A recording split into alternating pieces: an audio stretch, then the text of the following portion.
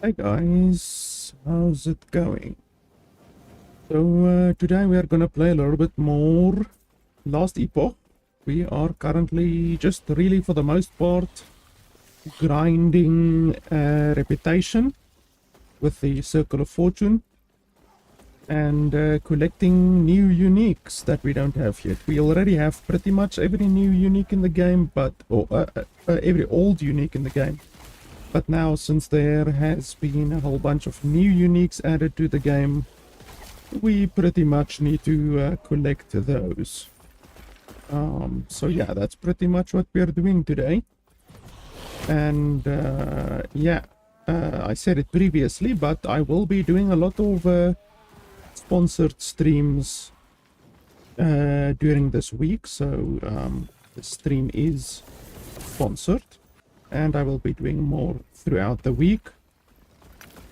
And yeah, if you are watching on Twitch, you can get some cool Twitch drops during the next week or so. I think I already have a couple of them. Like, you can get the Merchant's Mantle, the Mantle of the Prophesizer, and I think you get a pet as well. I think it might be this one that you get as well. Oh no, this one. You get this one as well. But there's like 6 or 7 drops that you can get during the next week or so. So yeah, if you want to, then you can watch on Twitch, and otherwise you can just watch on YouTube. I am dual streaming on Twitch and on YouTube.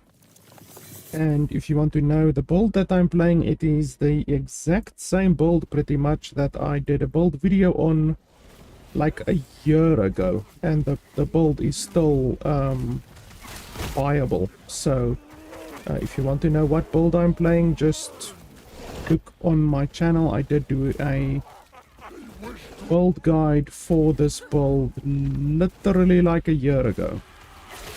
And since then, the build has actually gotten more powerful than what it was, which is pretty interesting, because there's new uniques, and minions were definitely not nerfed. So as you can see, I'm not even really casting anything, and everything is just melting. This is like the definition of an AFK build. You can just AFK and your minions take care of everything, which I really like. But right now we're level 97.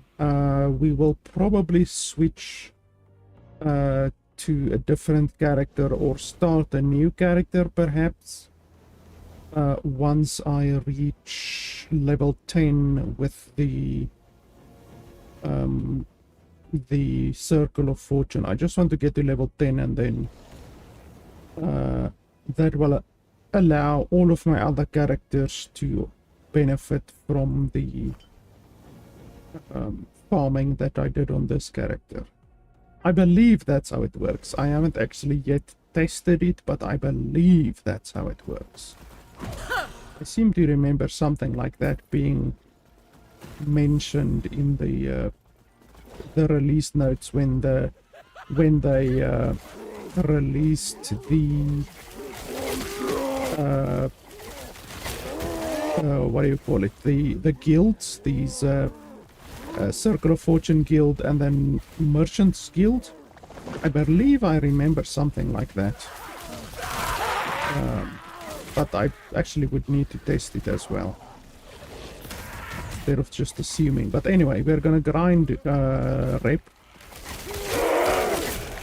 and yeah, once I reach level 100, I'm definitely gonna switch to a different character, maybe a warlock or falconer, I don't know, we will see.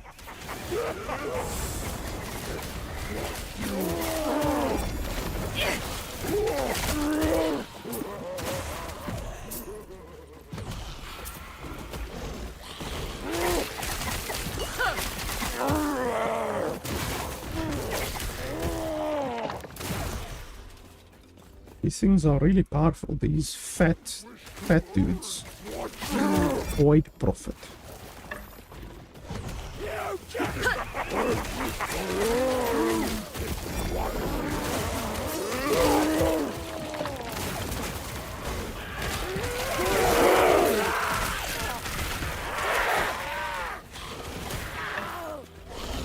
As you can see, I'm not doing anything. I'm literally just walking through these guys.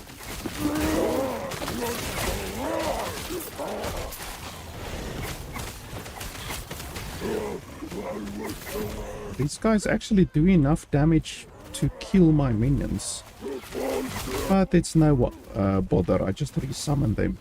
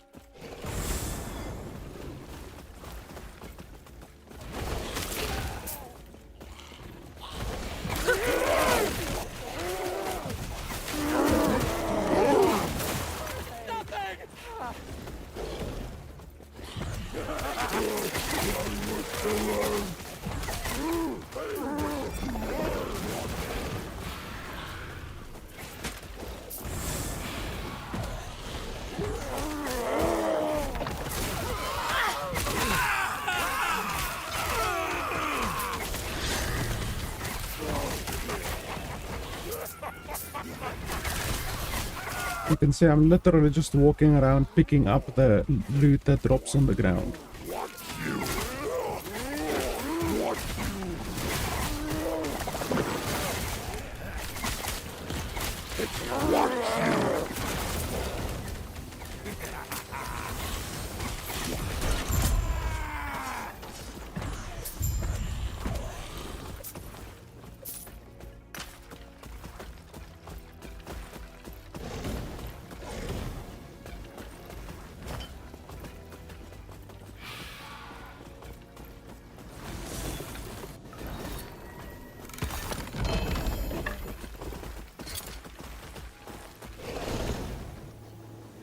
This is a new unique. When you directly cast Soul Feast, you curse yourself and up to one nearby enemy per 10 intelligence with Torment. You gain haste for 3 seconds when you directly cast Soul Feast. You can necrotic penetration with Torment. Soul Feast. Yeah, that's definitely a new unique. Feast. So yeah, we can't use that as a necromancer, but maybe when we play warlock we might use that one. I don't know how powerful it is. Sounds good if you are a Soul Feast build.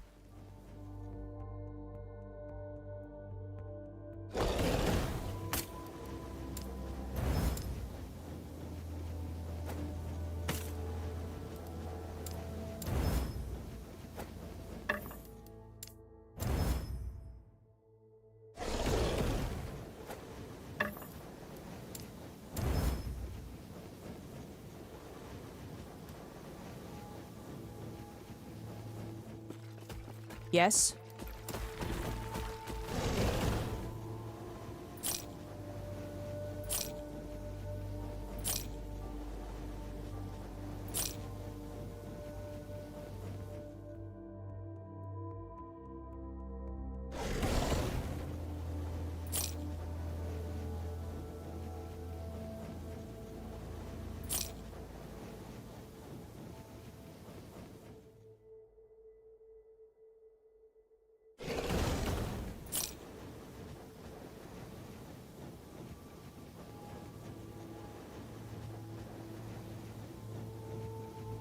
I don't use blood rub or blood splatter.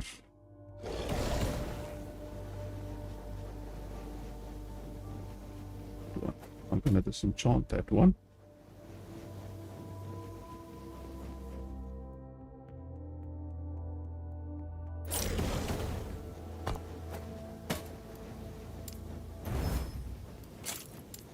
So we already got one of the new uniques. That's not too bad.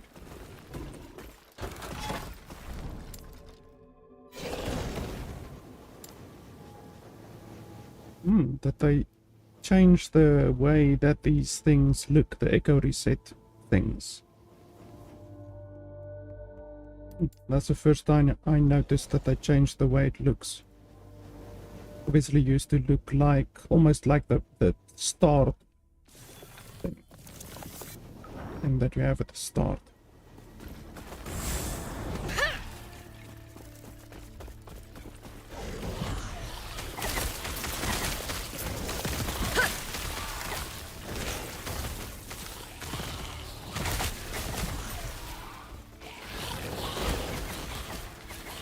Well, it's not even showing up on my map. Look at that. It's not even showing up on my map. It's supposed to show up. All keys are supposed to show up on the map.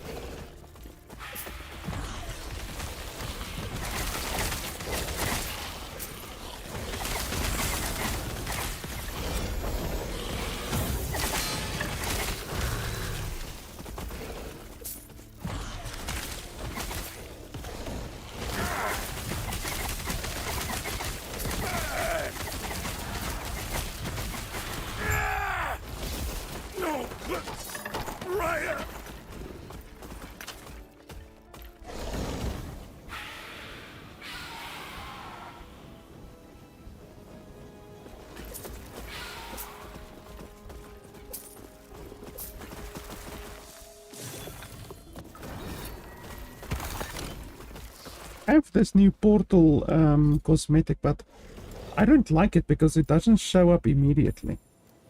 Let's try this one. Like I bought the deluxe edition thing, and the deluxe one gives that portal animation, and the ultimate one gives that portal animation, but this one takes a while to come out of the ground, and I don't like that. Like even waiting 1 second, I don't like waiting.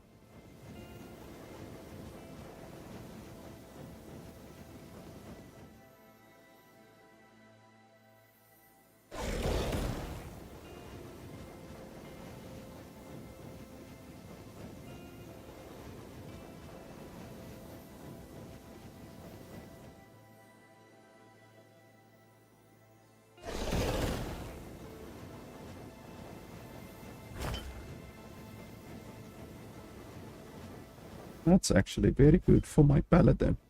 I have a hammer throw paladin that we can also maybe switch to if you want to.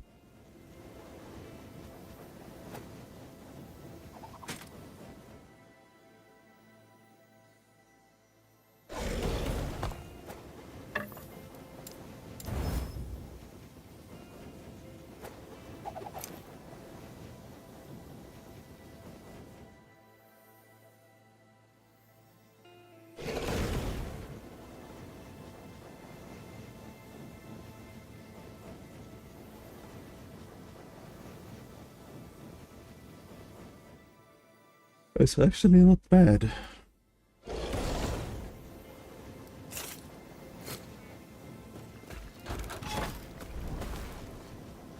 We don't want to reset right now. We're only gonna get 19 corruption. That's not a whole lot.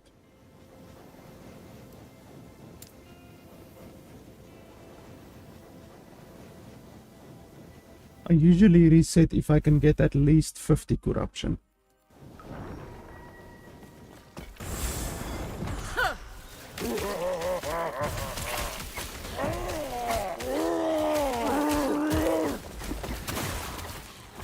On lag.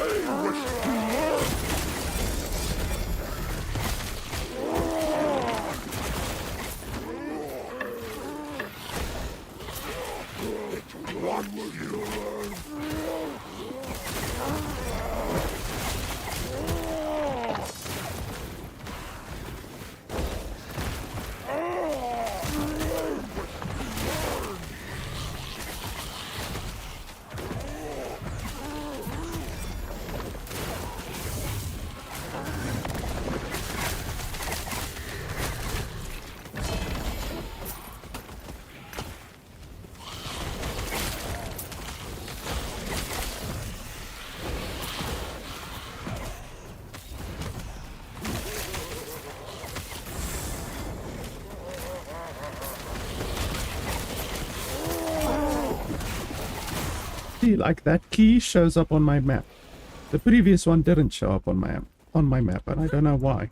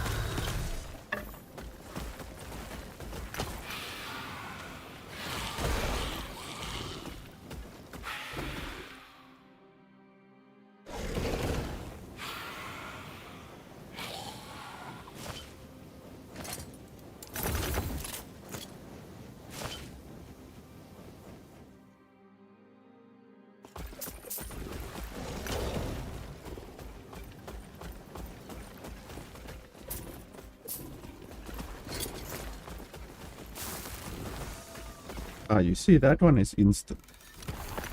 Other one definitely isn't instant.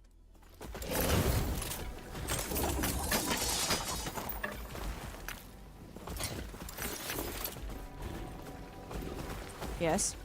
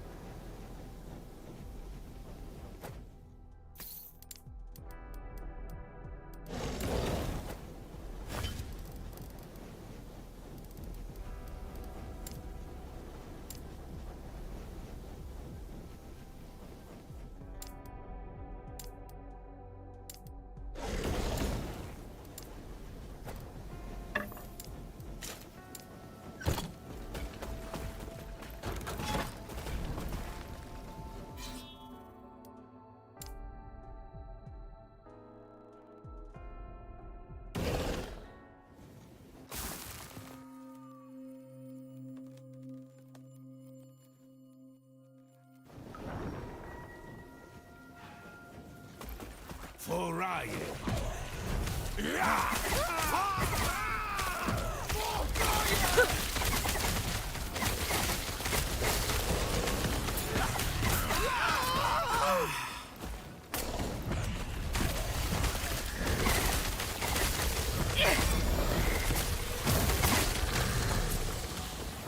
Just a stupid amount of damage. These big guys usually take a bit of effort to go down, but they are just being absolutely melted.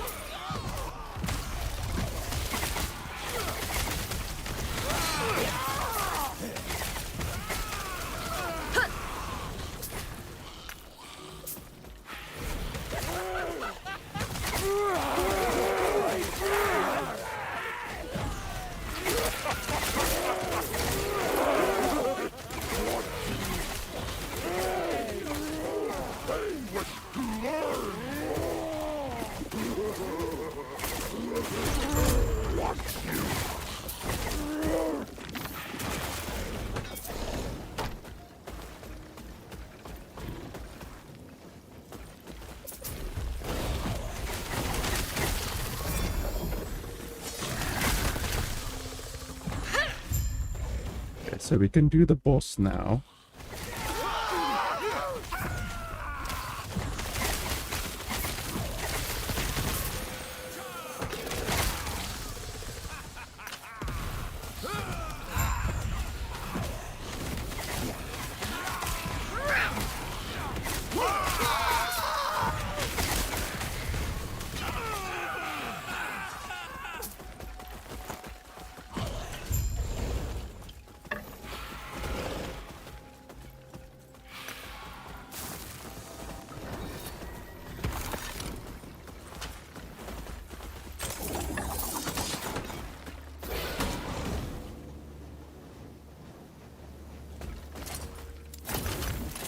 Let's just get rid of some of these items.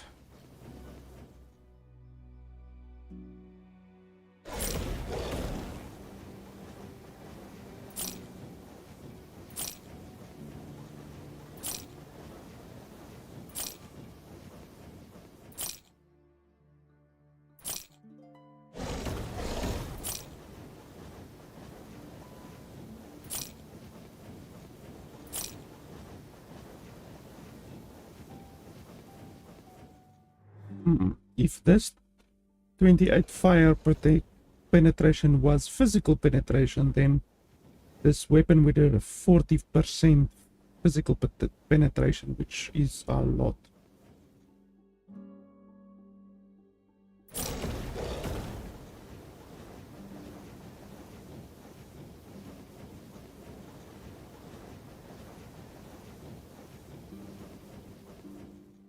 That one has fire penetration and fire damage increase. That's not bad.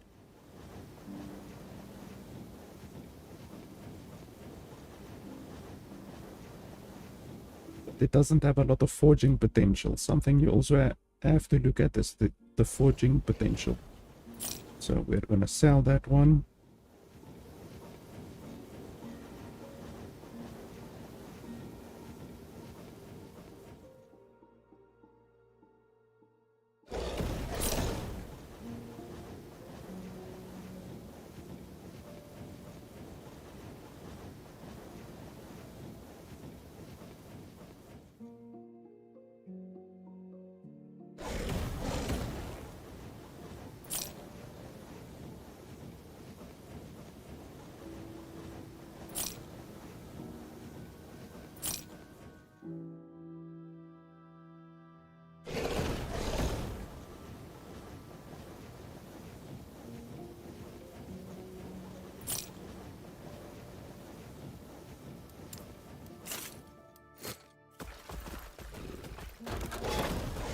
It's boss time.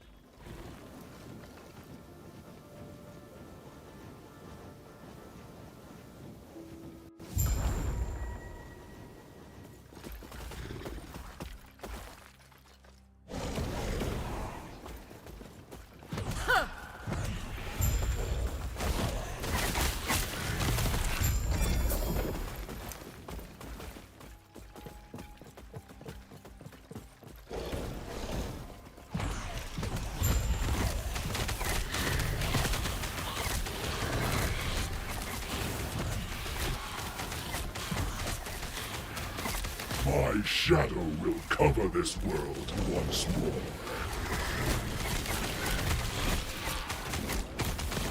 Pathetic.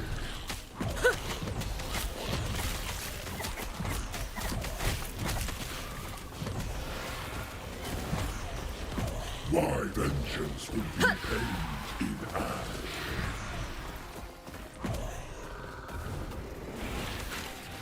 This hate, this despair, oblivion burns within me.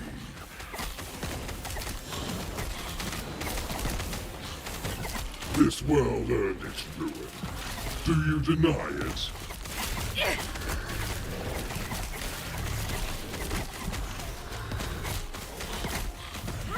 My shadow will cover this world once more.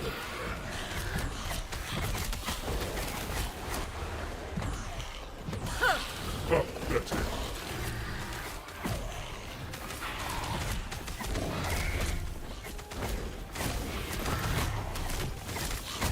My vengeance will be paid in ash.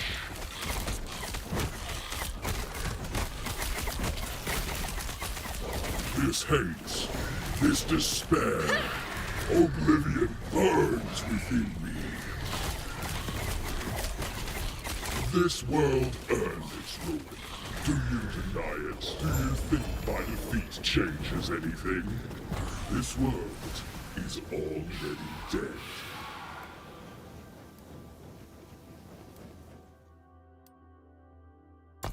Critical strike chance is not bad. Void resistance. I mean, we can use the void resistance, I guess.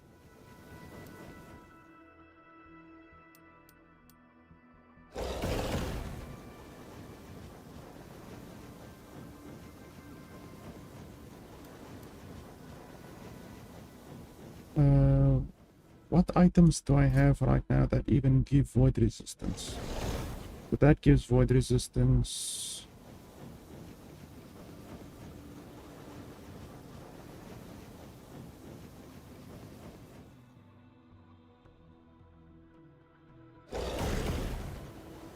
And I believe, yeah, a couple of items over here also give void resistance. Okay, so let's go for the void resistance.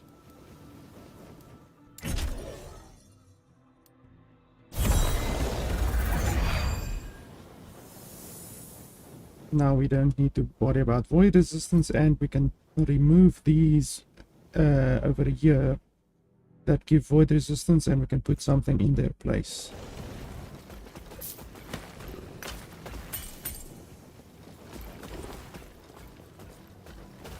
But yeah, like I was saying, the reason why that battle even takes so long is because this guy, this boss, does a lot of AoE and he kills my minions. So on a boss that does a lot of AoE, you are going to lose minions and you have to constantly resummon them. You could lose a little bit of damage by investing a little bit more into minion health. Like, if you look at my current setup, I only have 200% increased minion health, which really is not a lot. That's actually very little increased minion health. So you're going to be resummoning a lot of minions. But as we've seen with mapping it's no problem. It's literally just on the bosses, where on some bosses where you are going to have to resummon your minions, but you can easily like lose 100 or more minion damage and just put it over to minion health if you want to. But you just have to consider, do you want to be more offensive or more defensive, you know? Let's see here. I actually want to see what blessings this place actually has, even though the void blessing that we just got is very good. That is actually something that is useful. So we can get more health. That's not gonna help. Dodge rating doesn't help. Void damage doesn't help. Health on block doesn't help. Critical strike multiplier is nice. Increased leech rate is not useful at all. The other ones aren't even being shown right now, but let's actually have a look here. Second, let me pull up the website, the wiki blessing website. The Black Sun. And then we can have a look at not only what the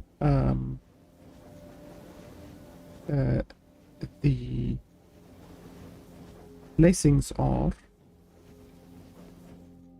but also at what uniques drop in the zone. Then we can know should we continue farming in the area for the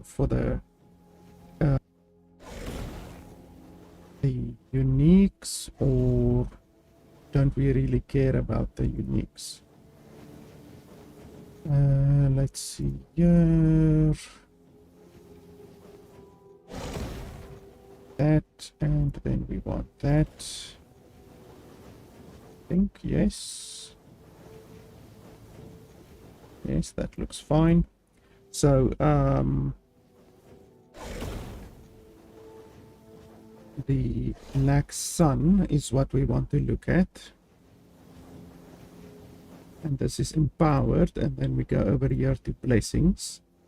Then we can see here health we don't want, void we do have right now, and it is actually pretty useful. Don't need that, don't need that. That's not particularly useful. Don't need, that's okay. Don't need, no, don't need, that's okay, and don't need. So to be honest, we actually have the best and most useful blessing from this area, which is void resistance. Now, other than that, I'm not 100% sure if this wiki has been updated yet. Let's see if we can see a unique item that I don't recognize. Because then we will know. This one looks like a new one. I don't believe I've seen that one before.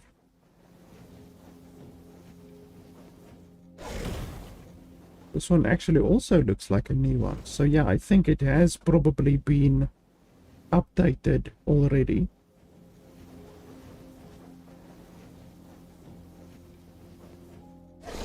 Yeah, that's definitely a new one. I don't remember seeing that one. That's actually a very powerful set. So yeah, I wouldn't mind that. I wouldn't mind that.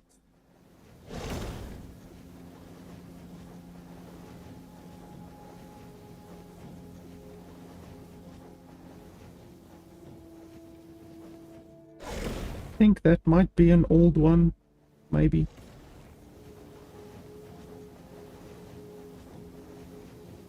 This is definitely a new one. Summon Rave, increased minion movement speed, minion melee spell damage. Casting Summon Wraith instead summons a Wraith Lord. A Wraith Lord scales with your summon Wraith tree and summons other Wraiths for you while in combat. These Wraiths still count as yours, not the Wraith Lords, and scale with your summon Wraith tree. While at max Wraiths, the Wraith Lord casts Necrotic Beam and regularly consumes all your non-Wraith minions to empower itself, gaining temporary maximum health equal to 10% of their max health and spell damage. Yeah, that's not good. I wouldn't want the minion to absorb my other minions. That doesn't sound good at all.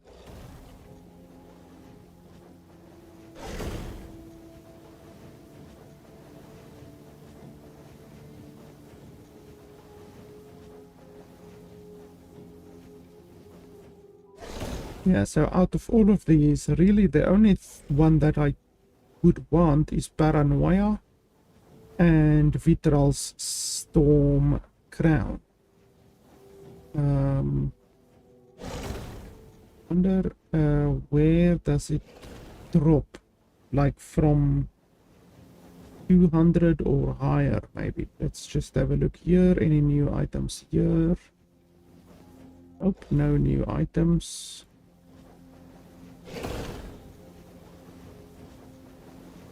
Oh, Paranoia, let's have a look.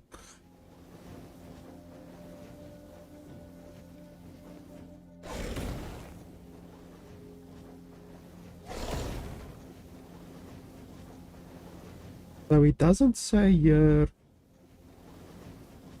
plus 200. Usually a lot of these items are plus 200.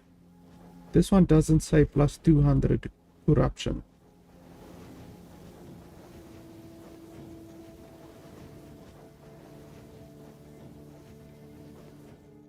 But yeah, I don't know if I want to farm this place again just to get this item or the other item. I don't really think that's super necessary.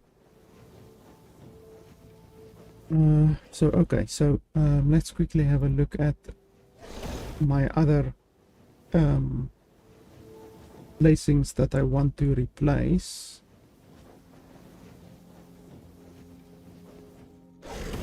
This one is very good, but I can improve it, I believe.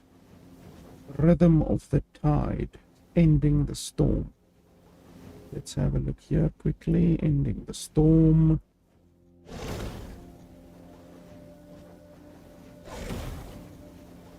So this one is empowered, obviously. Have that one. We have that one. This is a new item, I believe. Not very good at all.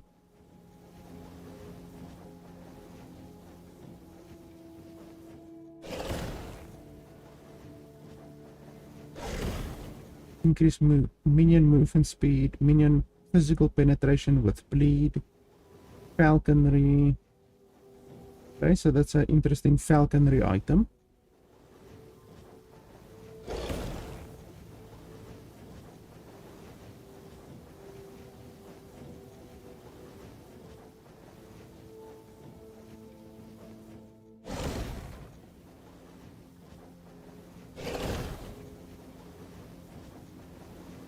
This is also a new item. Thunderstrike melee damage per level of falconry. So that's a melee gloves basically for Cinder Strike, because that's a melee skill. So I don't really want any unique items here. What I would want is this one. Wow, that's powerful. So currently our thing is at 94% increased health regen and 8 plus health regen. So we can double that, literally double that. So that's definitely something we want to get. I don't think any of these other ones will be as good.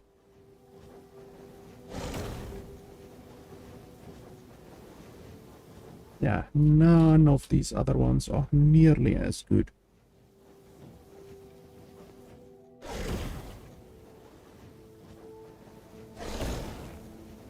So yeah, we're probably gonna do Ending the Storm then. Let me just have a look here if there's anything else that we would want. This isn't too bad. Where did we get this? Reign of Dragons. Quickly have a look at the Reign of Dragons.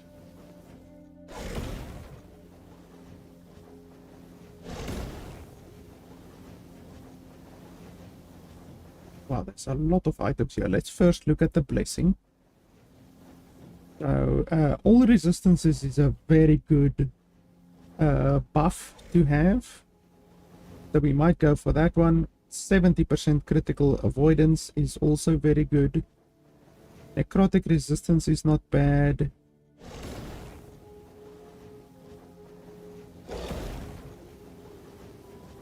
%, minion all resistances is okay, but I would prefer the 20% on myself, to be honest. Chance to shred poison resistance. Yeah, there's a couple good blessings here. And then the items. This is literally the staff that I have right now, but we might be able to get a improvement for our current staff. That is possible.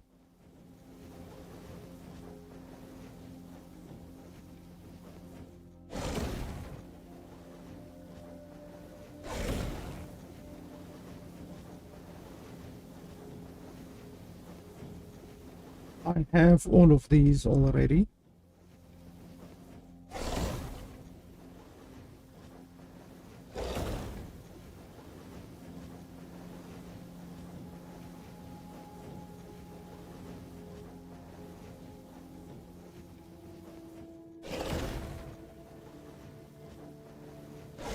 Yep, I literally have all of those. This is a new set that was added to the game. Void penetration. That's not bad for like a Void Knight or something like that.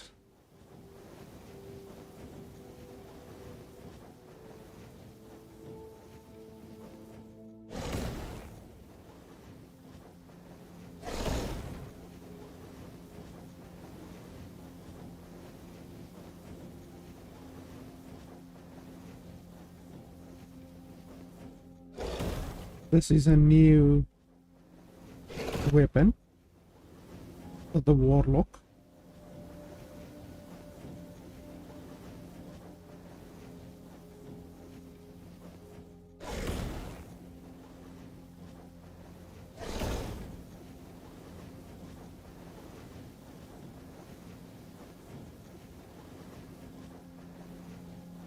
Yeah, so not really any items that I would want, but the blessings are very good over here as well. I think probably if I were given the choice, I would maybe go for 25% to all minion resistances is pretty damn good, or I would go for 20% to all resistances. Okay, so we're gonna go for Ending the Storm first, and then we will go for Reign of Dragons. Let's just do the shield one over here, because they can actually drop special shields over here that can't drop anywhere else in the game.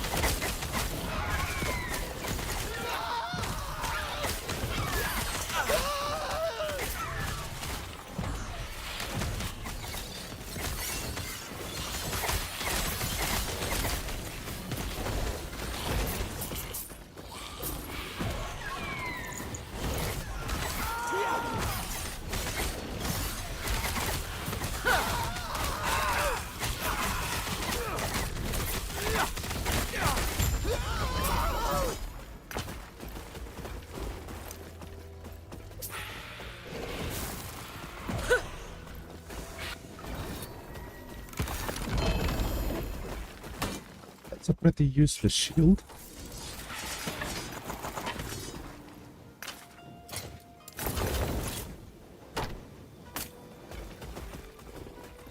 Yes?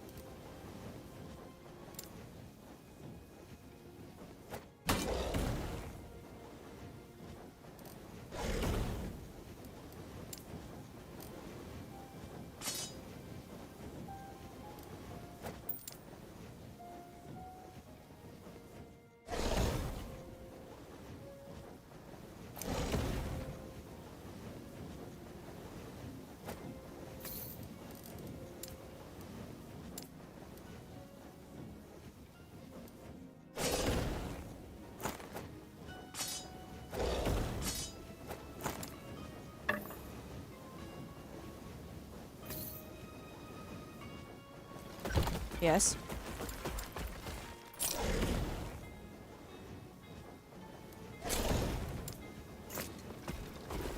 Take care. Why am I lagging so much? Holy hell. Okay, where was it? Ending the storm.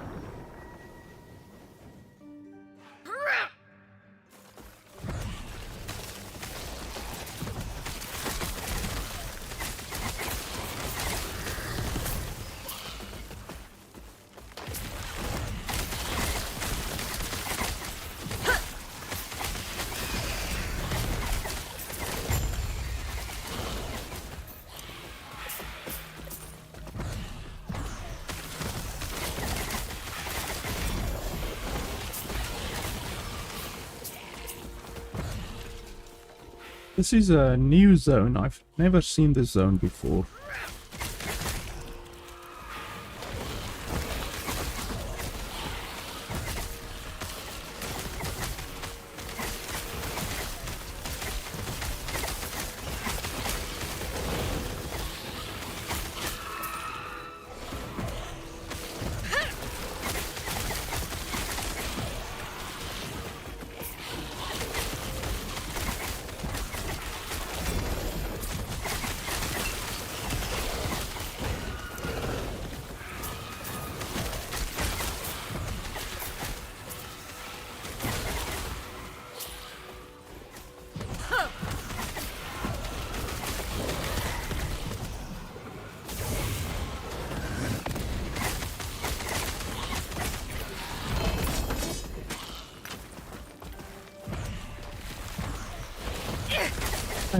really like this zone's mob density. It has a really high mob density. It reminds me of that the water level, like the one where you're basically fighting in a lake. That one has very good mob density, and this one feels very much like that. Doesn't matter in what direction you move, there's always mobs to kill. I love that. I can never have enough mobs to kill.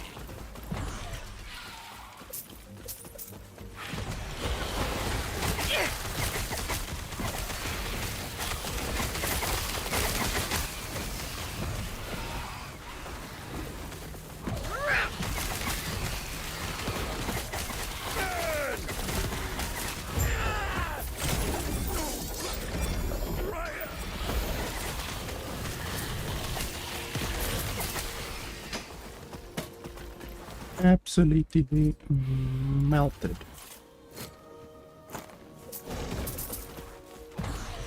So ladies, I'm literally walking around and just looting whatever is dropping on the ground. This is the chillest build ever.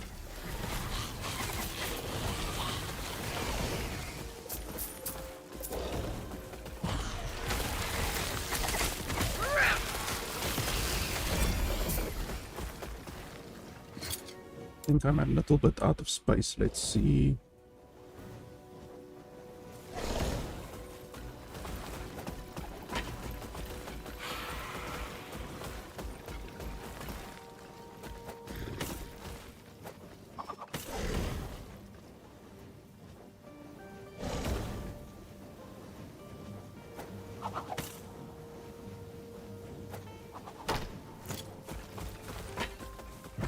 A lot of these orange items on my loot filter I set that they literally just show up if it's any kind of monster or any kind of minion modifier. So any minion modifiers will show up as orange. So in case you're wondering what the orange items are, it's like any item that has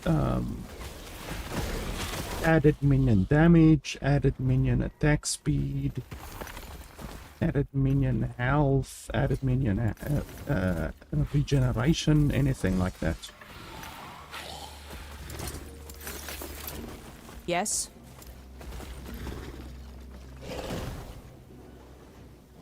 Wow, 200 armor on a belt. That is a stupid amount of armor on a belt.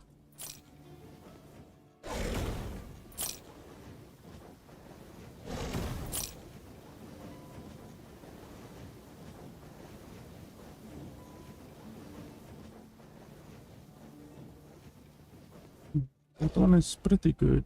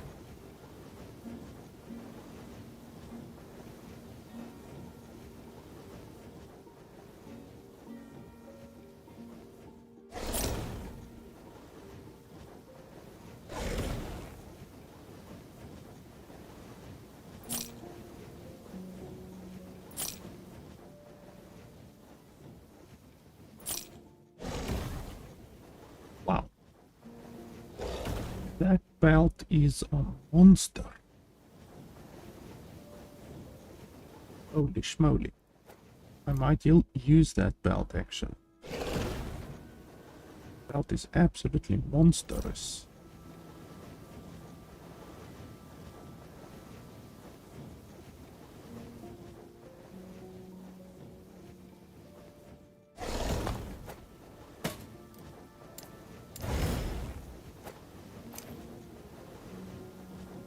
Unfortunately, the physical damage I can't change. So that's gonna throw a spanner into the works, unfortunately.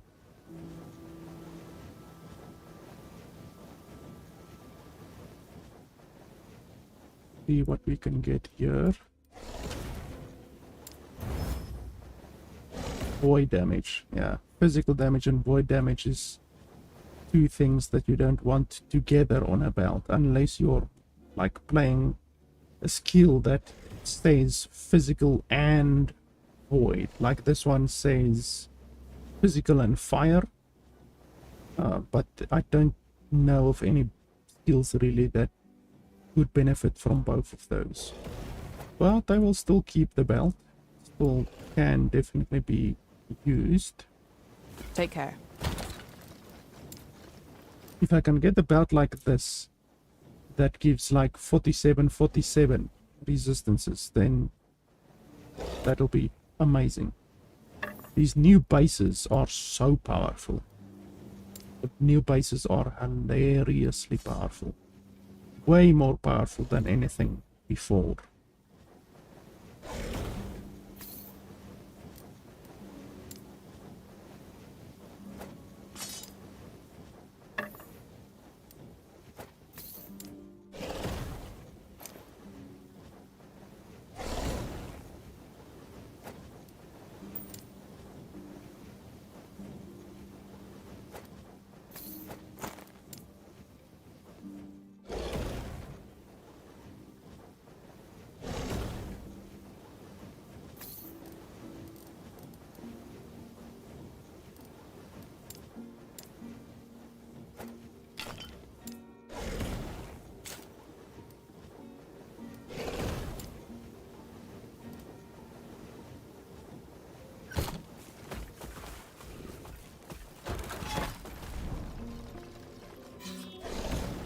Oh, we're already rep 4. Actually, we should go and buy that one thing. I remember there was the one thing that we needed to buy when we are rank 4. So let's go buy that quickly, because we will get a big benefit if we have that.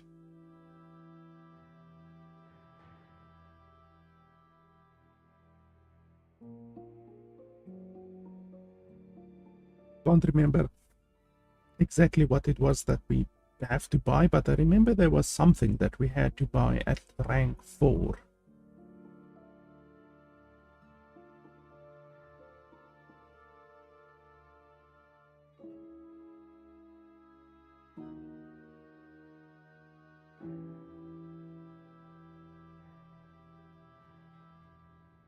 The loading times are still a little bit long, like when I logged in actually and I teleported from the end of time to the monoliths, it was like a 2-minute loading screen. No jokes, 2 minutes. So it seems when you're going to or from a hub, meaning a hub where other players are, then it takes a very long time to load. But yeah, the servers are under a little bit of stress during this launch period. That's for certain.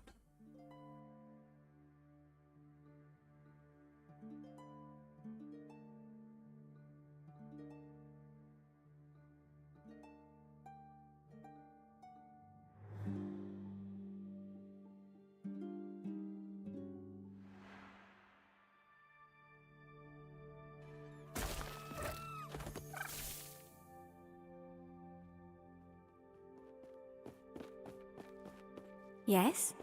was over here, and then there was something, was it at the greater lenses? Increased chance to find uniques, dead items, exalted items.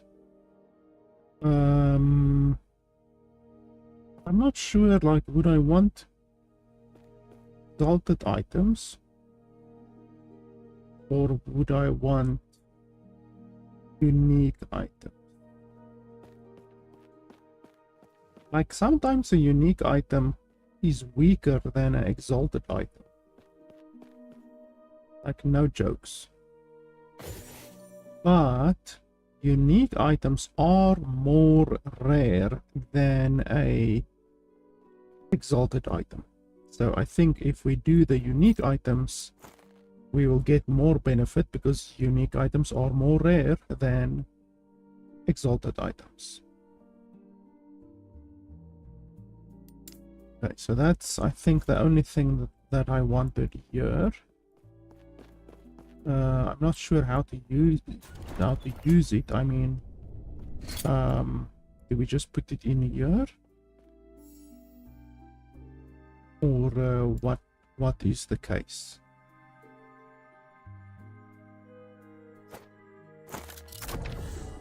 Okay, apparently we just put it in there.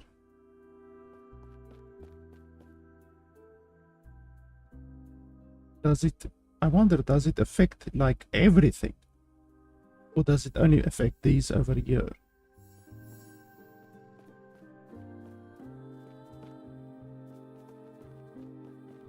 Lenses that block blah, blah, blah, blah, increases your chance to see certain prophecies in the observatory. Oh.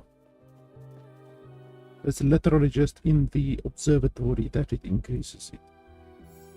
Well, that's still not bad.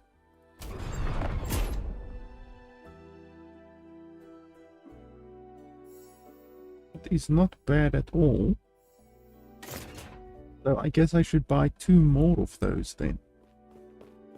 Yes? I was just on my way to amend a record. How can I help you?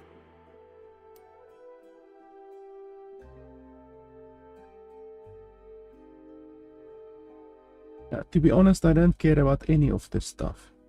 Idols, I don't really care about. Amulets, I don't care about any of this. Greater lenses are much more powerful. I'm assuming you can stack them, but just to be certain, let's just buy 1 instead of buying 2. And then I want to see if you can stack them.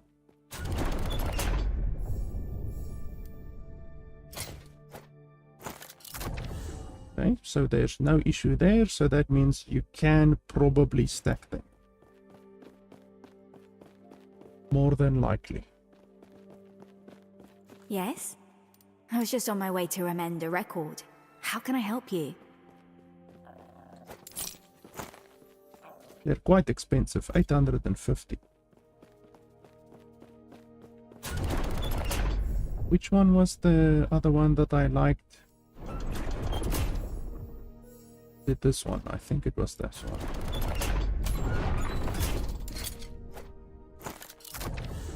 Okay, so now we have unique greater lens in each of these. Let's see, is there any good stuff around here?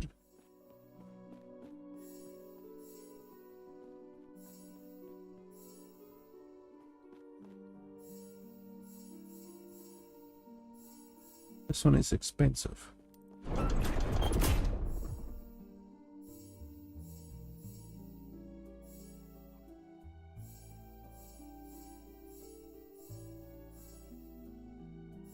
So none of these are particularly good.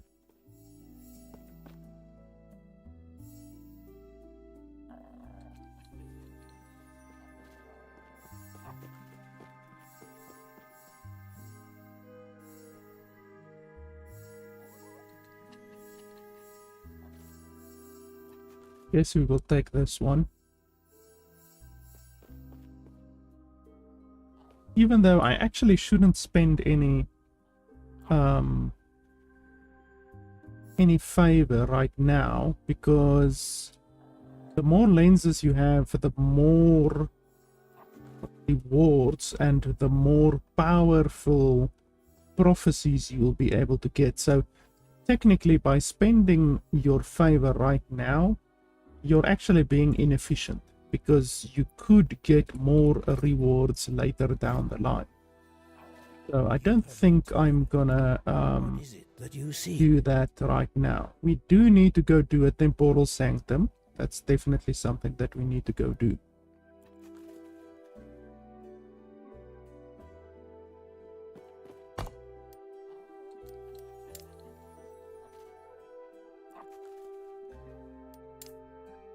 But yeah, for now we're just grinding ranks.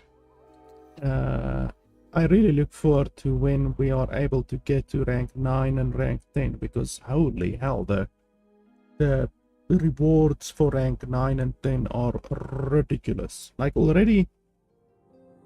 already have a couple of good stuff, like this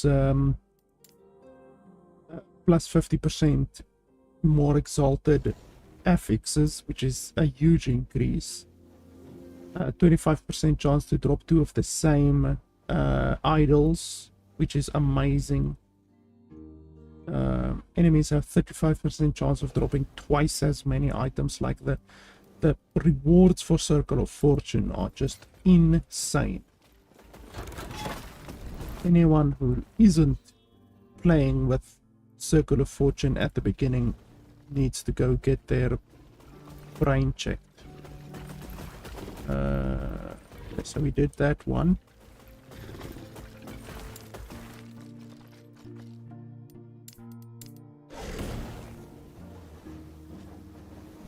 Like, there's no way our Merchant Guild is better than Circle of Fortune. I mean, I brought this up in my video where I had a look at the both of the factions, but now in reality, when it's actually in the game, I can see that I was correct. Like, it's just, there's no comparison between the two. It's like night and day.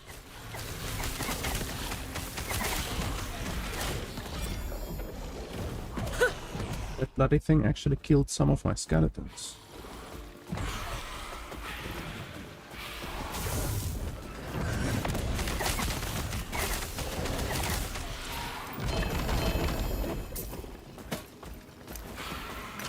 Like there, they never drop 2 ruins, and yet there they drop 2 ruins.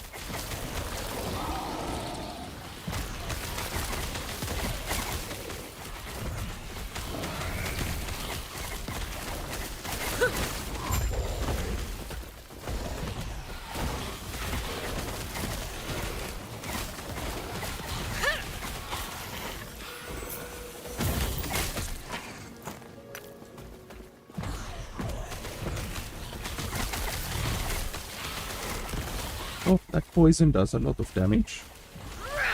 Look at my minions dying.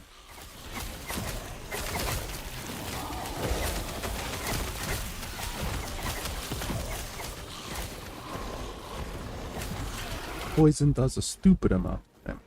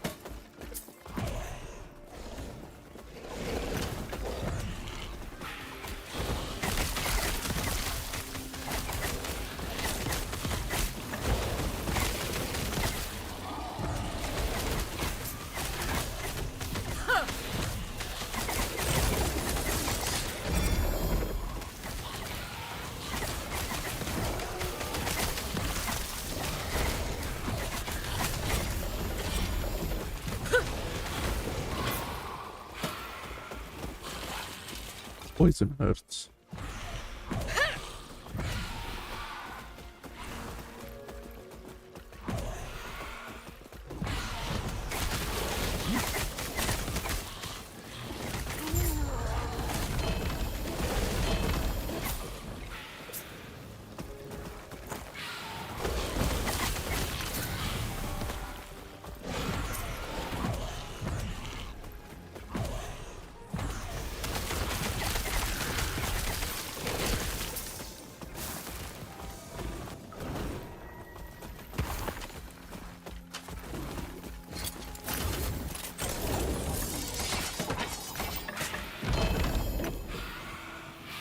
Hey, we get a new unique item.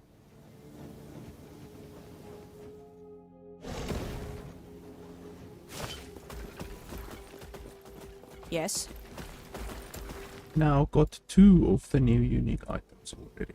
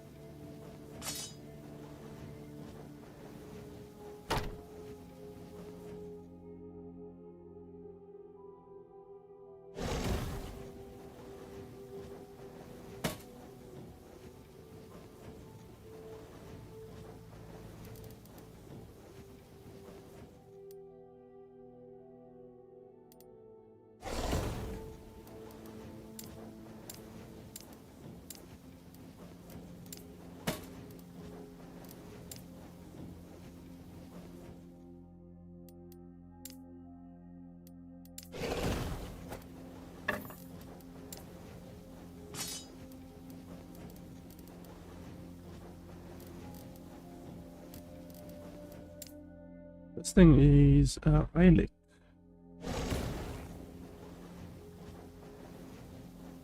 So it's a Spriggan form item. Spriggan form is for the primalist.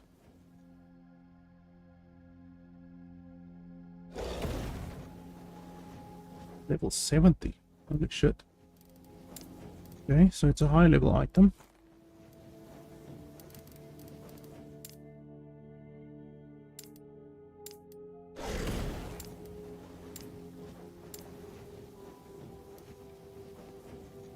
Well, both of these have 2 legendary potential. Which one is the base tier?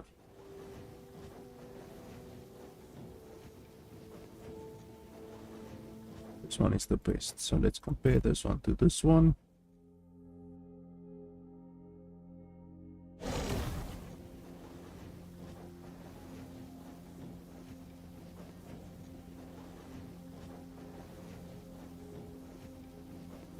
They're more or less the same.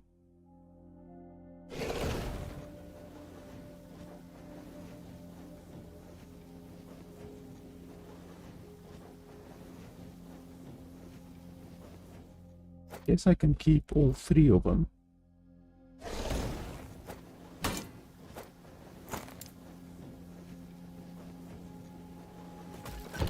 Yes?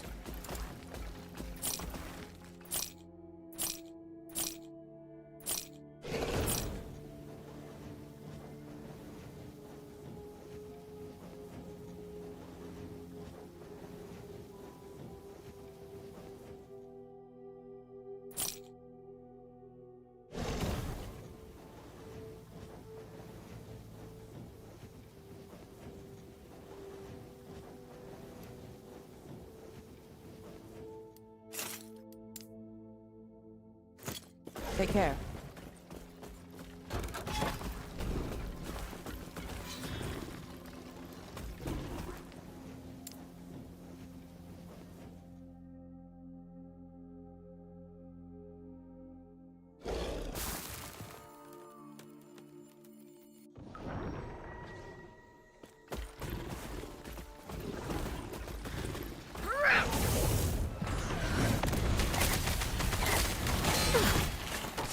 Crap. Whatever that was, that's a new ability. I've never seen that ability before. It was like bloody 1500 damage in such a short period of time.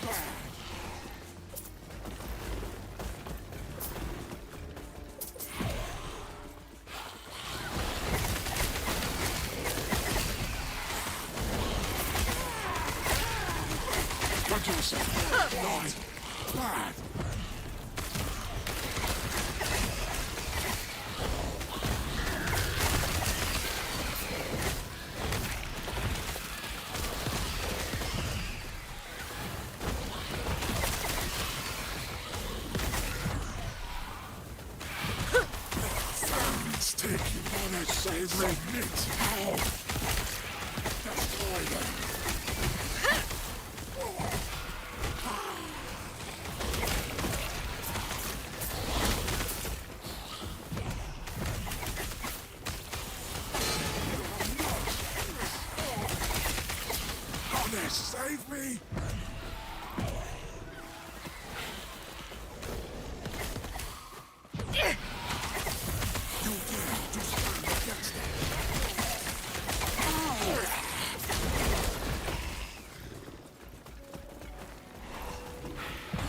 Fighting me is foolish.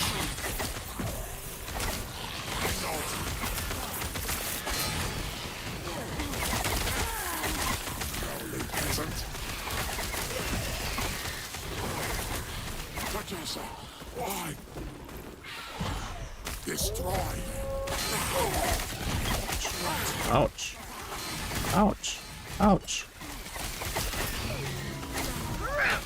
Bloody hell.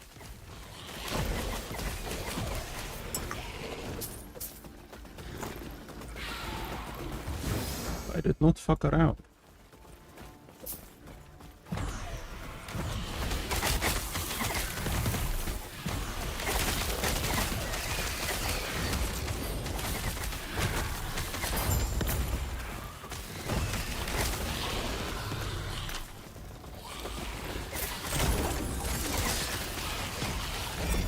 Holy hell, look at all of those yellow items.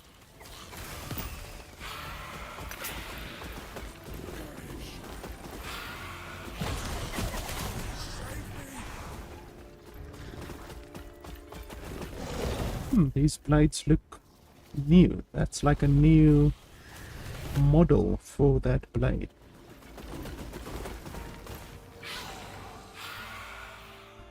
This one as well, that's also a new model. That's also a new model. Holy crap. That's also a new model. That's also a new model. Also a new model. All of these are new models. What the hell?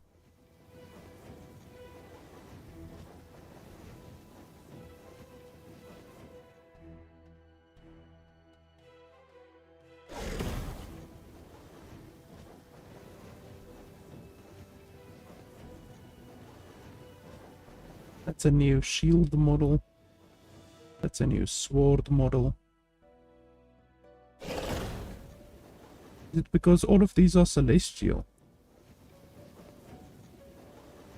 Like the name celestial is in all of them. Basically all of them.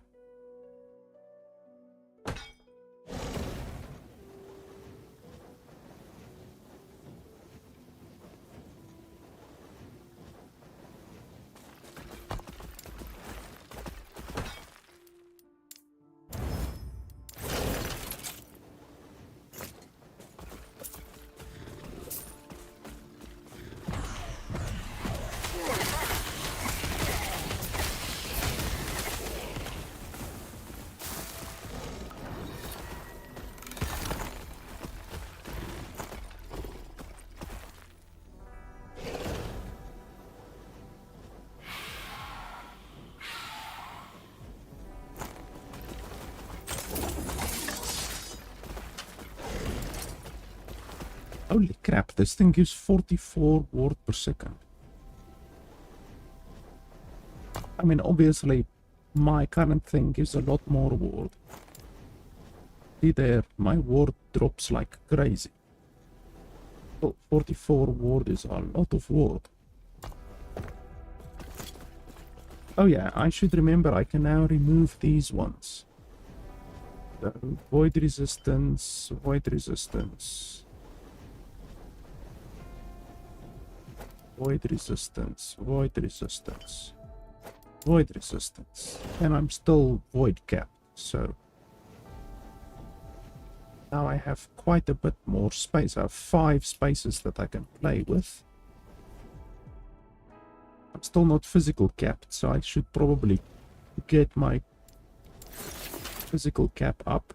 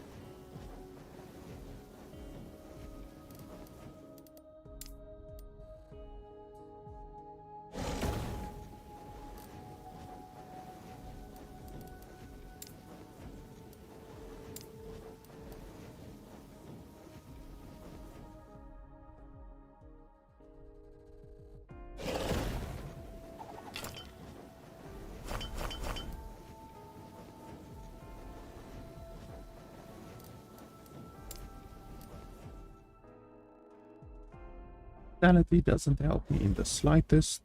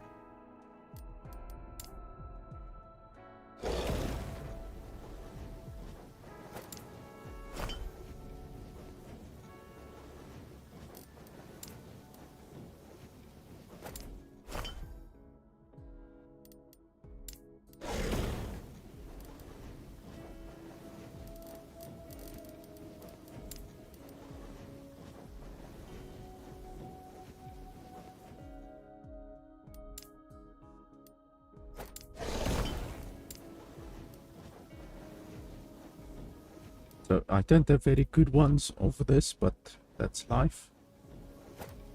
8 and 10, and then 7 and 12. That's pretty much the best I can do. But at least now I'm capped on everything. And then I have 3 spaces left that I can do something with. What do you want? Maybe put something like that in there.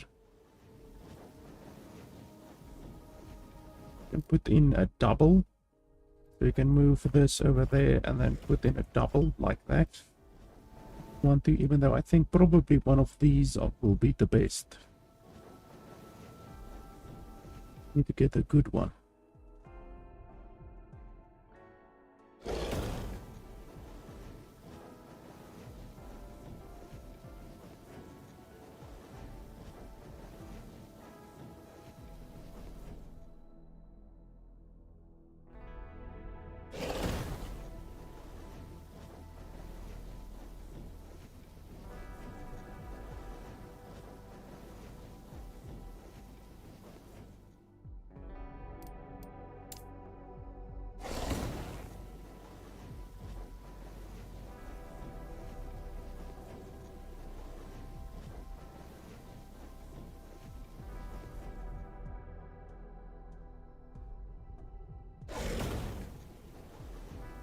Minion cold damage I don't do, unfortunately.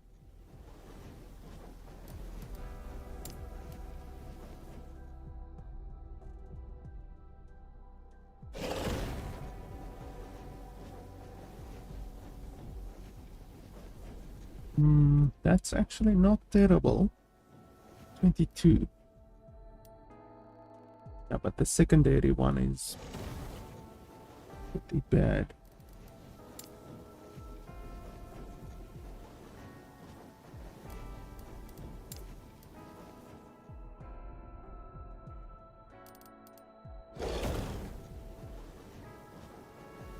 One of these gives minion cold damage. None of them give minion fire damage.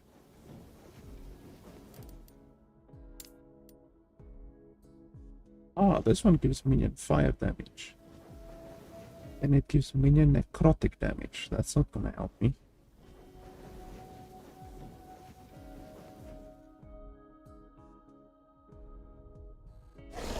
I mean, we can take it, but it's pretty useless.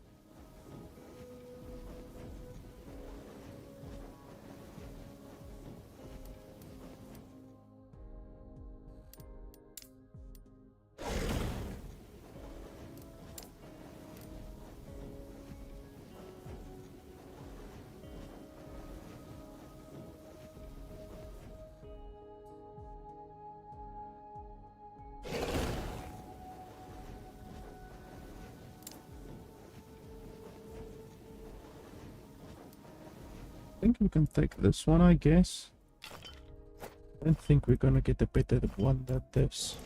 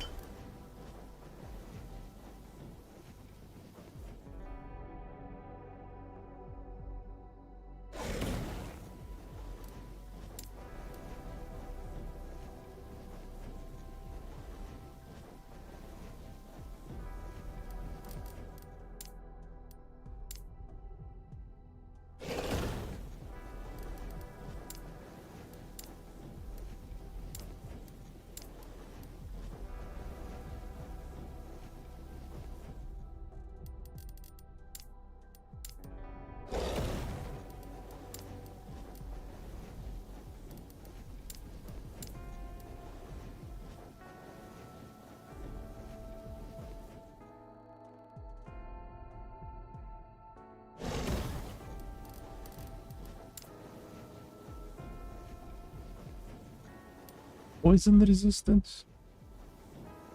I don't think we need poison resistance.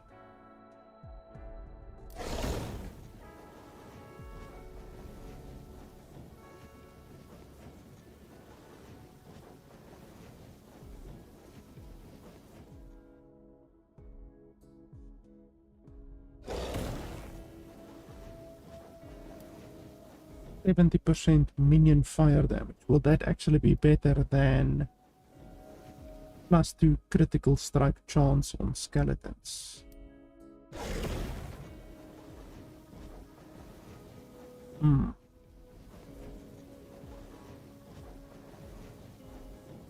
Not sure if I can even see what the current critical strike chance of my skeletons are. I don't think there's a way.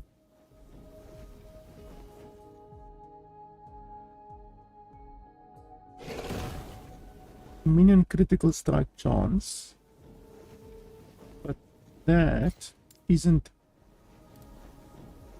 influenced by this. This is specifically for my skeletons.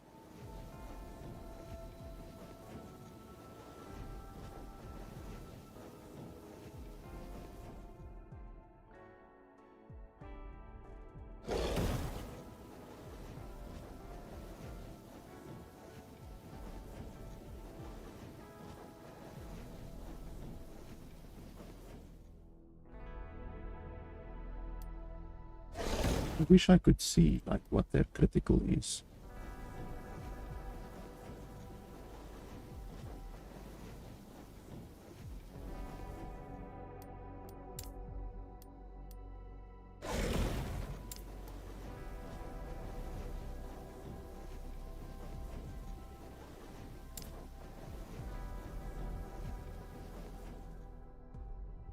Yeah, it doesn't say.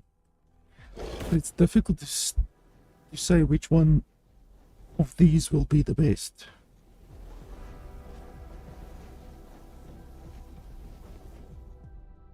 I think we can just go for the minion fire damage. I guess that's okay, even though I don't benefit from the 6% increased cooldown recovery speed with transplant.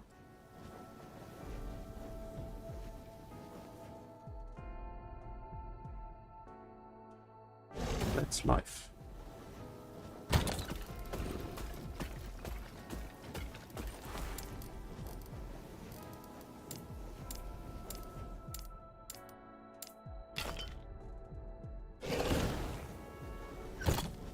Yes.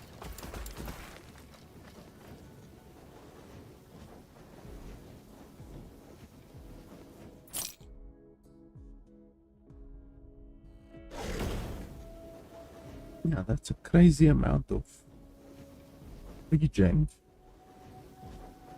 But the item requires level 71, which is very high.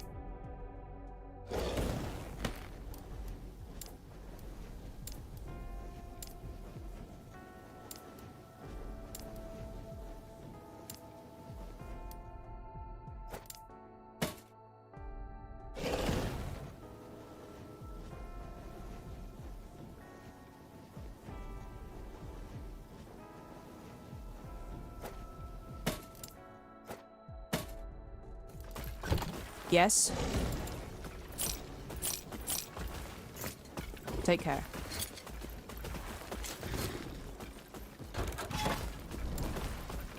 Salted helmets.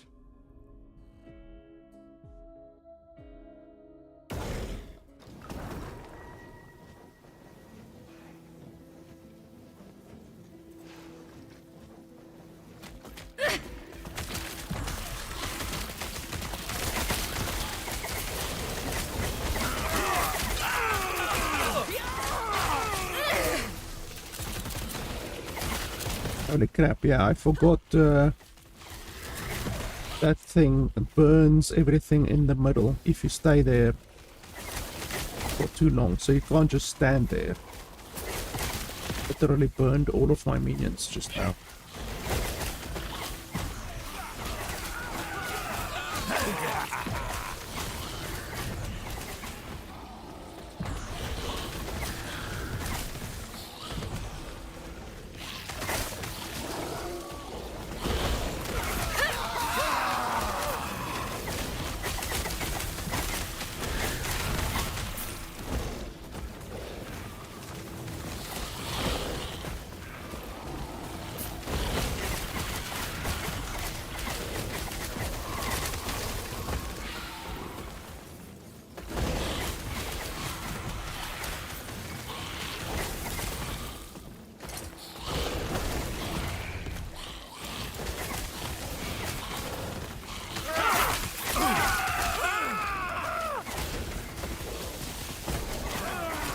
The poison hurts a little bit.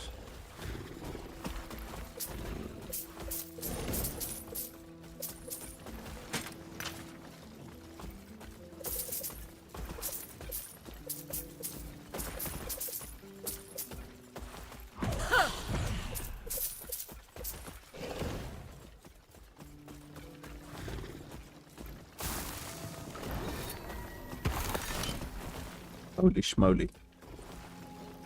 Okay, let's see.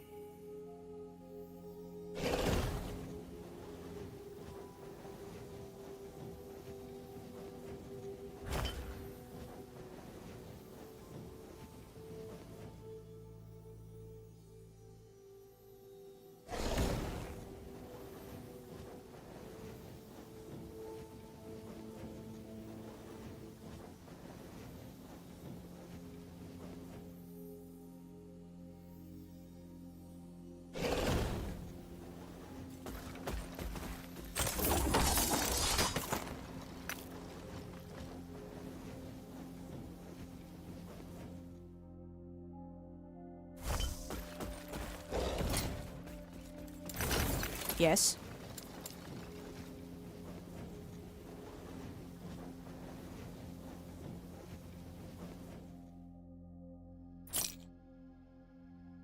Take care.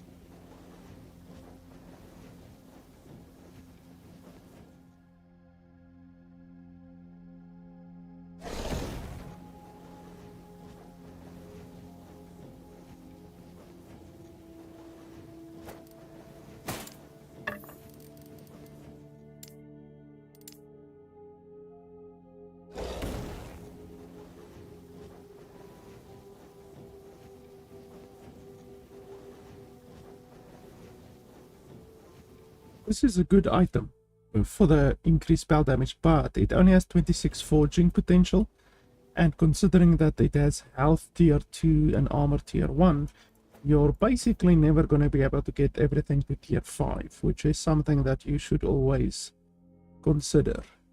Like, even with this item, it has 22 forging potential, so you're probably never going to be able to get any of this stuff to tier 5, but it has a very, very strong base, and that other skill is tier 5 already. So that is why I would keep an item like that over an item like this.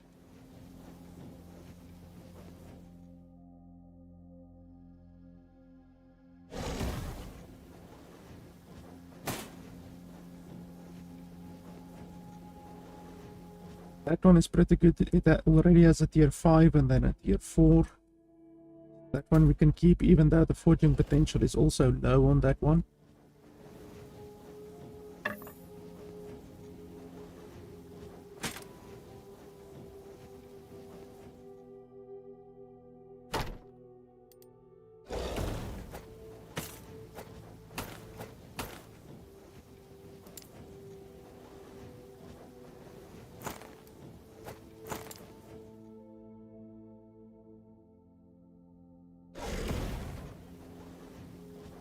On this one, it only has 7 forging potential.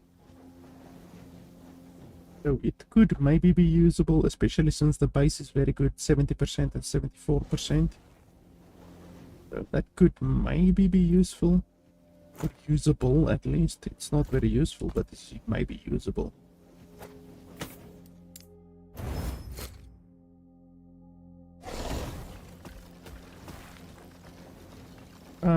Captain Bean, I'm liking the game quite a lot. I mean, I have probably over 2,000 hours of playtime in the game, so I should like it very much, considering that I have that much playtime in the game.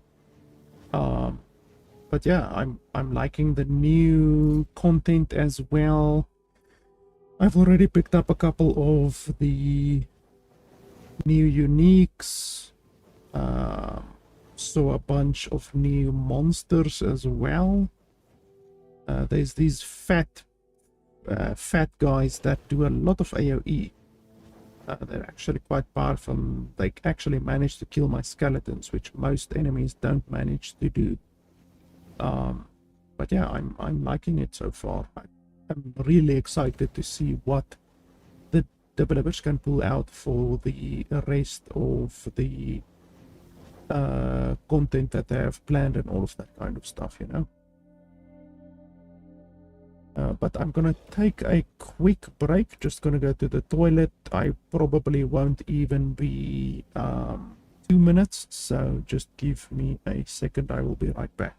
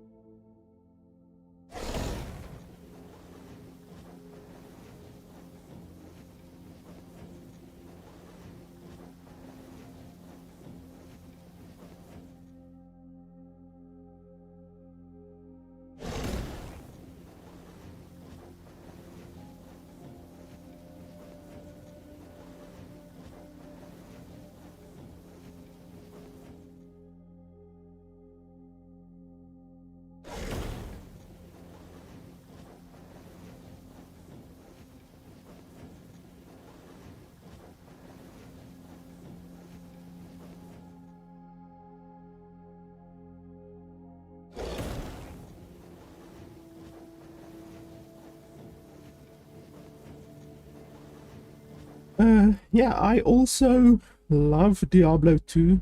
I grew up playing Diablo 2. Yeah, it's like a fantastic game. Diablo 3 obviously was a disappointment in many different ways, and then Diablo 4 honestly is not a bad game, but the developers, meaning Blizzard, made it a bad game. Like, I'm assuming you started playing right from the beginning of the launch, and their servers was absolutely trashed. I remember when Diablo 4 released, I tried to play the game and there was like a 12-hour queue, you know, a 12-hour queue just to play the game, which is brutal, you know. You pay $60 for the game and then you can't even play the game. Now, granted, with this game as well, it has had some launch issues, but honestly, like, I 2 days ago when the game launched, I saw that it had some issues. I went to sleep, I woke up, and I haven't had any connecting issues since then. There has been a little bit of lag, like scene transition lag, but otherwise than that, you really would not tell that there is any issues. So Diablo 4, and obviously, I mean, we're comparing apples to oranges here. Diablo 4 is made by a company that is worth like $70 billion, you know. They have the money to make all of those problems go away, you know. They have the money to make the game not have any login queues or server lag or server instability, you know. They can have redundancies upon redundancies upon redundancies if they want to with any of their games. This developer is an indie developer. They don't have that luxury, and yet they have had a better launch than Diablo 4 had, and obviously the player base is probably less than Diablo 4, but I mean, they reached like 180,000 concurrent players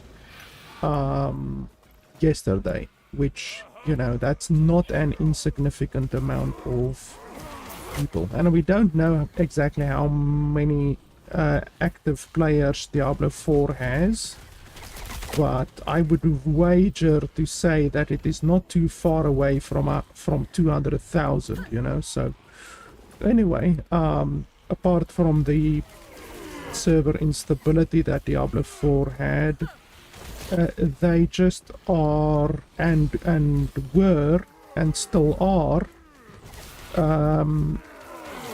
incredibly stingy, incredibly stingy with the loot and the experience and just everything in that game. Like, as soon as the community found a good spot to farm experience, to level at a quicker pace through the game, Blizzard nerfed it.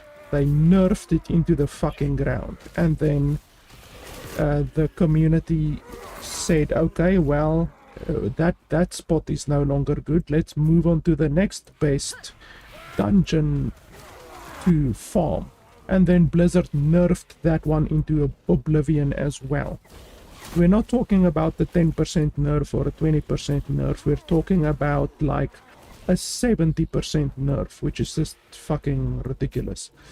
And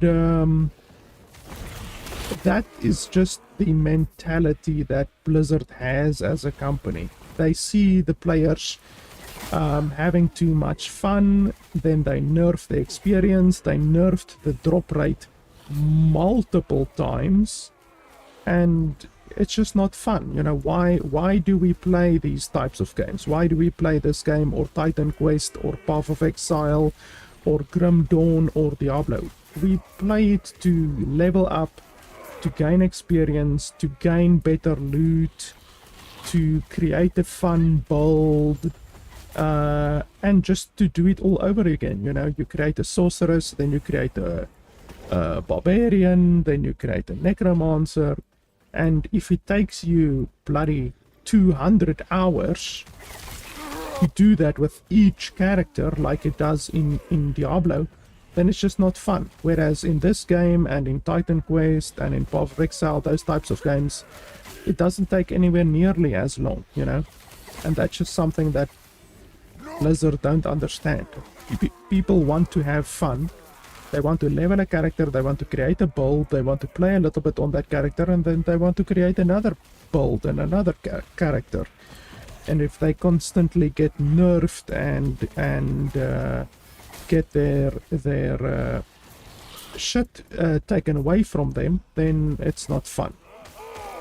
So yeah, I think Diablo 4 is a good game, but it's not a fun game right now, until Blizzard wake up and realize why people play these types of games. Then Diablo 4 is not going to be fun. But I did play the game and stream the game probably, I don't know, 10 hours, 15 hours when the game released, but I very quickly gave up on that game, because I just realized that Blizzard don't want people to enjoy the game. Blizzard just wants to make the game a job, you know. They want the game to be a job. And I don't have enough time to play a game that is a job, you know. That's just ridiculous. I play far too many games to spend bloody thousands of hours on a single game just to get somewhere, you know. I don't have an issue spending thousands of hours on a game, and if the game is fun and enjoyable, and if you can actually make progress in the game and achieve things in the game, then I don't mind spending thousands of hours. I have more than 1,000 hours in Fallout 76. I have more than probably 2,000 hours in this game. I definitely have more than a couple thousand hours in games like Grim Dawn and Path of Exile and Titan Quest, those types of games. So those games at least reward the player, you know. They don't bloody punish the player. Yeah, Path of Exile, I really like Path of Exile. I've played a lot of it. I've spent probably close to $1,000 on Path of Exile, which I guess is a good sign to if a player enjoys a game or not, you know. You wouldn't spend money on a game that you don't enjoy. So I've spent a good amount on Path of Exile, mostly for the stash tabs, which is basically a requirement if you reach the end game, you know. You can't really play Path of Exile seriously if you haven't spent money on stash tabs. But yeah, I've spent a lot of the game. I just don't like the end game of Path of Exile. Like, I love leveling and I love doing like tier 5 or 6 or 7 maps, you know, in Path of Exile. But after that, it just becomes a pain, and it becomes a pain in the nutsack having to grind your atlas each and every time. You know, you have to grind your atlas on each and every character. I think they changed that recently, where you don't have to do that anymore, but for the past, whatever, 6 years, 7 years since the game has been released, that is what you have had to do, you know. And I just don't enjoy that. I don't enjoy having to redo the same thing on all of my characters each time, and it takes like hundreds of hours to complete the atlas. It's just not enjoyable. But I am looking forward very much to Path of Exile 2. I am definitely gonna play a lot of Path of Exile 2. Yeah, thanks for hanging out. Have a good sleep. Already, yeah, it's about 5 o'clock here my time. So I've only got like a couple hours left and I'm probably gonna hit the bed as well. It's not good. Wow, this one is pretty good. Even though health... The mage doesn't use health that much. Minion fight. Oh, this one is good. Maybe actually use that one.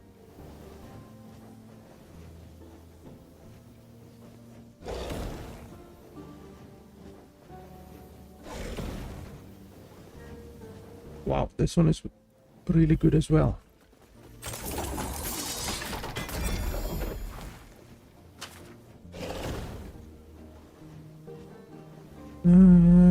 Void damage.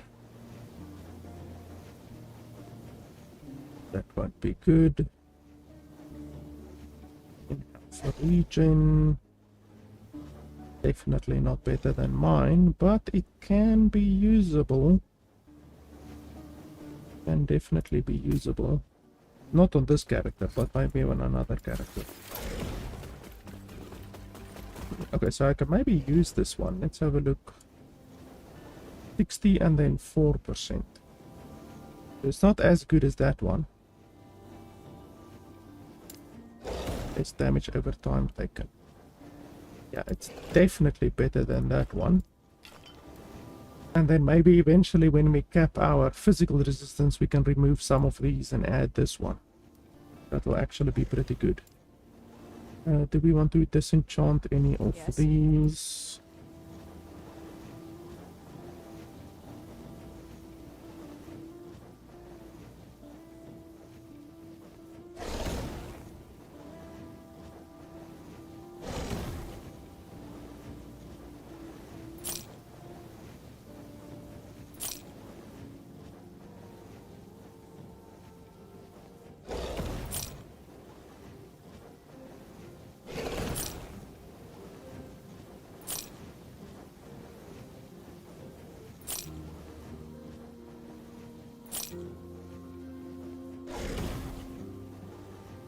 Wow, tier 7. It's very good. Tier 7.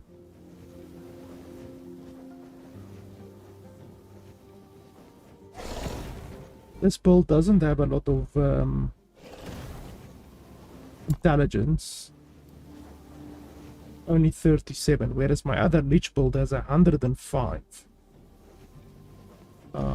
So this build won't benefit from this very much. But we can still keep it.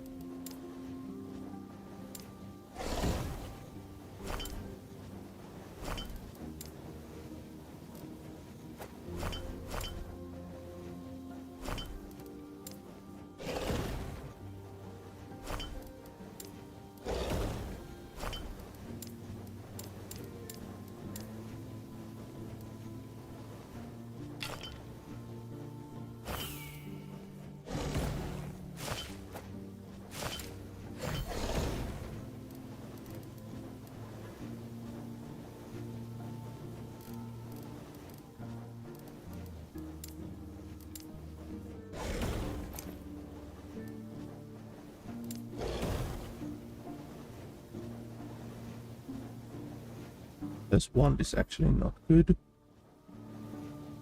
That one can be good. I guess we can keep that one. Yes. Take care.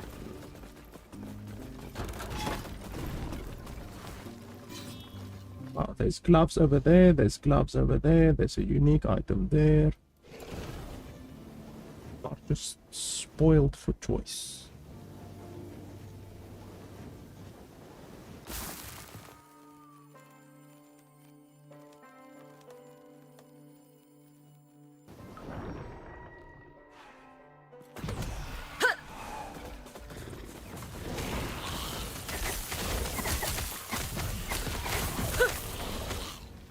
Oh, lag, lag.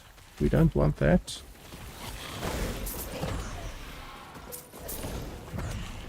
None of that.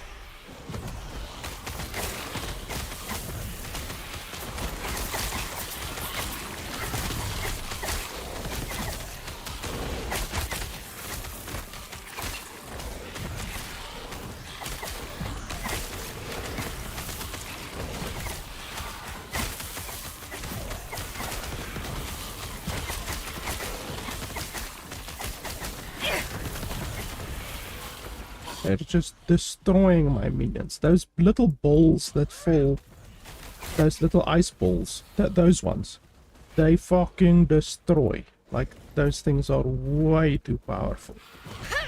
I've complained about that to the devs multiple times. Like, if you stand in that, it will almost instantly kill you. It's like that, those balls. And then another really hilariously powerful skill is the you get the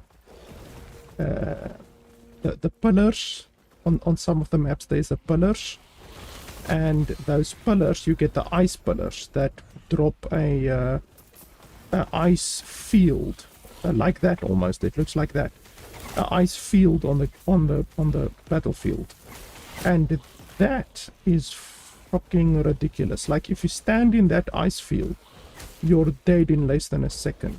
Like, it is crazy how powerful that ice field thing is. I believe it's the Wengari pillar, or the Wengari... what the name of the thing? It's a Wengari pillar or a Wengari tower or something like that. But that fucking Wengari thing just destroys you. These guys also cast those falling ice balls that are so powerful.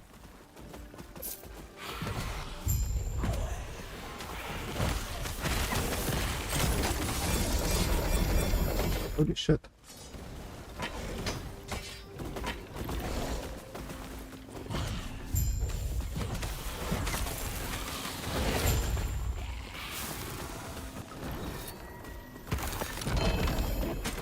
Hey, we get a new unique.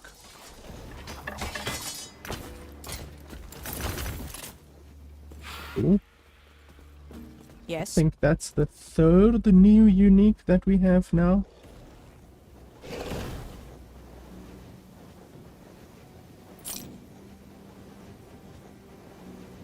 That one is not too bad.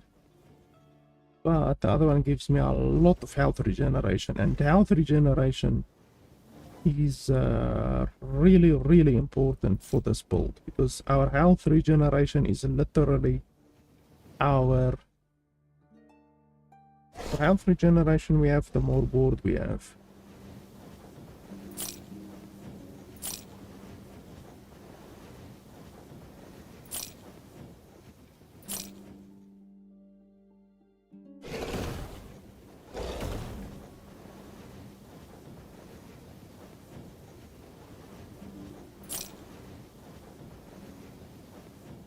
Okay, so that's the falconry one. +2 to falconry. The base would be +3 to falconry, but that's not too bad.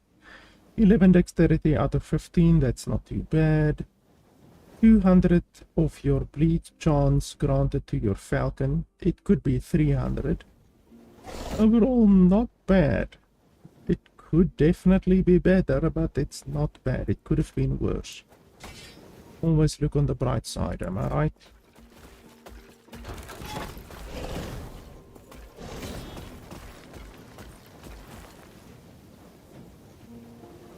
We can go for these gloves over here as well.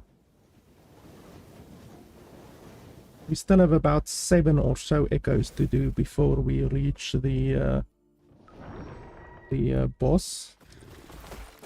And then we might do it all over again, depending what blessing we get. Because I want the health regeneration blessing.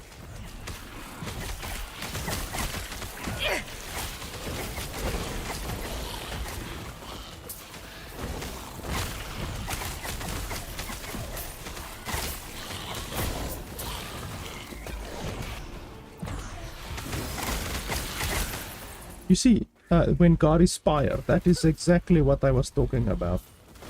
If you stand in that fucking when God is Spire for like a second, you're dead. That when God is Spire is crazy. You'll see it will kill my minions. If my minions stand in it, they will die very quickly.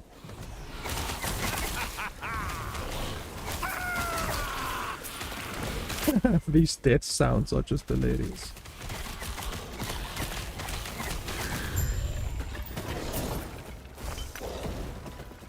It was a nice and quick one.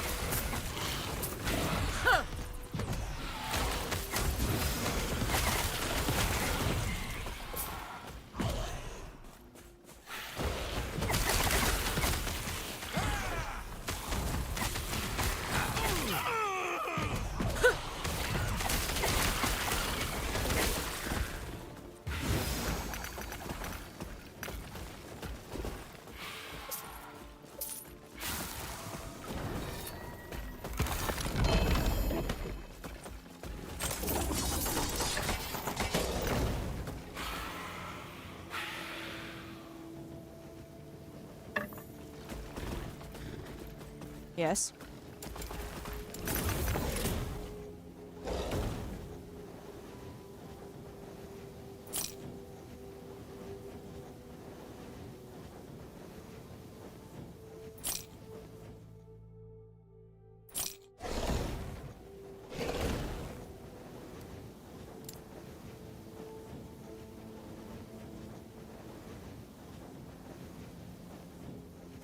Already have those gloves, but we can see if it's better than mine.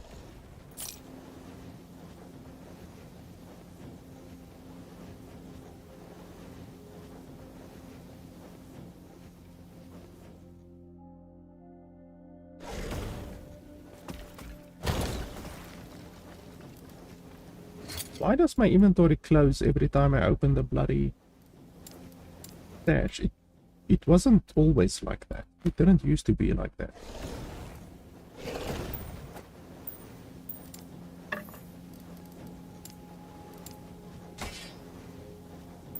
Really irritating.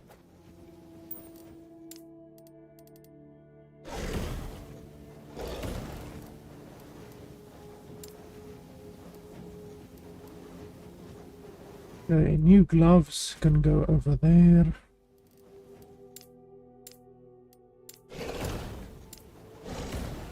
This is the low level helmet.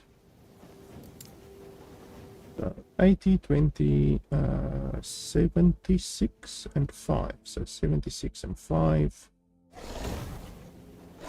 And this one is pretty bad. And then the gloves.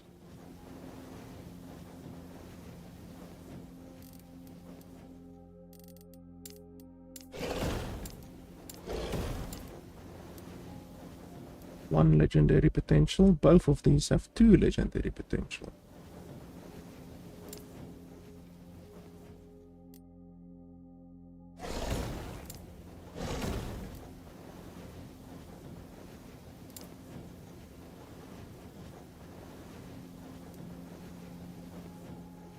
No, I wouldn't say it's better.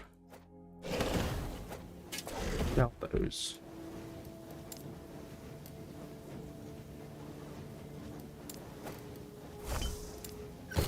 Yes.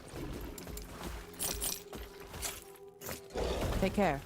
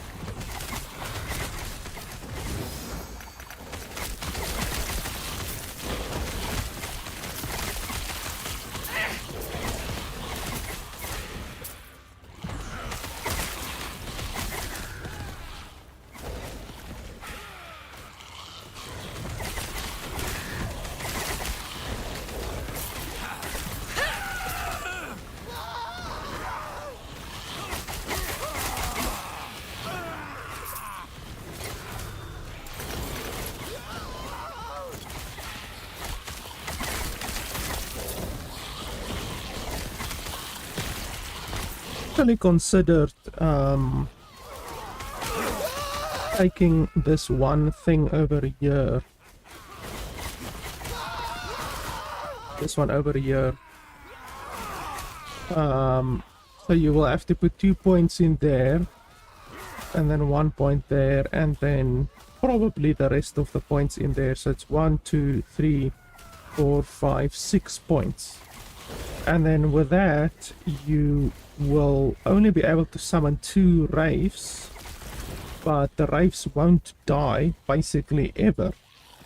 And your wraiths will deal triple damage, basically. So it will basically equal 6 wraiths,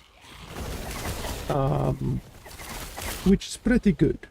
But it will cost you 6 points to get those 6 wraiths, whereas right now I already have those 6 wraiths. And you're gonna need to remove... Ouchies, I wanted to dodge that one. I saw that one fucking coming. You will want to dodge... not dodge. You will want to... remove points that aren't really so useful, because like I say, at the end of the day, you're gonna have to spend 6 points, and you're not really gonna gain much benefit apart from the fact that you don't constantly have to resummon your wraiths, and they're not really gonna die. So if you look at 6 points, like that adds damage. It doesn't add a huge amount of damage, but it adds damage. This you could remove. So already that is 4 points that you could remove, which you will get no negatives from. So you would need to remove another 2 points. So you could maybe do that, even though that gives a nice amount of health. You could maybe take a little bit of their crit chance away, even though you wouldn't really want to do that. You could actually do that. That over there is not bad.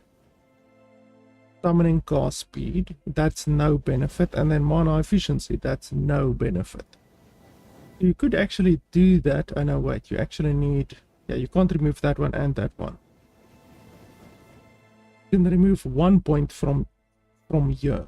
So 1 point there, then you're gonna need 1 more point to be removed.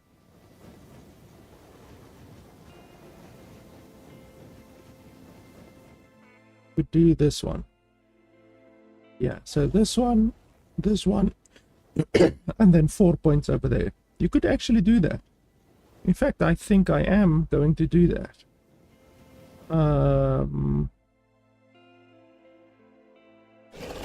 Yeah.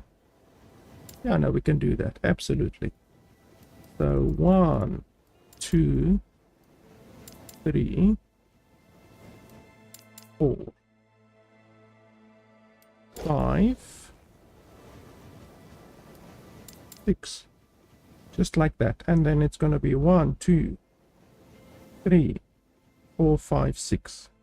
Then, like I said, we will only be able to summon 2 wraiths, not 6 anymore, because right now we can summon 6.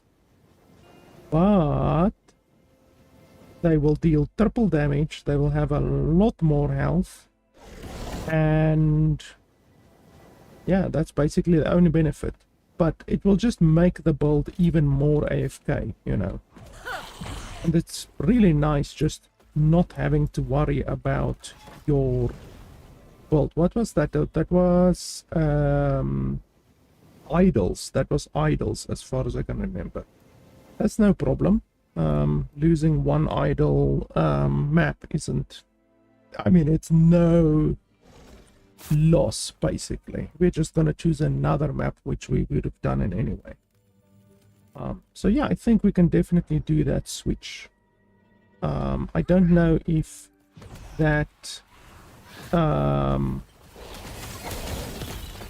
particular skill tree, or the particular skill node, I guess I can say, was in the game previously. I don't know, but I only noticed it this morning when I started up the game before I started live streaming, and I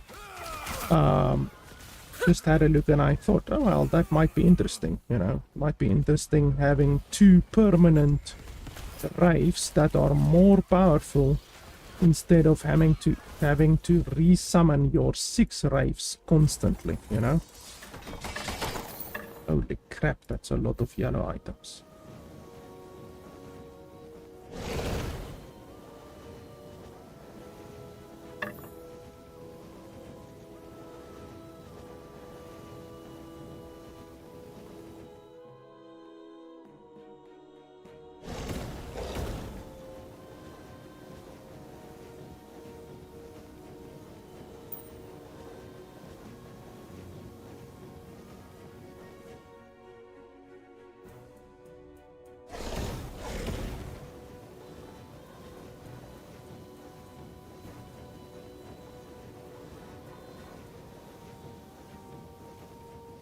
There's so many new icon models in this game.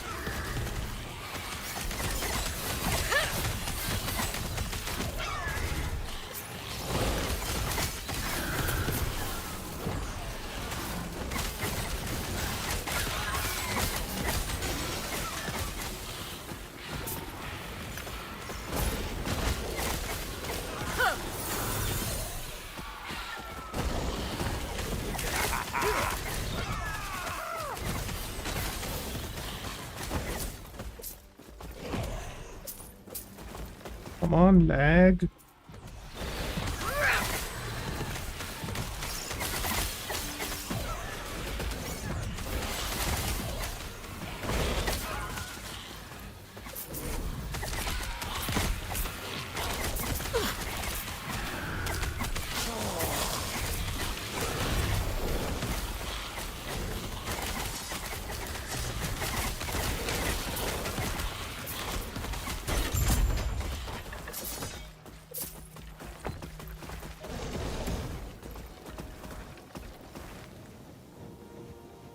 Oh, we actually need to take that one. I didn't see that. So we're gonna need one more point then. We're gonna have to steal one more point from somewhere.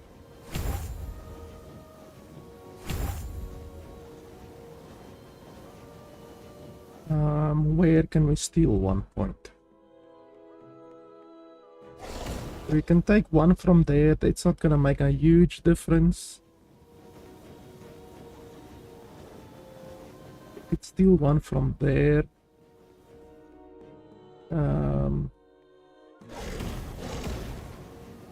That's a base critical hit chance, which is quite good.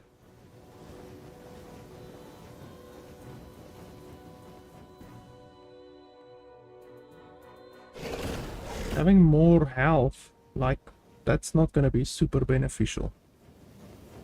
Yeah, let's remove one from there.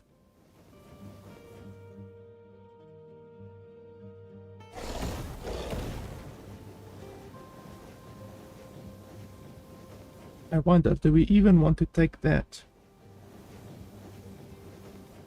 But the mana cost, doesn't the mana cost go up by quite a bit? I think the mana cost is gonna be a little exorbitant.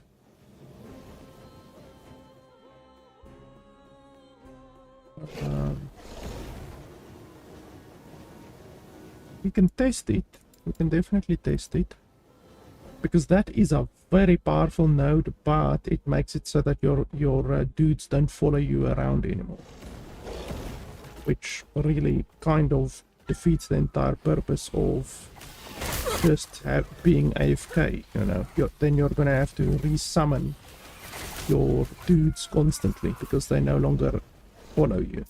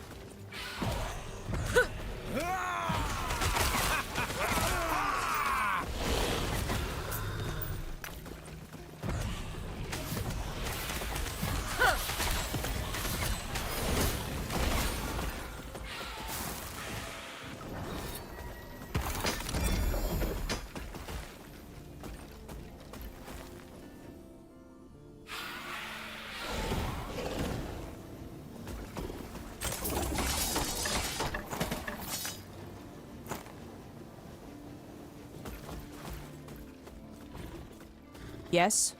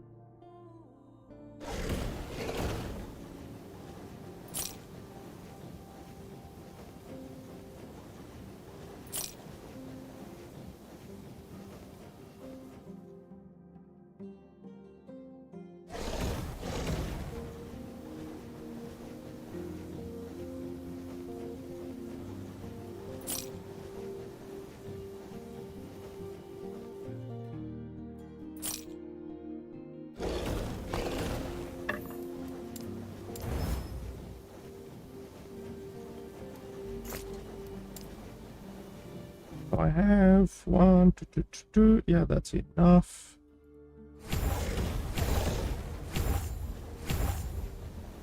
Okay, so now if I summon them, they will be permanent. I wonder if there's some sneaky way to increase the amount that you can summon. Even though this node says maximum raves 2, you do actually get some items that increase the amount of raves that you can have. But I think it probably cancels the other one out, probably. I'm sure the developers have thought about that already. So like if you take this for instance, and then you won't be able to summon more. Yeah, no, just as I thought, because this one says plus 10 to maximum raves, but that would have been really insane if you were able to bypass the limitation of 2 raves by equipping an item like that. It would have been smart, but it would have been a little bit crazy. Why is this one a different color to this one? Like, you see that? It's not my imagination. This one, the background, is a different color to this one's background. Like, why? Both of them are exactly the same item. Okay, so let's try this one out. Should be good. Basically, wow. Idle, exalted, idle, gloves. There's a lot of good stuff here. Basically, we're gonna do more damage per hit with our raves, but since there's only 2 raves now and not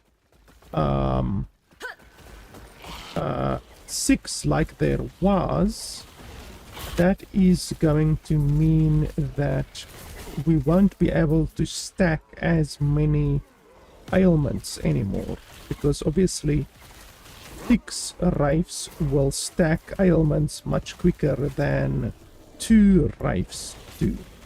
So you lose a little bit of your ailment stacking speed, but otherwise than that, it's just going to be a much easier experience overall, because your raves have a lot more health and you don't need to resummon your raves constantly.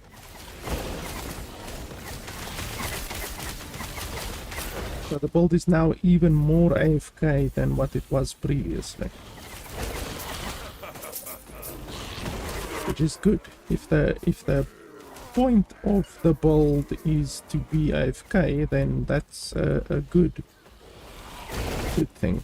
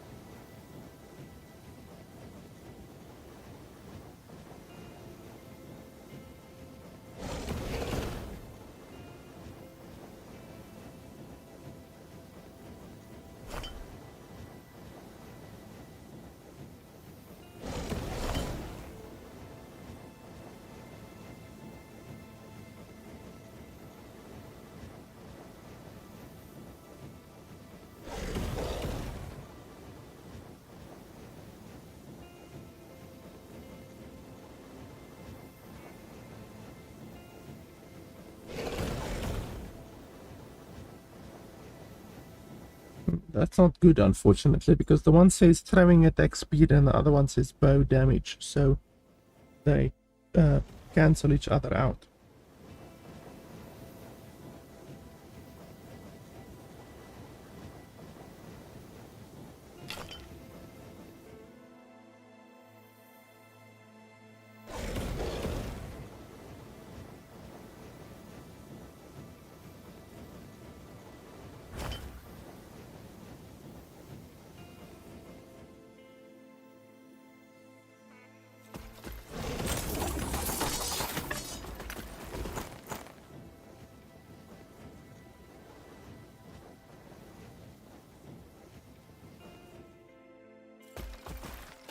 So this last skill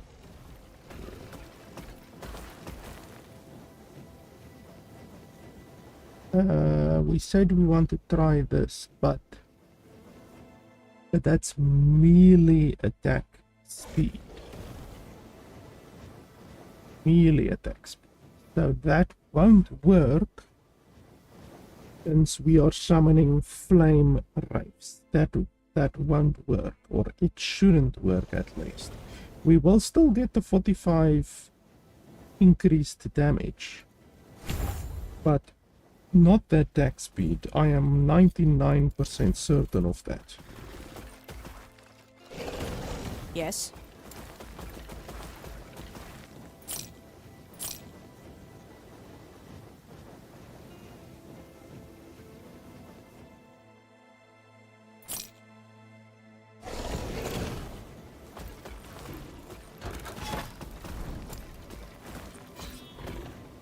Only about 3 more, then we can do the boss.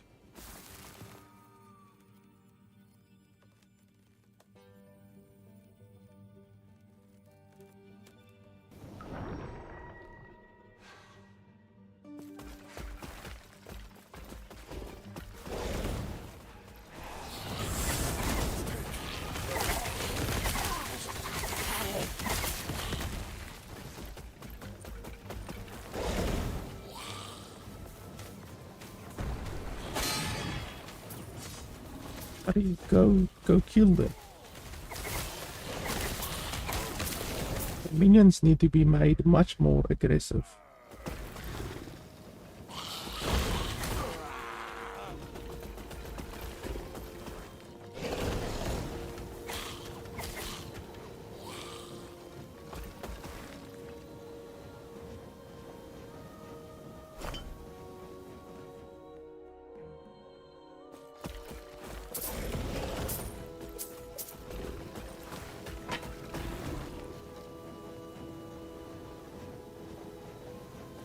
Let's see. See, now he's standing still, but no attack speed increase. You can clearly see there's no attack speed increase.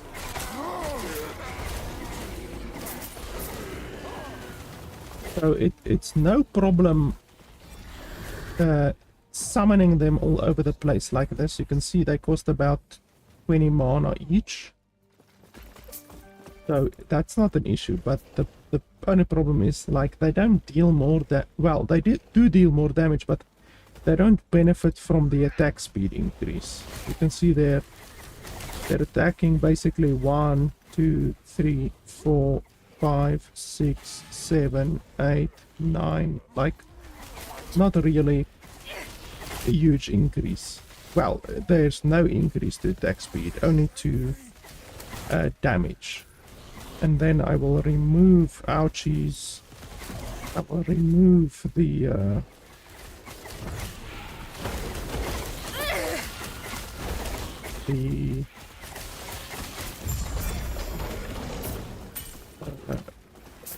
skill point to show you that there's definitely no increase. Respec, and then we remove that one over there.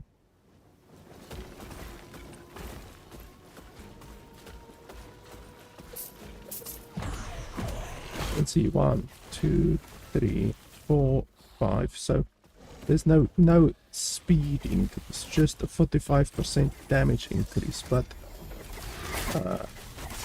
I don't think the 45% damage increase is worth having to resummon my minions. Well, having to resummon the wraiths constantly.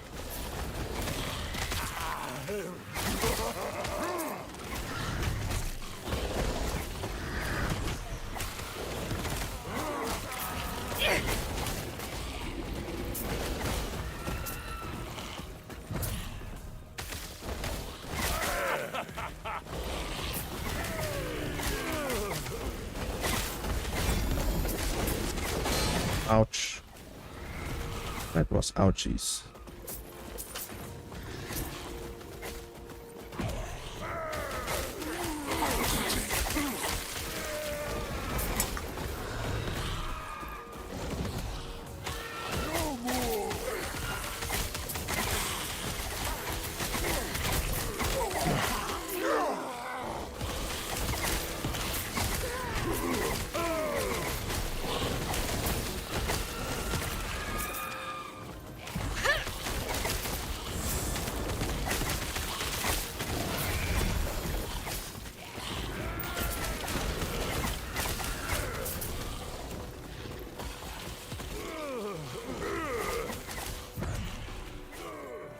Perish.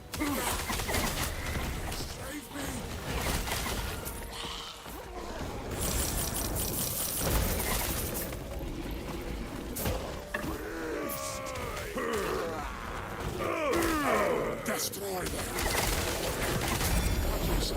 Why?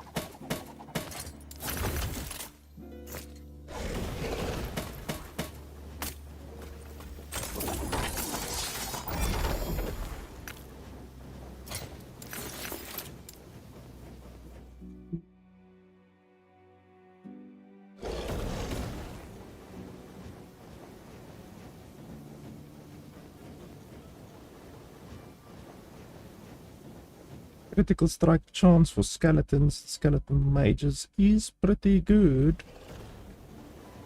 You're gonna struggle to find anything better than that, to be honest.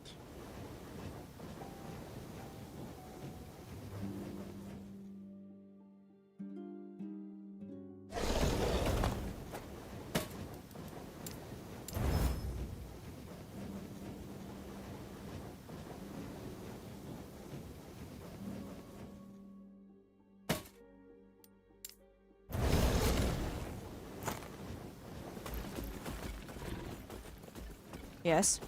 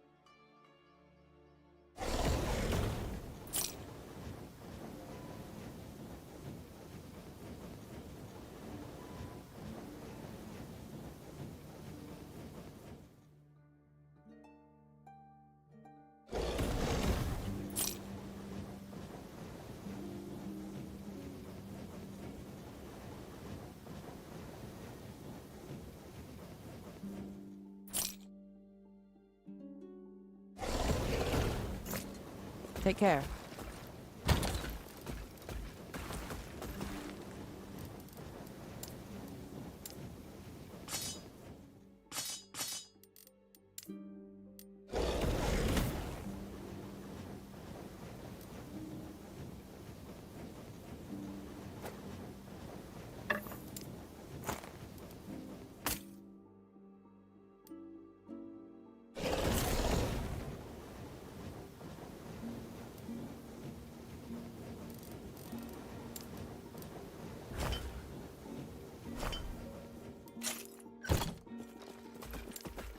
So we're not gonna put that one there.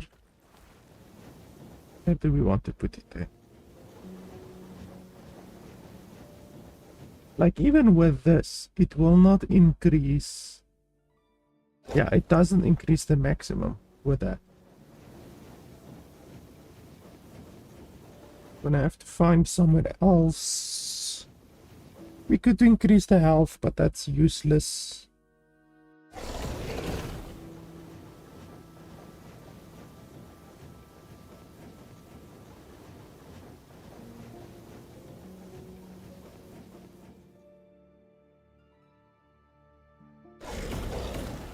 We could add more necrotic damage,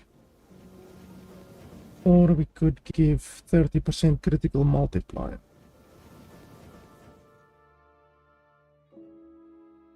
I think multiplier will be nice.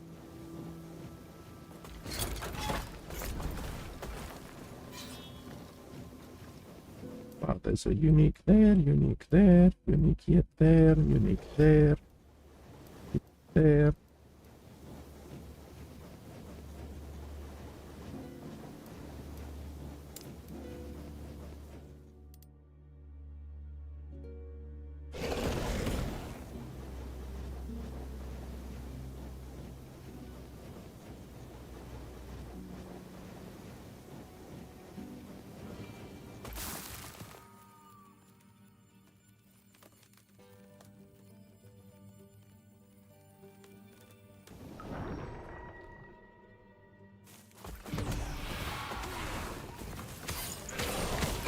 You're not going anywhere.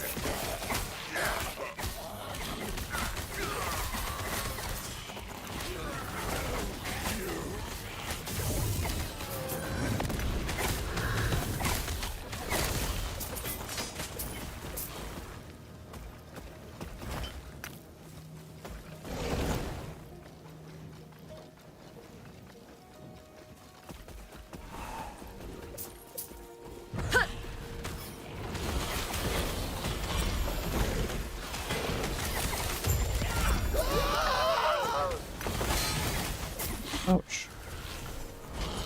Ouchies. Let's straighten them out. You won't be going anywhere.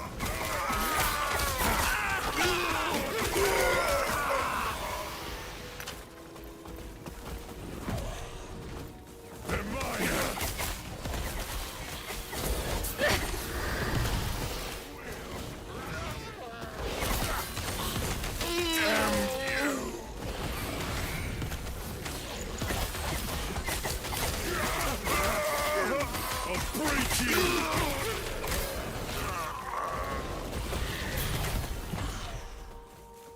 Looks like trouble.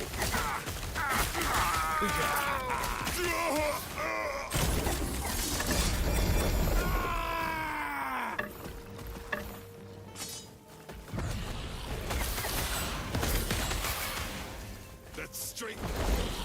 They're mine. I'll break you.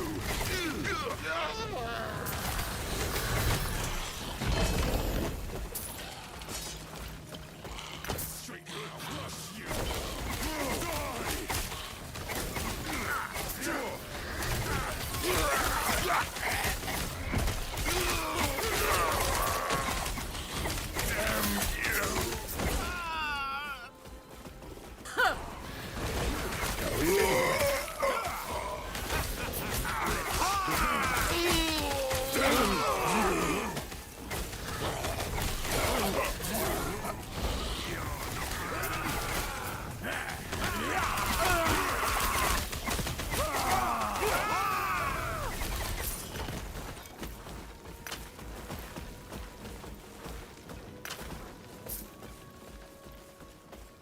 going anywhere.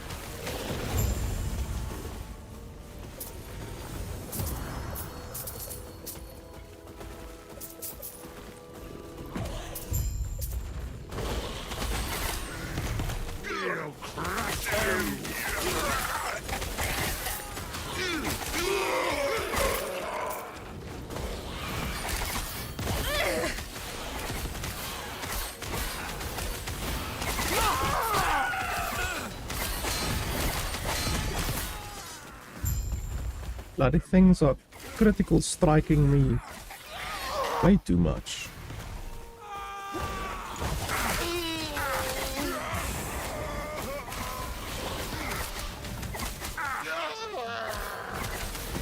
You're not going anywhere. Straighten them out.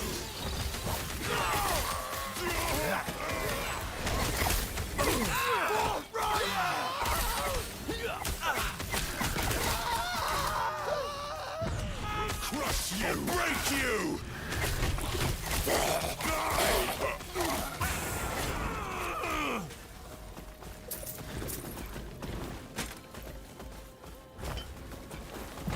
Let's straighten them out. Damn you! Oh, the game is starting to lag a little bit. I should probably restart. Because the game, I don't know if it still has, but the game has had a memory leak for quite a while. And you need to restart every couple of hours. Otherwise you will get a crash. I can also see my performance taking a little bit of a hit in the past 20 minutes or so.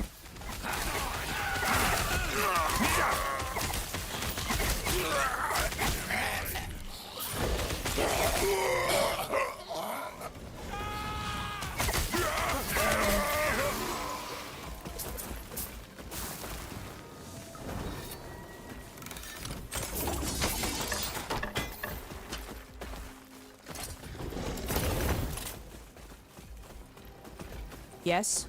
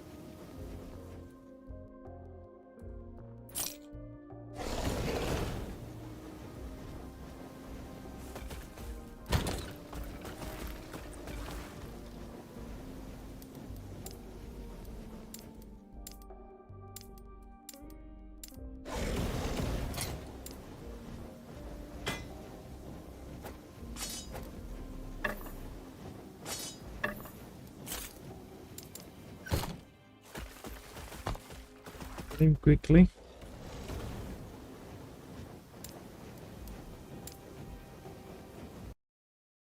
Hopefully it won't take too long to log back in. because like I said, it did take quite a while to get back into the monolith area previously. So it didn't take too long to open the game up again, but when I wanted to go from the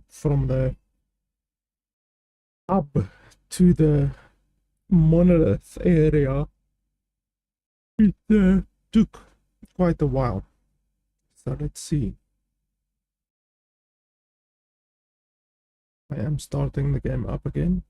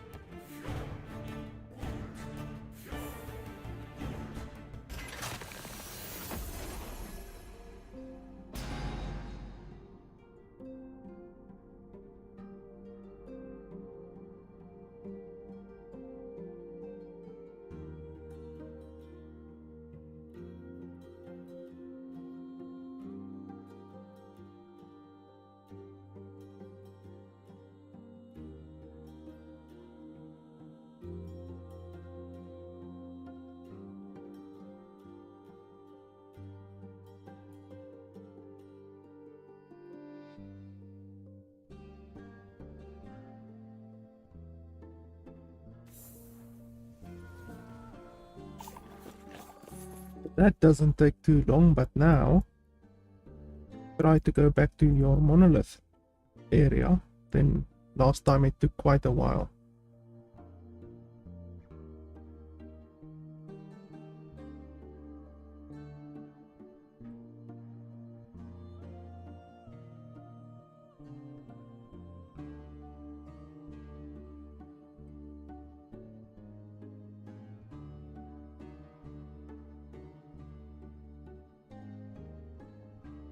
The transition screen hasn't even popped up yet.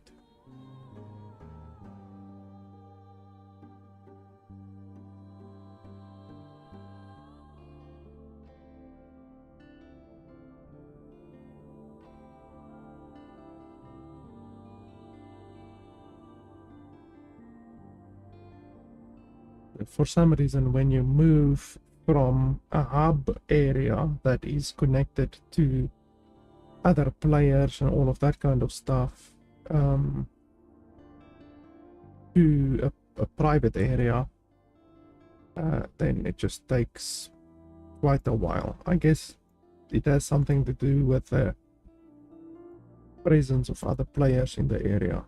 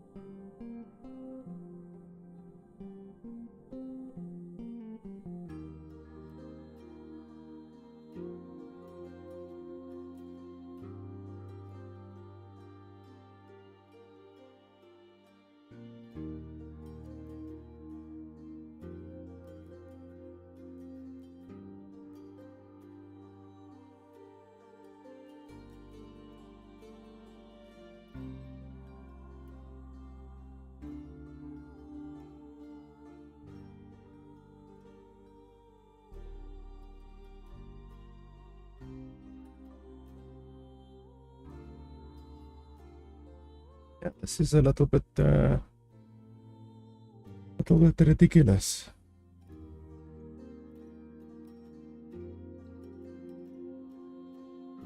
And I did press it. The problem is on the first day that on the first day of the release, I had the same issue where I click teleport and nothing happens. And then I tried it again, and then you get an error that tells you that like you're trying multiple stuff or something, and then you get a FO, as far as I can remember, FO 15 error, and it basically cancels out your actions. So then you have to try it again in any way. So it's better to just try it once and just wait. You know, you are certain that you clicked the teleport button, so there's no reason to click it again. You know, the game will respond when the game is ready to, you know. Because if you try to overload it, the game is just gonna not do any of the actions that you did, because you're forcing it with too many actions.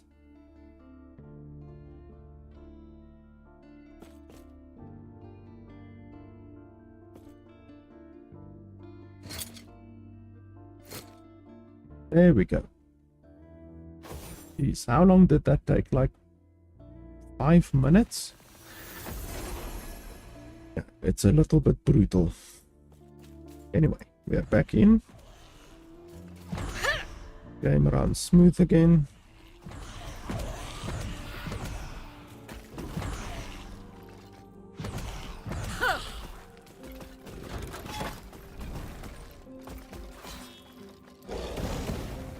Ah, there's another gloves over there. It's important to do these gloves. Well, it's important to do any of the ones that are green brown, you know, the set unique stuff, because there are certain uniques. Wow, I didn't get anything. That sucks. Okay, well, let's clip that. Just gonna create a clip of that one because I need to send that to the devs. There are certain uniques that only drop when you do that, you know. There are certain uniques that only drop on those maps that are set unique. Actually, can I report a bug? Maybe I can. Gameplay. Yes, I'm assuming it's gameplay. Attach player data, attach screenshot. Clicked on for beyond shrine.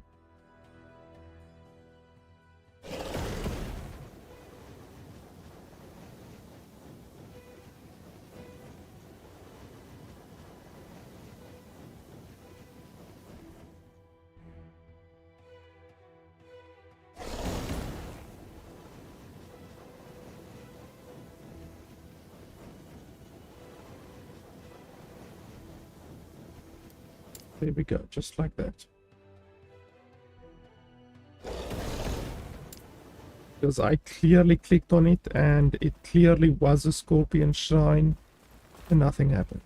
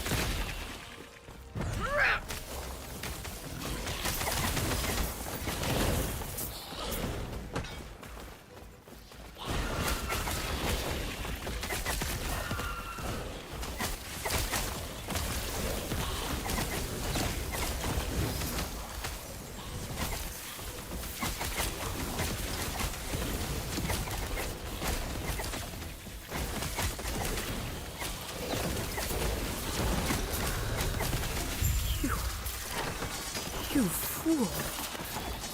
Lagan is unpredictable. I was trying to protect everyone.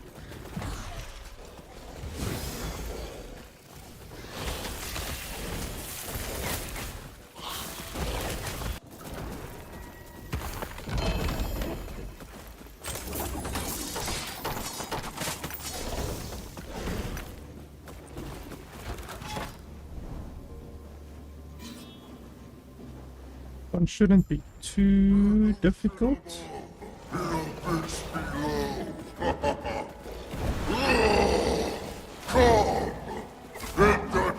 Waves will shatter you. Ouchies. Okay, yeah, I ran right into that one. That's fucking stupid. That was completely my fault. Yes? That happens when you're not paying attention. You get zoinked by that I-beam. You need to be very, very, very powerful and very tanky to survive that I-beam.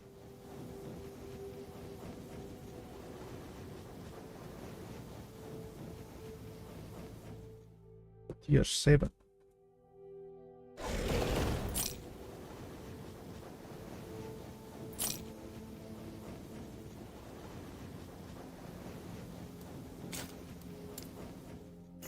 Take care.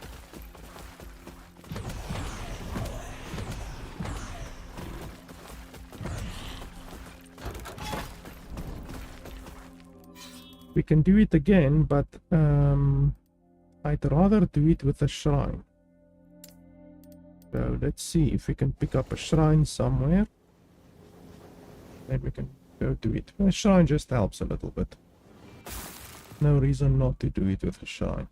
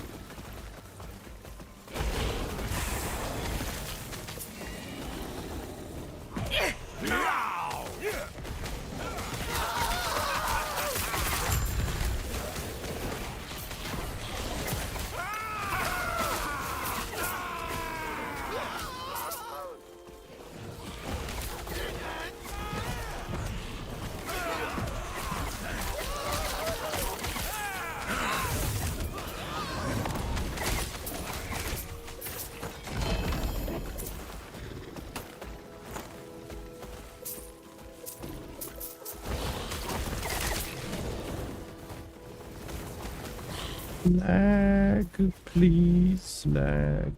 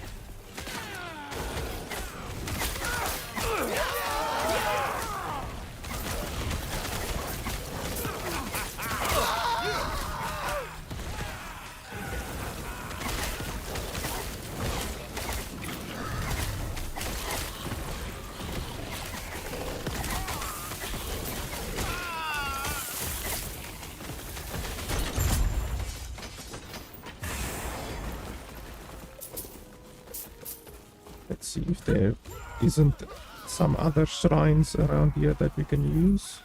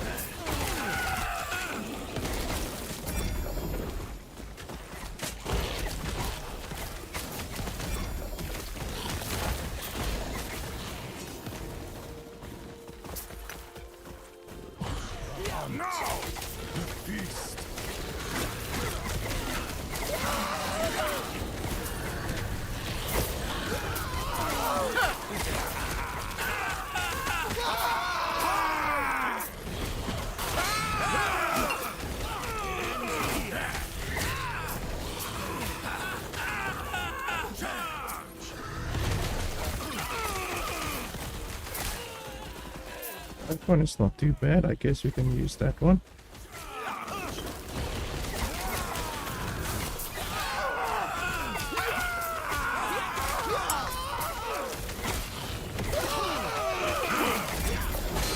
Holy shit. Meteors do a lot of damage.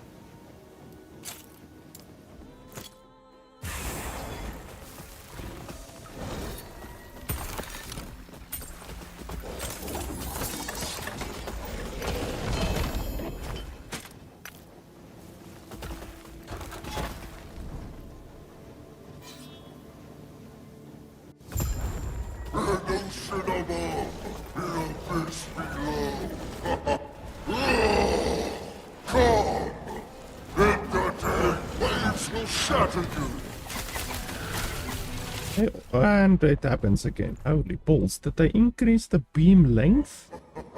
Or what the hell? Because usually, like, I'm pretty good at timing. Like, you need to realize that when he casts his beam, he's gonna, like, all the way to there. But fucking hell, it seems like they might have increased the duration of his beam. Because that was a very, very long beam. It's possible they increased it. Also possible that I just haven't done log on in a long time.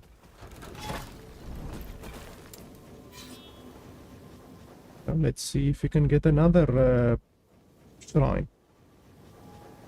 Maybe a crit shrine this time. I prefer the crit shrine.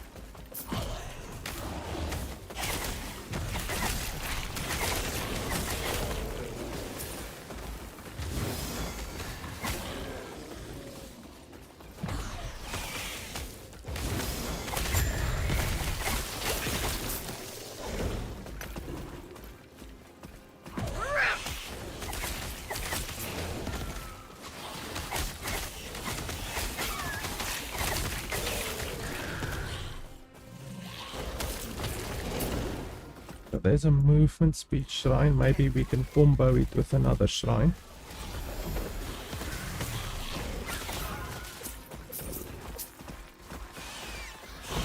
Damage reflection shrine, not very useful. Probably the most useless shrine in the game.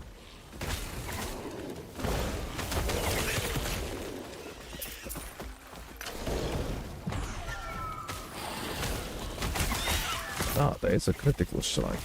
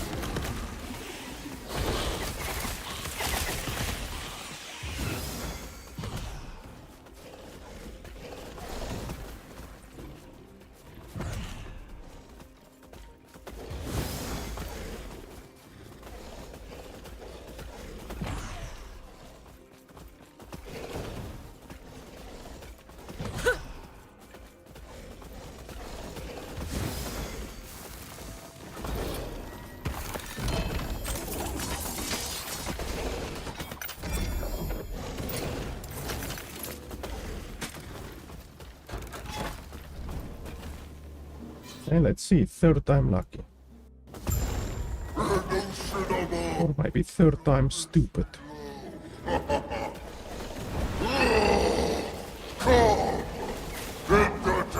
Waves will shatter you. Fucking hell, the damage that he does with his eye beam is ridiculous.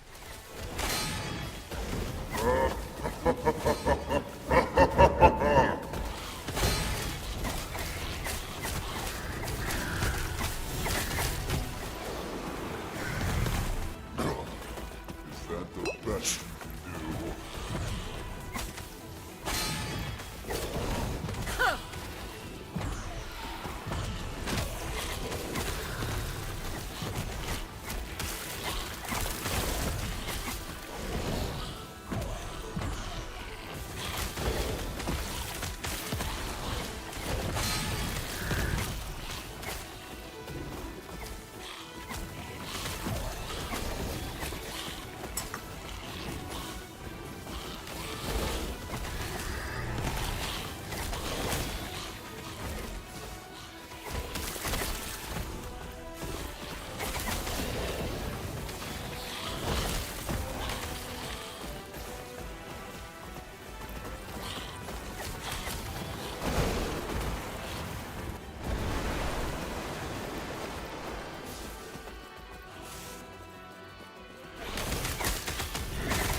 Your blood will be but a drop in my ocean.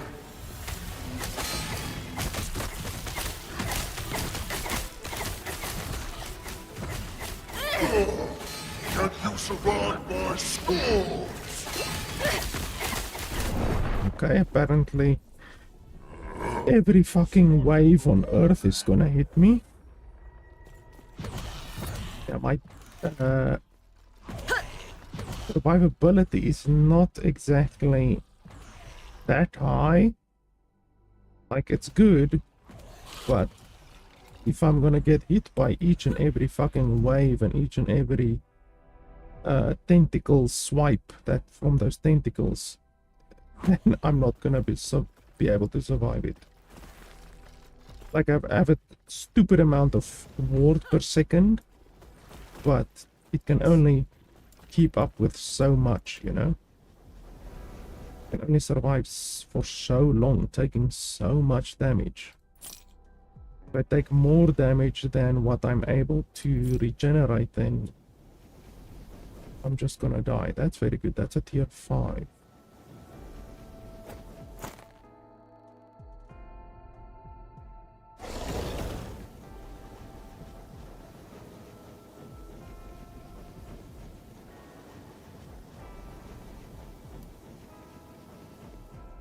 Take care.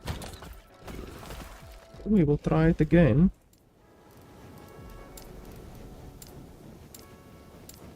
We clearly do plenty of fucking damage because we went through that first phase very quickly.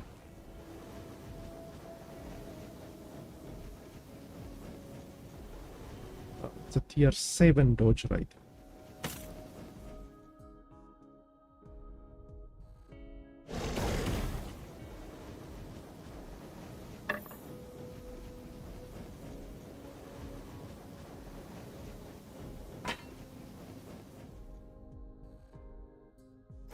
Like that.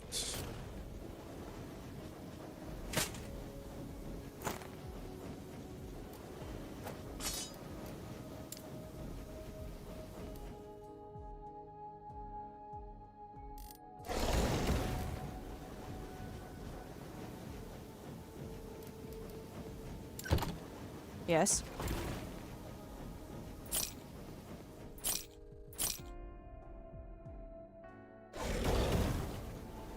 That's a shitload of forging potential. 53%.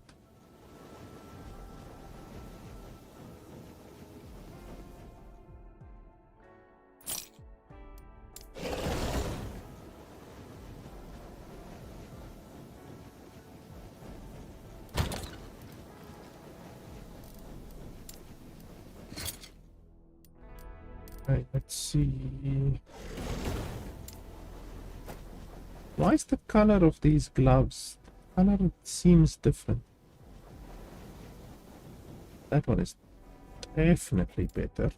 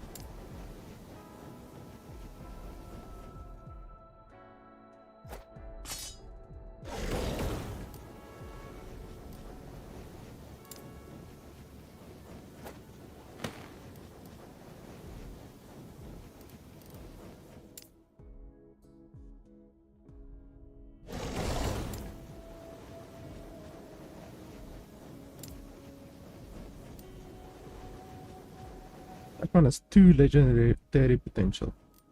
I definitely need to go and enhance that one.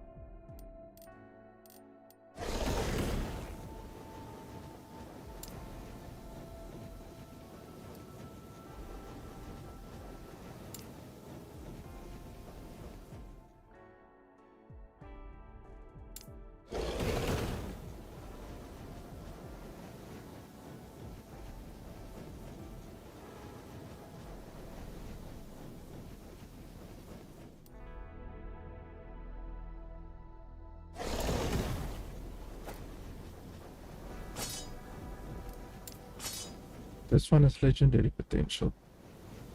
Actually, all of these have legendary potential. What are the chances I'm gonna actually make these into something worthwhile? 15% increased melee attack speed, that's the best. That one is just 11.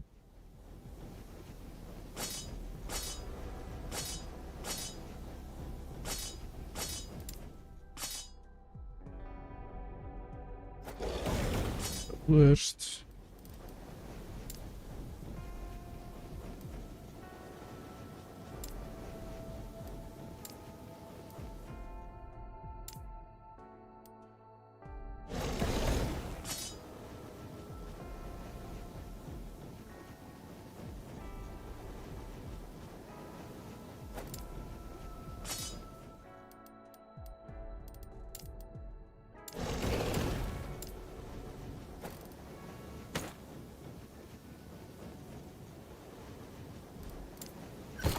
Yes.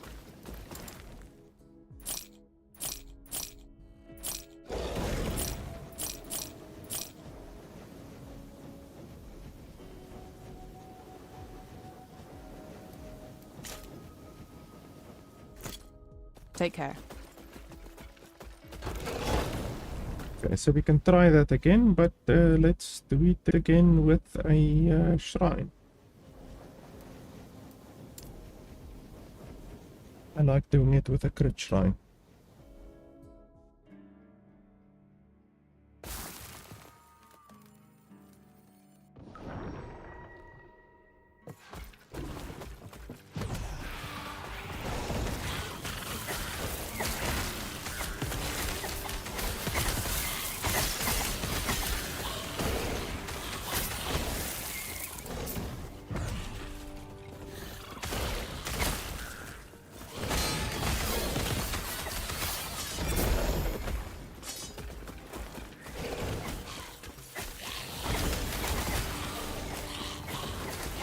Ouch. Ah, there's our crit shrine right there.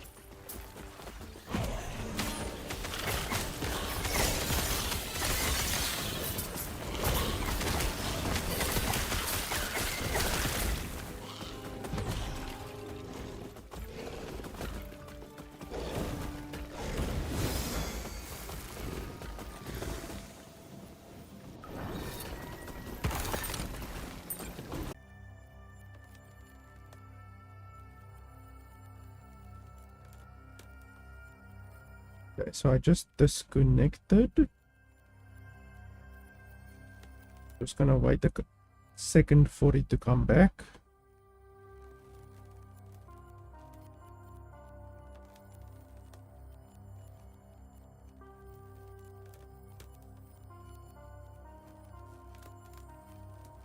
Game will realize that we disconnected in just a second.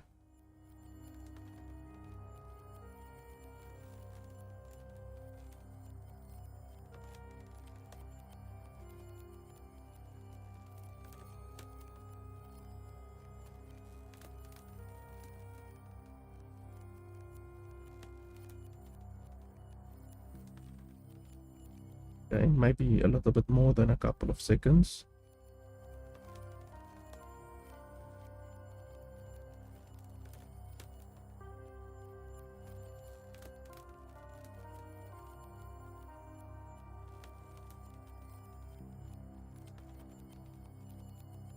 I don't want to restart again because, as we saw, it takes like 5 minutes to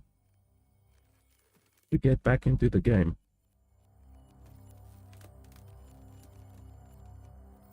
Even though we are probably gonna have to go through that in anyway.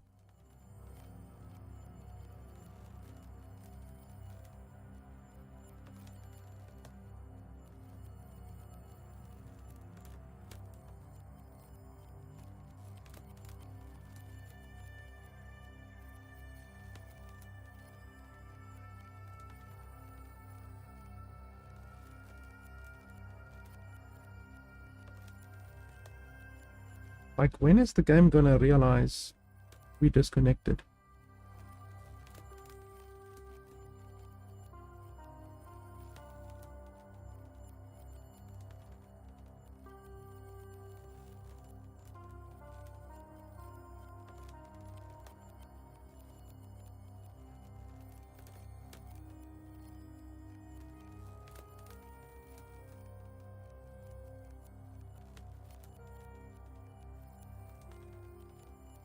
Holy, seriously.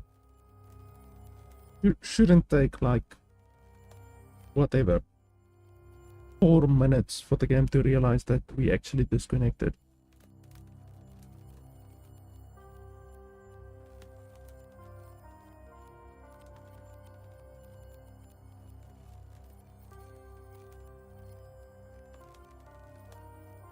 Seriously. Well, I can apparently open my exit menu.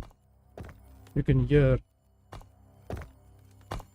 I can literally open my exit menu. Then we go back to town.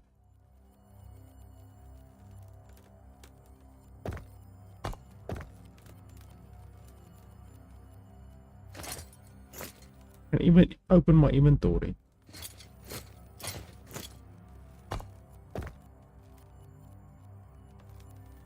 Okay, so apparently the game thinks I'm still in the game because I can open my inventory and stuff like that, but I can't do anything else. Okay, let's Alt F4. And then we will launch the game again.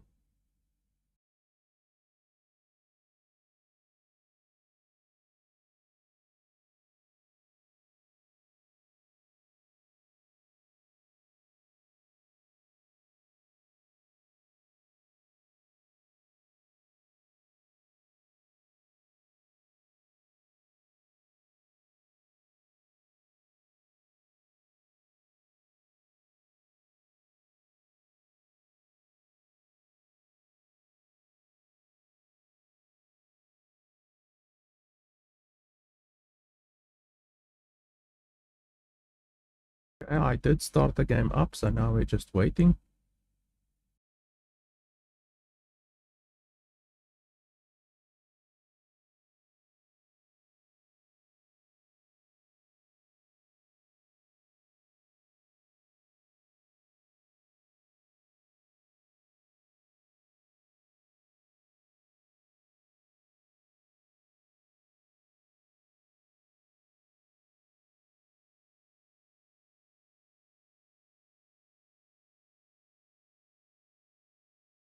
And there we go.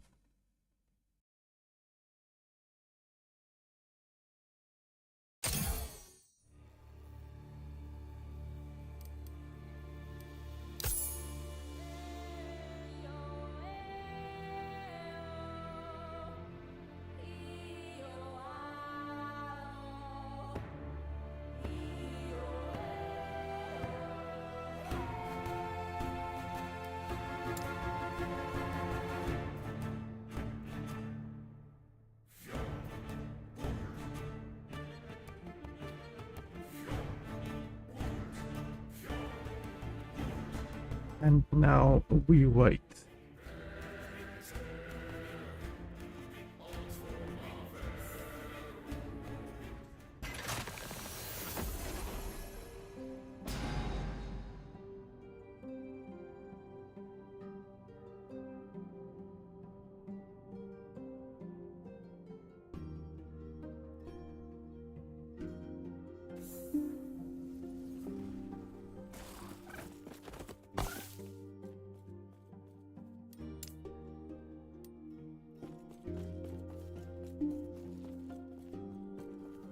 Now we really wait. You can see at the bottom left my ward. Oh, that was quick. Okay. Previously, it literally took 5 minutes. If your ward stays still without moving, like the number of your ward, then you know there's server issues. Because your ward is basically generated by the server. So if your health or your mana or your ward stands still, then you know there's issues.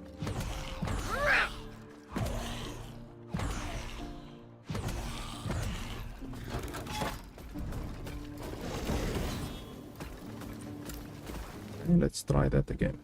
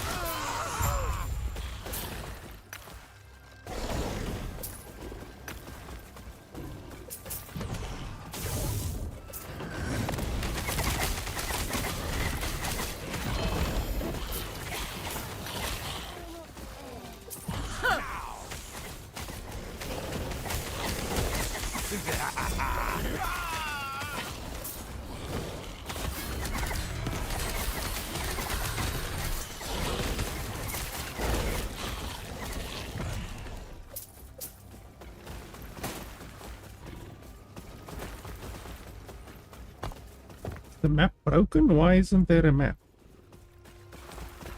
See, this thing points to that direction, but my map says I must go down and right. The map is borked.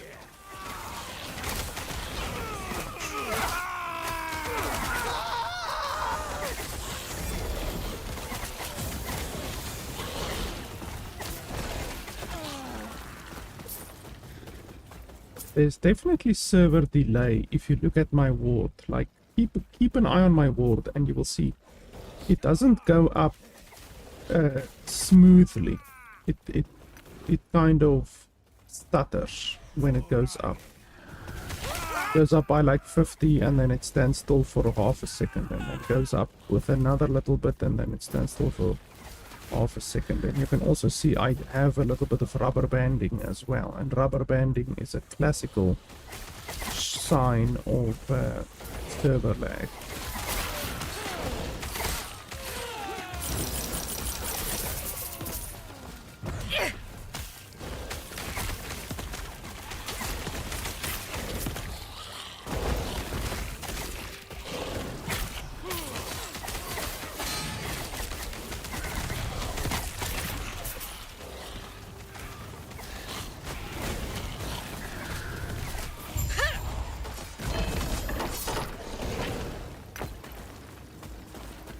Didn't get any lines there, unfortunately.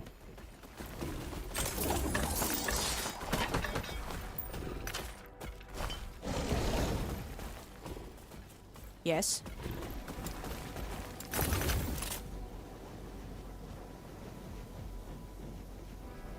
Tier 5, not bad.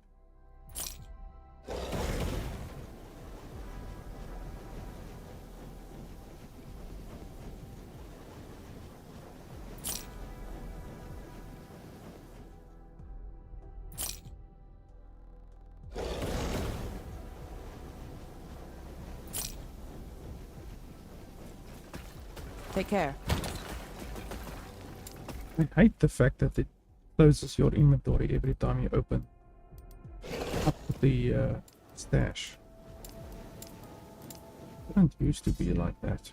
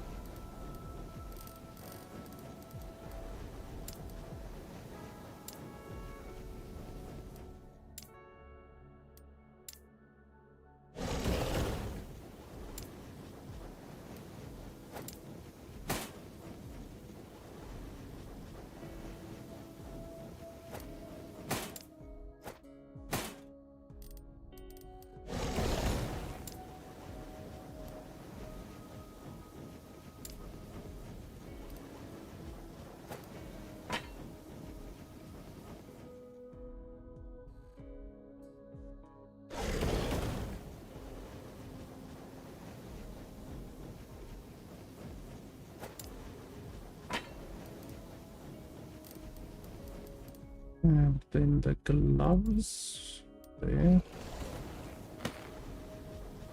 Oh, definitely worse. I can already see. Definitely worse. Yes. Take care. So we will do another one until we find one where we can get a critical shrine, hopefully. Just to give us that little edge on Lagon. This build just unfortunately is not well suited for taking a shitload of repeated damage. It's good with just taking a little bit of, well, not a little bit of damage. It's good with taking a lot of damage, but not like repeatedly, because then our ward just runs out. Like, we have a lot of ward regeneration, but not enough to fucking survive what the hell ever Dagon is throwing at us.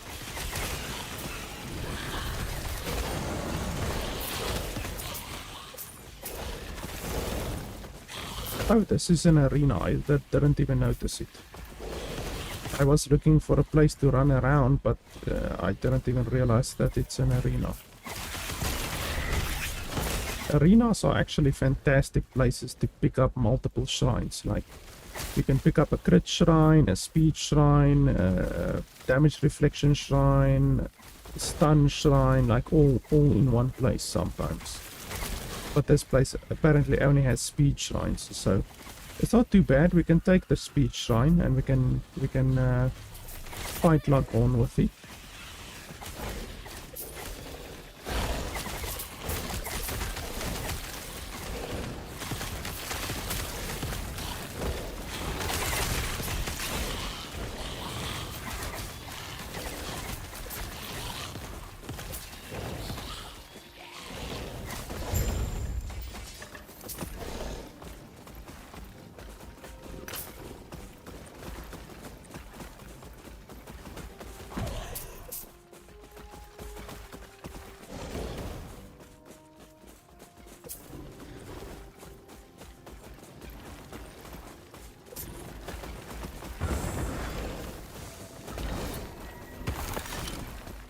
Shit, now I need to go through all of these bloody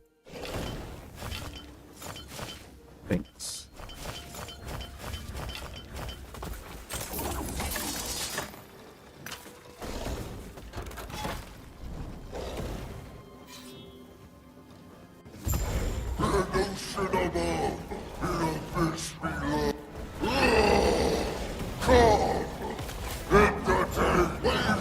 shatter you!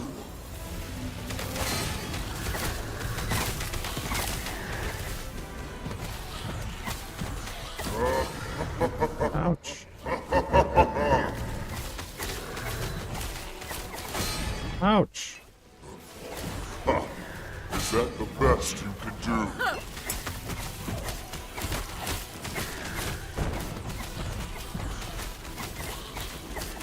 Your blood will be but a drop in my ocean.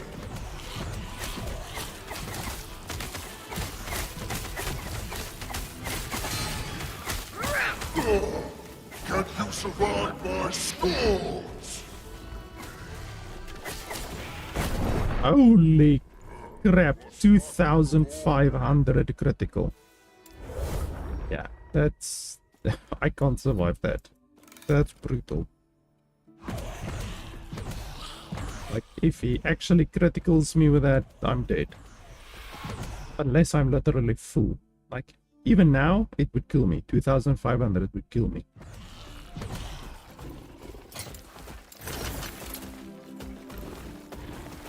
Yes.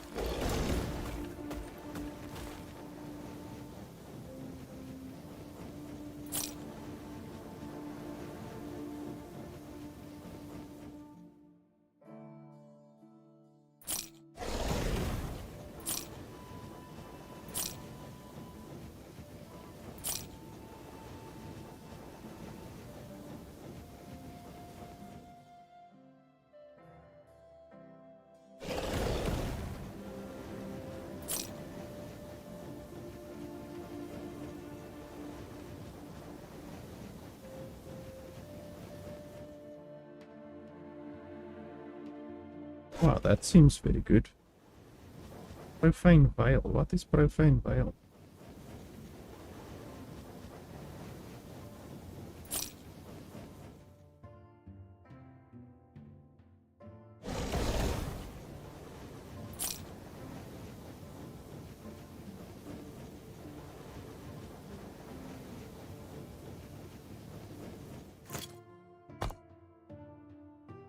Profane Veil. Lasts up to 2 seconds. Also unique. Also ends when you release the key. Conceal yourself within a profane veil that deals necrotic damage every time. While concealed, you dodge every hit, but you can take damage from over time effects such as silence. Well, I'm assuming you can maybe increase the time, like the duration.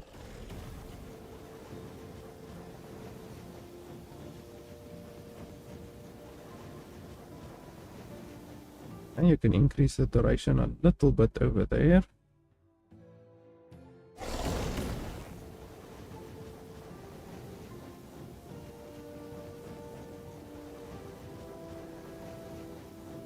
That reduces the duration. That increases the duration, but only by 0.5 seconds.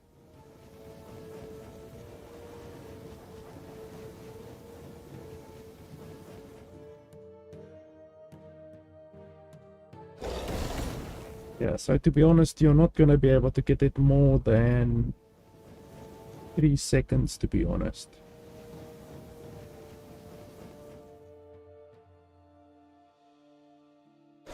Three seconds seems like the max. So with something like... where was it? Something like that, you're going to be able to gain maximum like 360 ward. It isn't particularly good. Take care. But perhaps you get an item or something like that later on that can increase the duration as well. You know, you can maybe get an item that specifically increases the duration of Profane Veil. Then for every second more that you can stay in Profane Veil, you will get 100 and whatever more ward. So there's always the possibility of making it better.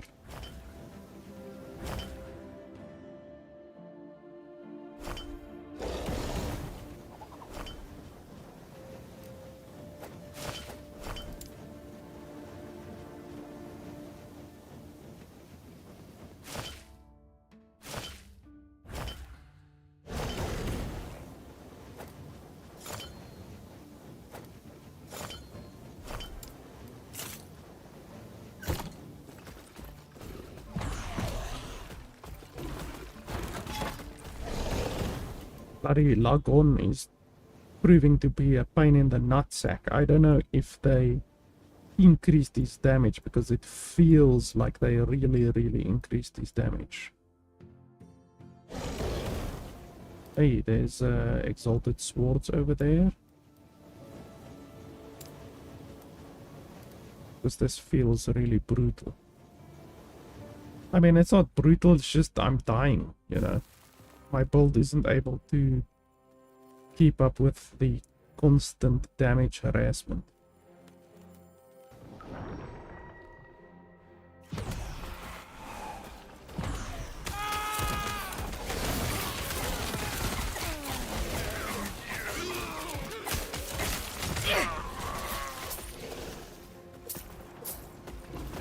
They're mine.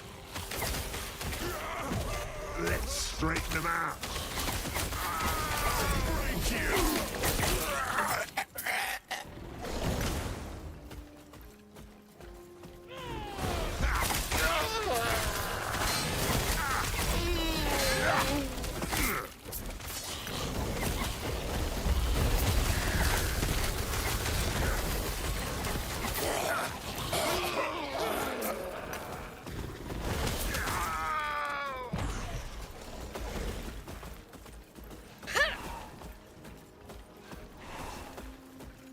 You're not going anywhere.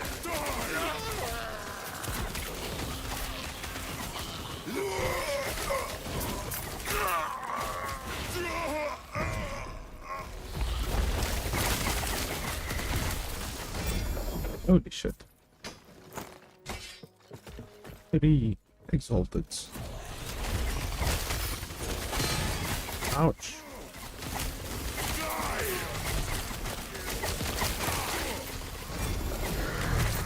Damn you!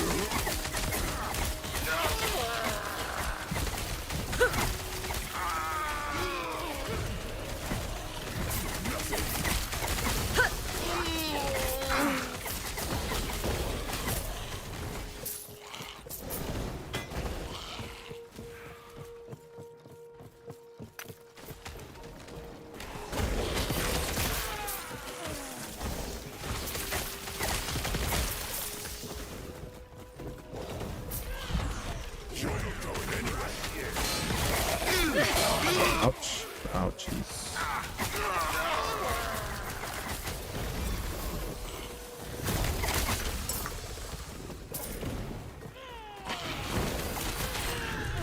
Let's straighten them out.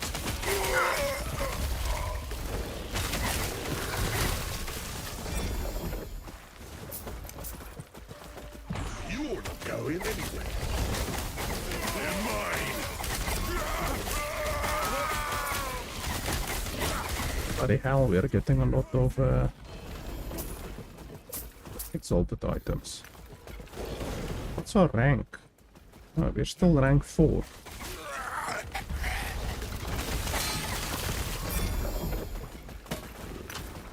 The hell are we still rank 4? Guess it takes a lot more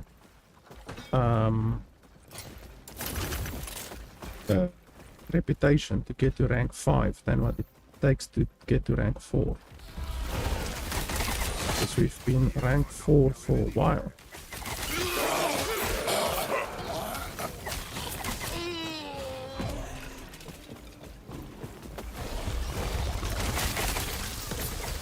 These bloody crab things are all over the place.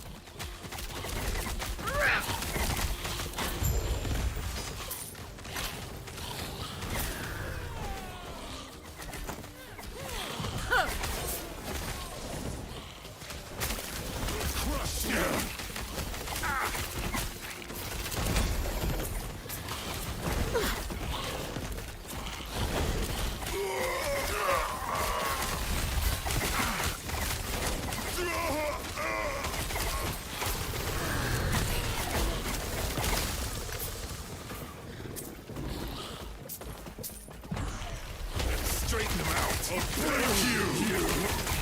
Damn you.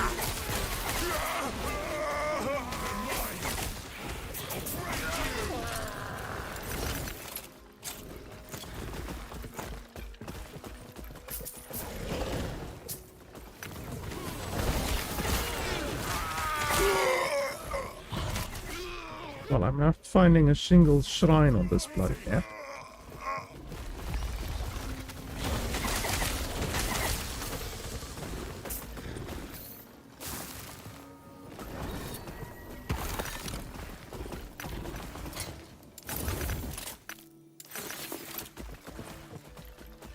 Yes.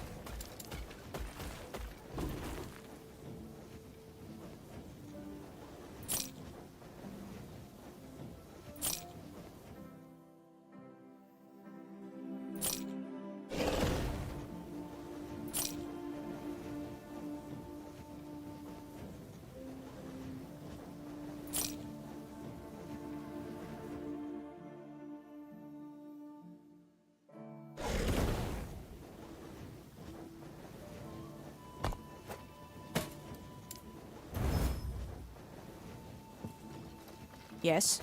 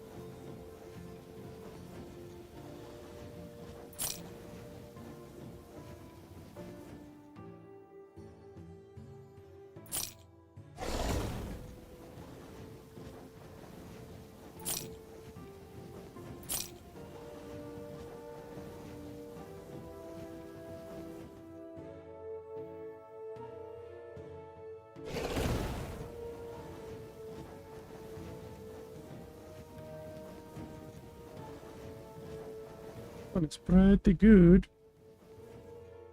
The base is very bad though. That is an absolutely terrible base.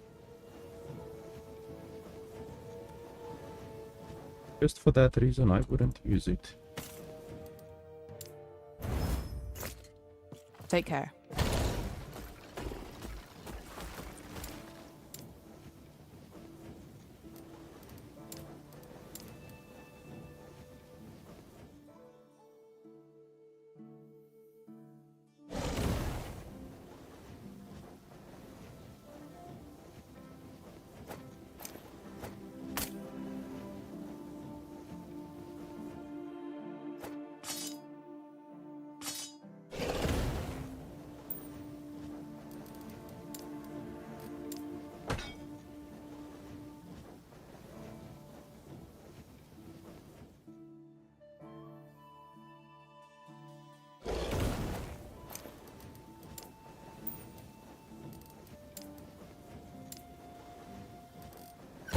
Yes.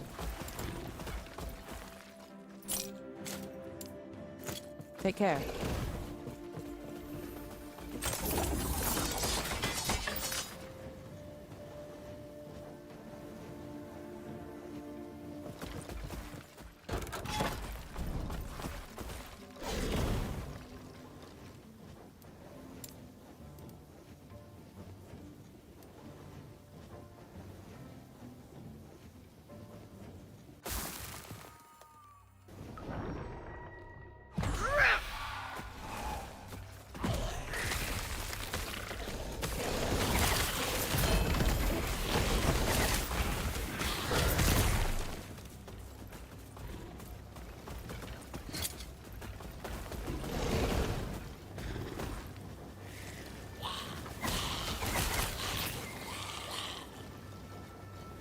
14 Weaver's Will is pretty good.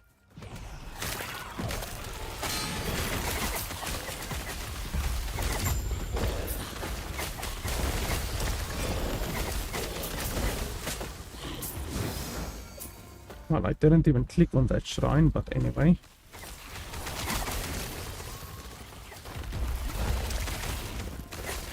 Okay, so there's attack speed, and then there's also crit over here.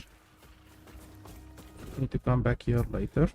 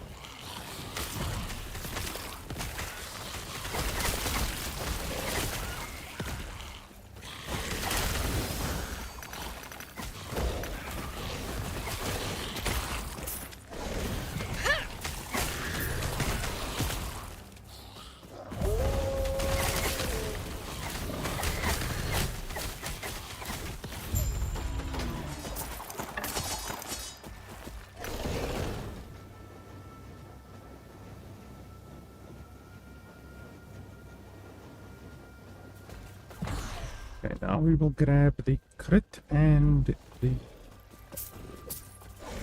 attack speed.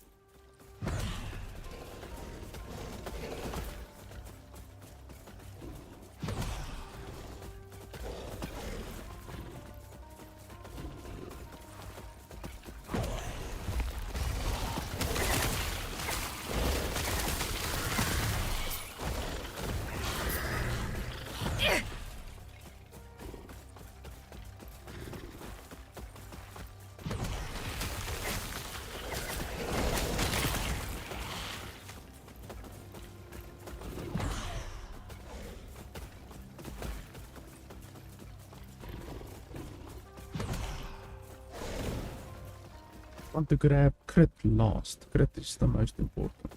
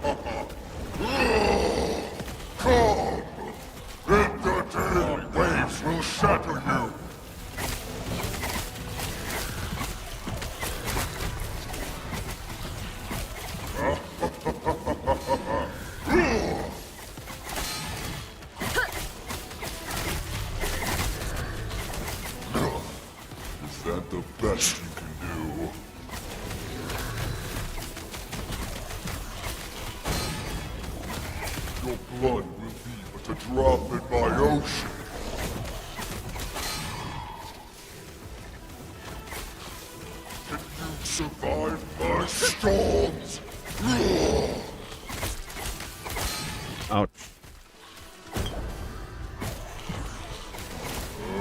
You are starting to bore me.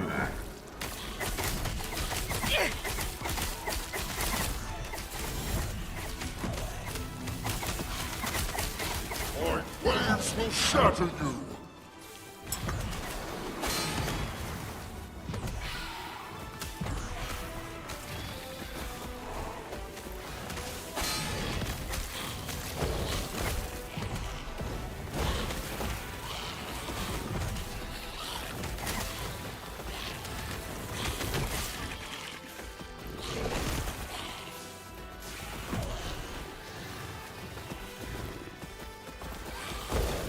Just such a pain when Lagon kills all of my bloody minions. And then my damage just falls off a cliff due to having no minions.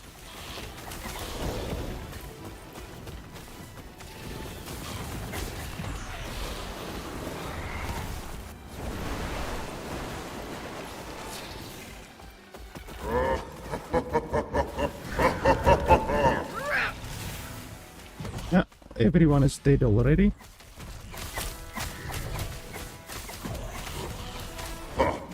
Is that the best you could do? Everyone is dead again. Your blood will be but a drop in my ocean.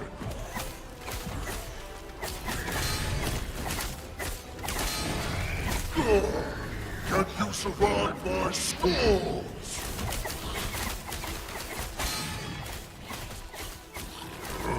You're starting to bore me.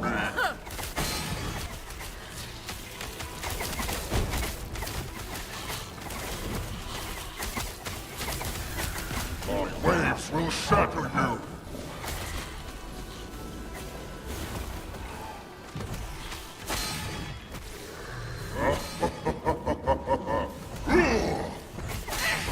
Ah, for fuck's sake. Fucking log on. 5%. He is probably one of the bosses where he kills your minions the easiest. All of the waves and basically all of his attacks are area of effect attacks. And not just little bit area of effect, fucking massive area of effect.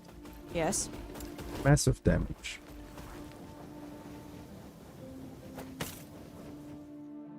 But we will get him, don't worry.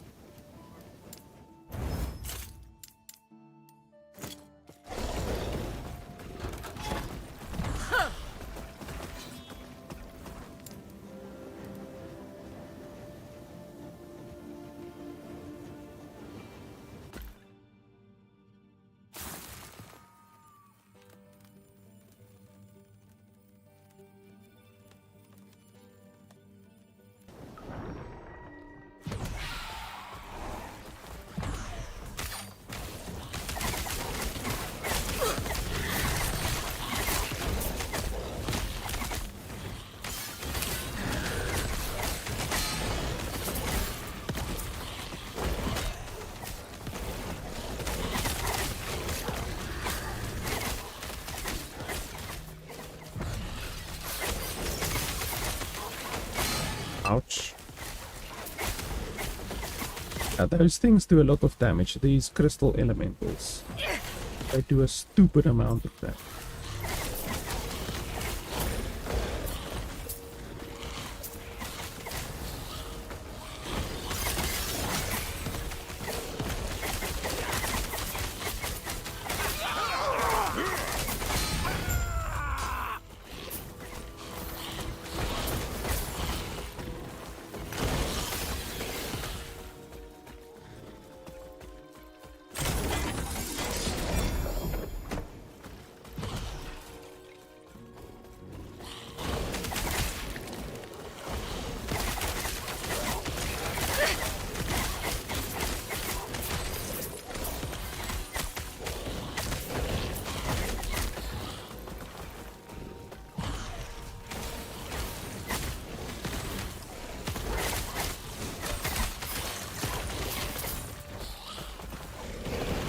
This one won't help me at all.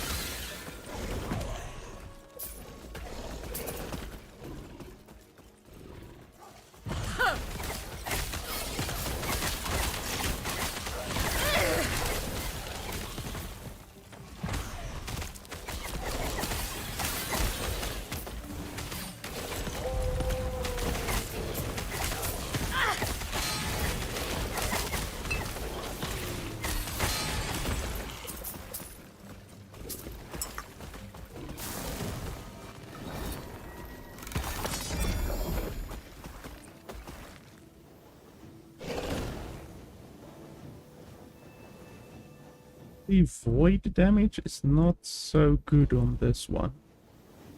Ideally, you want melee fire, melee cold, or melee light. But the forging potential is amazing on that one, so we will take it.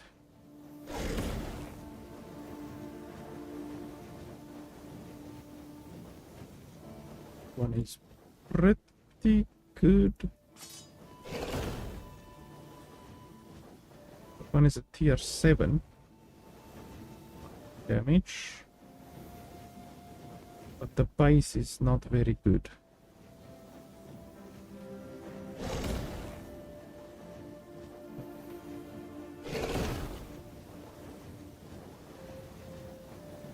The base is not very good at all.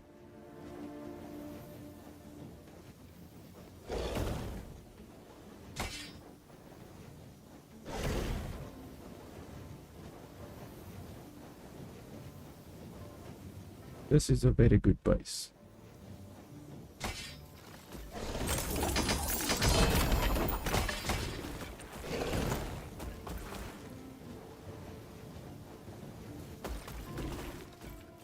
Yes?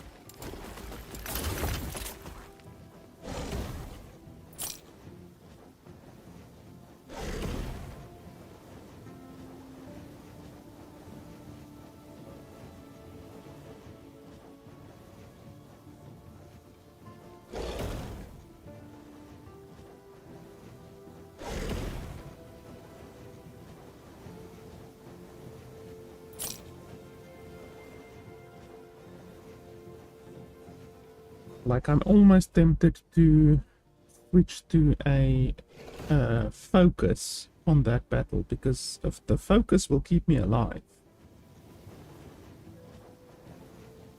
Problem is my minions will still die.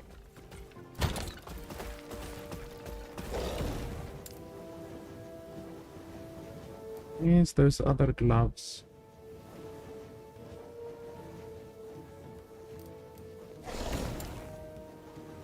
These ones. See, these give cold resistance and lightning resistance to your minions as well. But you need a lot more lightning resistance than this. Like, this is not a good amount of lightning resistance. You're gonna need at least 30 or 40% lightning resistance for your minions in order to help them survive, you know? So, yeah, that's not very good. I wonder what else can I use to bump up my survivability a little bit.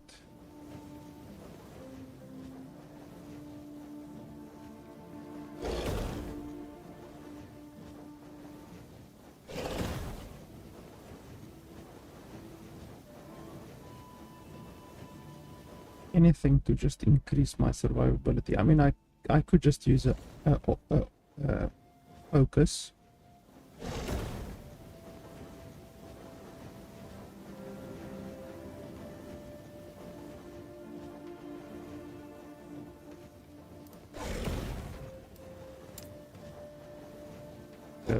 Focus, and then just a spell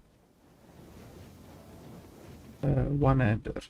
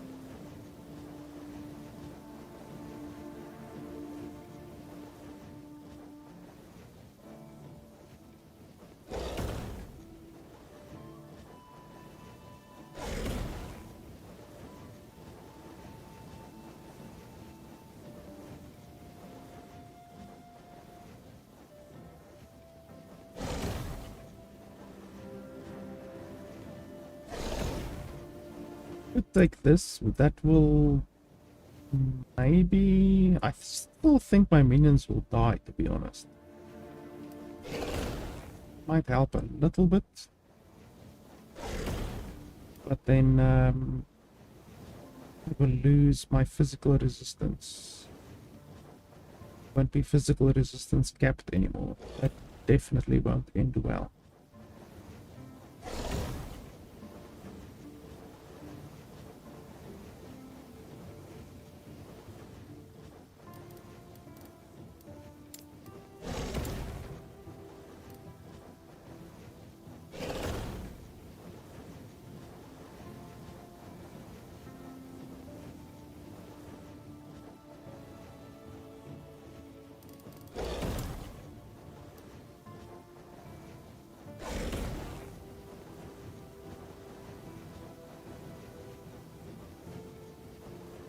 This will help me stay alive a little bit more.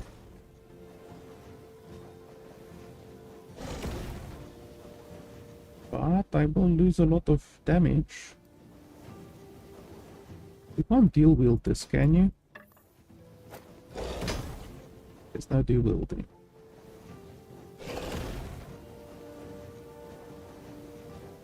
"25 resistance to minions, that is not enough." If you could dual wield them, then it would have been great.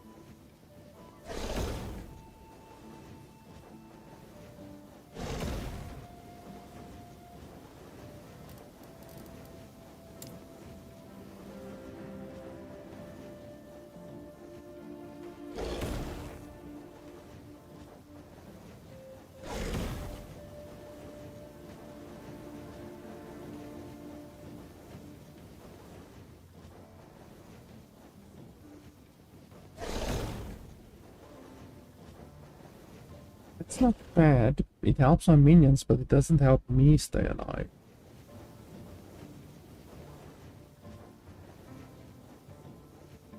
Well, it helps me a little bit, but with a block chance, that's not very much. I don't care that my minions die. I care that I'm dying.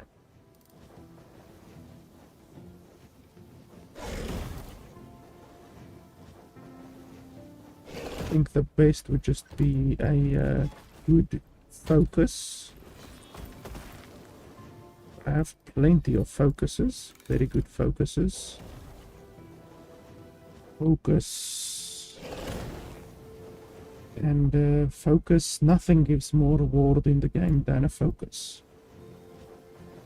Ah, there's my old focus that I used to have, so we can take that one. And then I need a good vine here.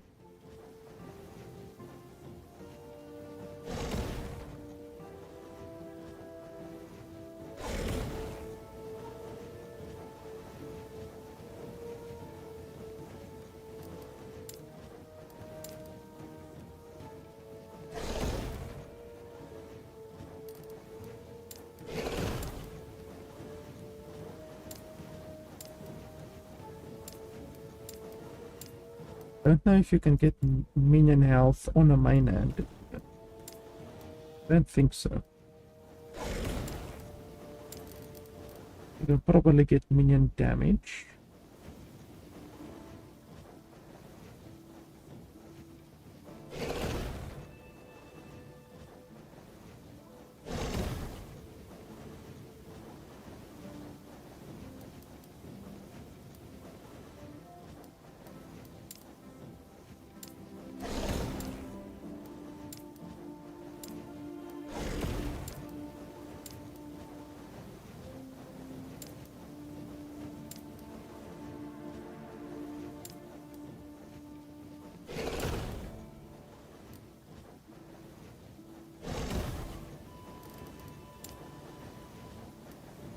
Yeah, no, there's no minion health on main hand, so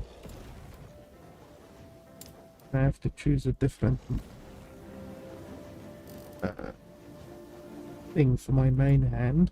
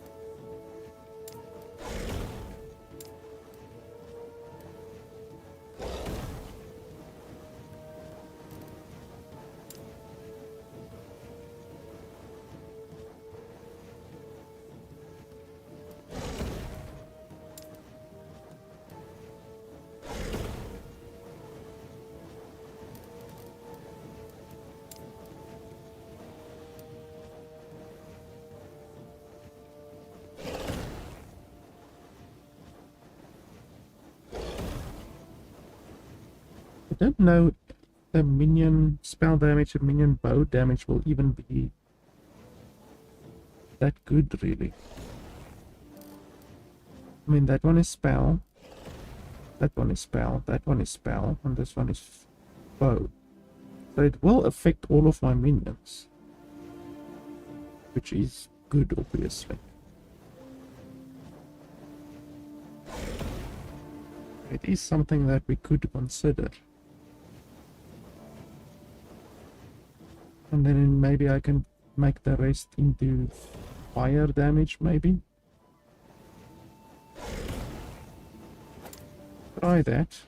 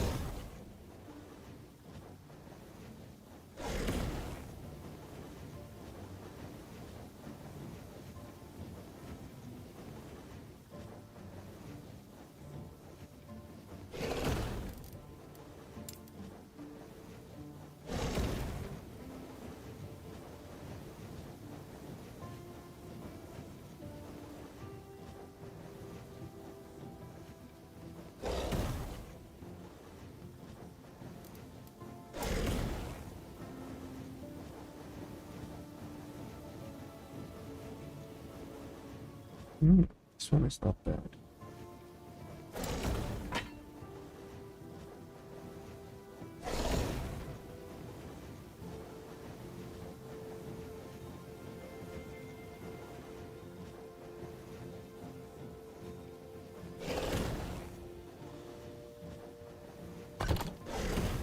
this one. Poison damage.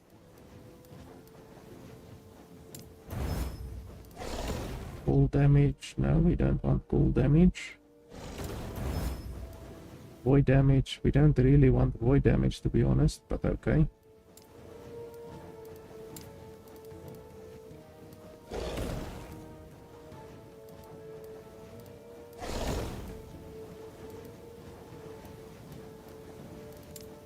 There's no minion damage or anything like that.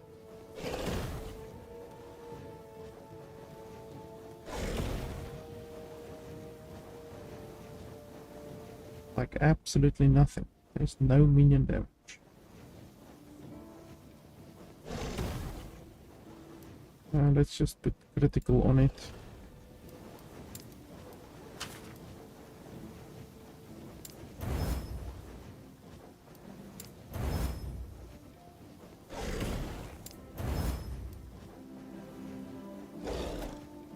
Not particularly good, but anyway, let's try it.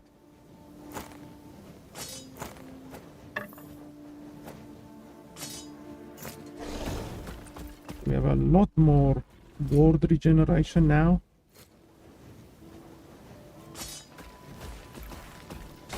Should be able to survive much longer now. Yes.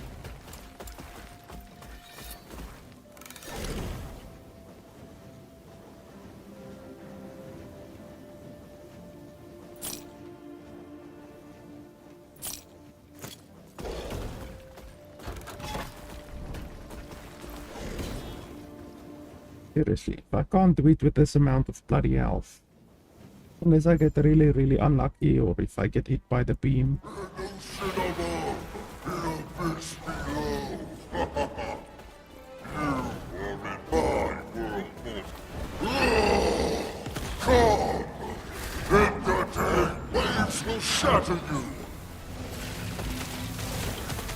Hell, look at that damage.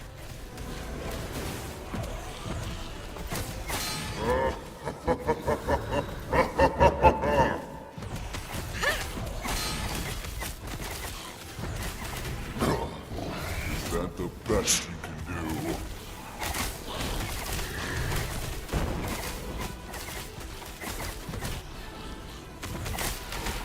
Your blood will be a drop in my ocean.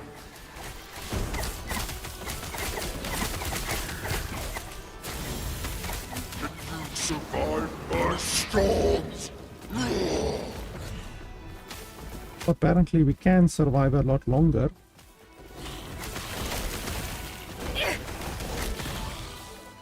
Amazing how powerful a focus is when it comes to ward regeneration. Even though our damage will be less now. I actually would need to do tests to see how much less it is. It doesn't feel like it's much less, to be honest. We're still killing Lagon very quickly.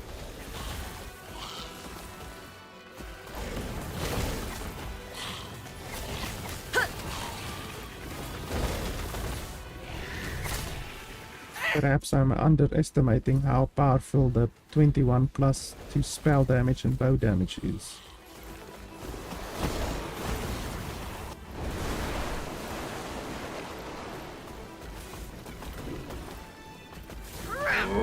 You are starting to bore me. That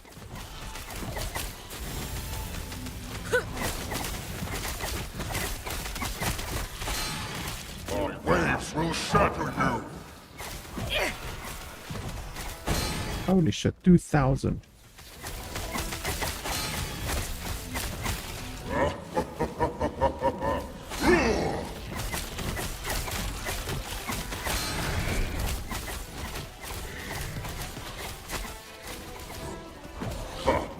Is that the best you can do? And we did, yep.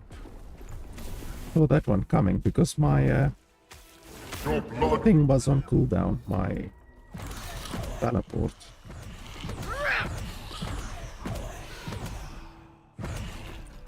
But we are much more resilient now, that's for certain.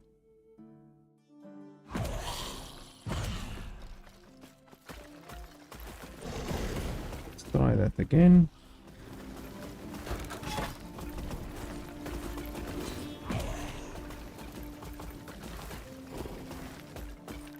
Really doesn't look like we're doing less damage. Ocean above, in abyss below. You are in my world.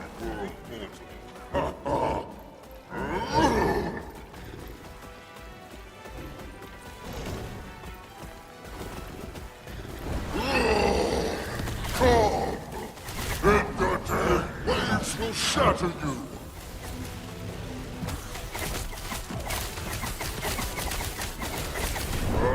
6,000. Now they definitely increased the damage that Lagon does. Definitely. 6,000. You used to be able to survive that thing. Like pretty easily. I've gotten hit by that thing multiple times before. And now it's doing fucking 6,000. They definitely increased the damage that this bastard does.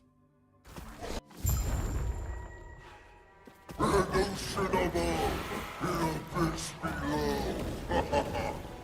You are in my world. Come! Entertain! Waves will shatter you!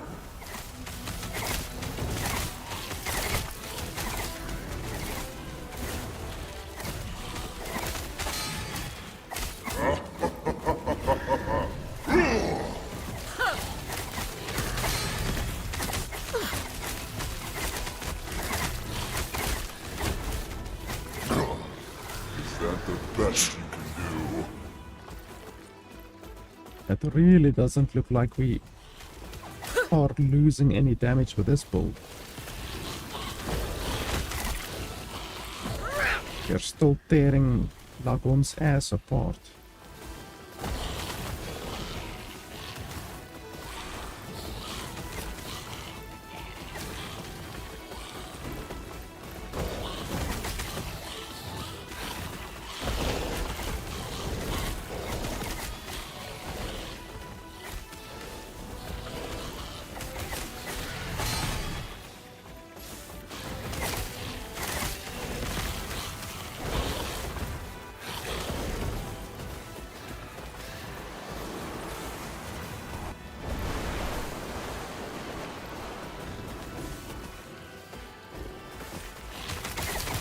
Your blood will be but a drop in my ocean.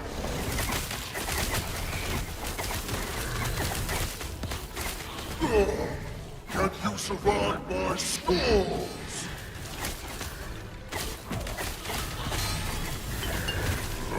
You're starting to bore me.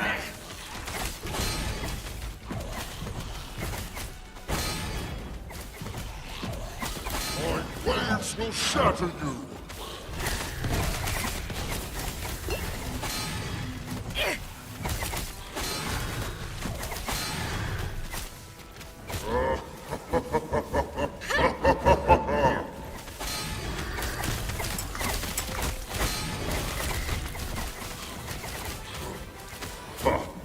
Is that the best you can do?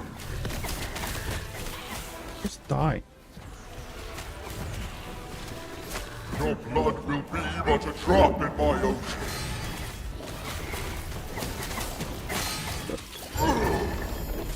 Fucking hell. Piece of shit.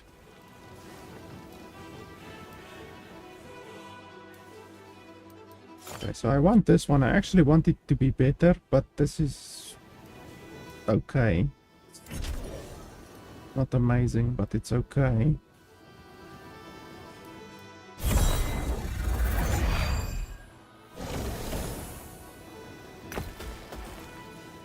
Wow, 2 legendary potential on that one.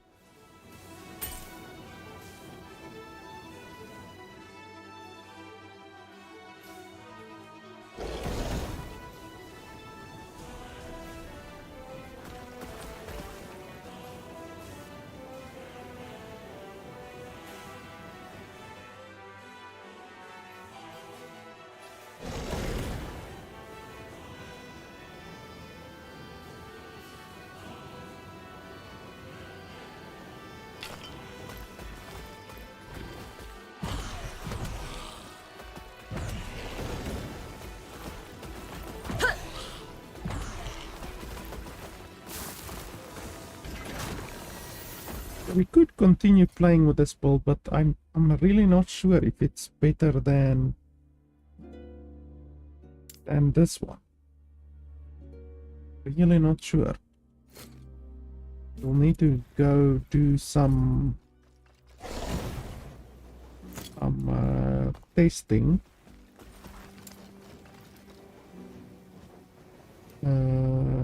Champions Gate, yes. Hopefully this loading screen doesn't take 5 minutes. But it shouldn't, since this isn't a hub technically, even though there are people here. Okay, that was quick.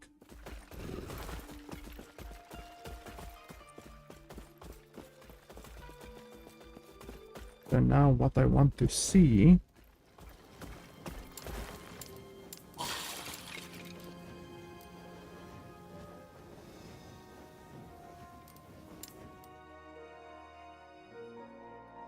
we can use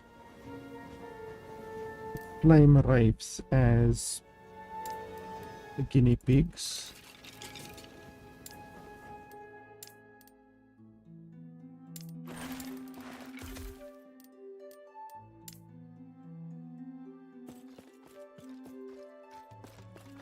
So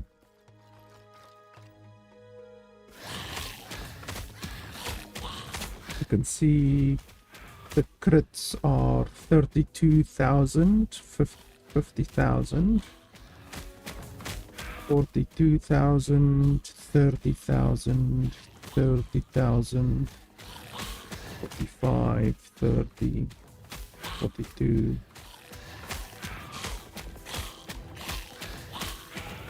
36. Okay, so we have a general idea. And now if we swap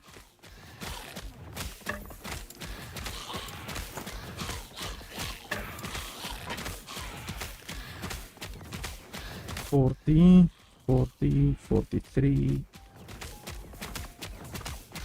$43, $30, $35, $32, $43, $43, $40, $38, $38, $32, $33.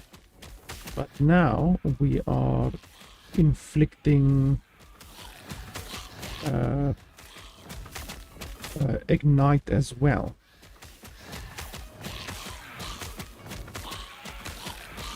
Even though it hardly looks like we are inflicting any ignite, to be honest.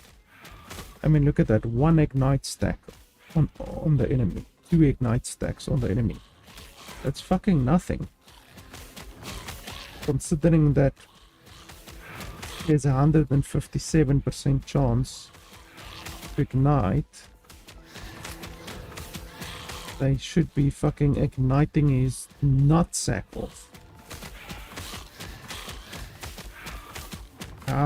How is it such a small amount of ignite? And then when we remove it, they're still fucking doing 33,000, 42,000.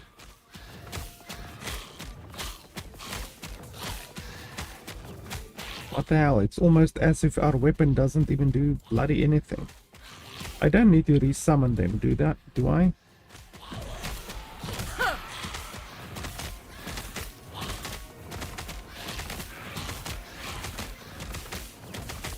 I don't need to resummon them.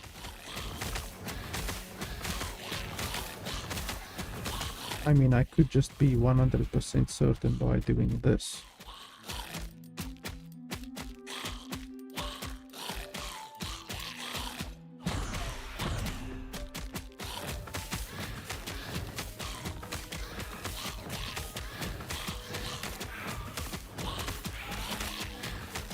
Ah, you see, now I'm doing much less. 25,000. Now I'm not getting any crits above 30,000. Okay, so you're telling me that it keeps the stats of your weapon until you unsummon it, because that would be really stupid.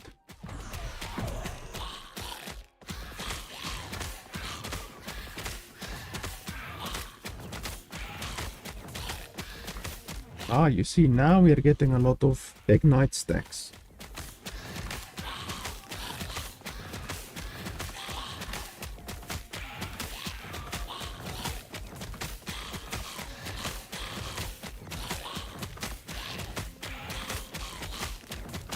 Okay.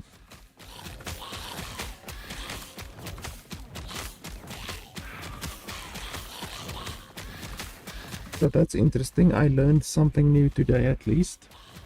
You need to, when you have weapon and you're changing your weapon, you need to unsummon the minions and then change your weapon. Otherwise it won't have effect, because your weapon, your minions basically inherit your weapon. It's weird. So let's see if we summon a bunch of skeletons. I wish I could unsummon these bastards. I could sacrifice them. Yeah. And then we're gonna do skeleton warriors for this.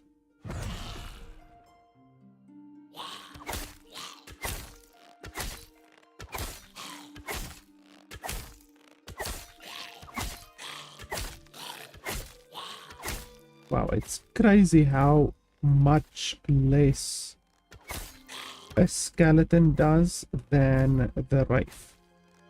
Like, the Wraith's damage is just fucking insane. It does 50,000 crits, whereas a skeleton does 3,000 crits. Like, that's a gigantic difference.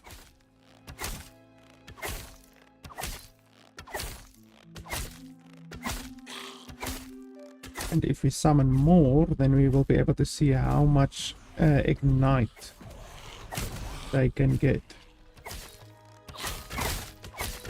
So now we're gonna see a big number pop up.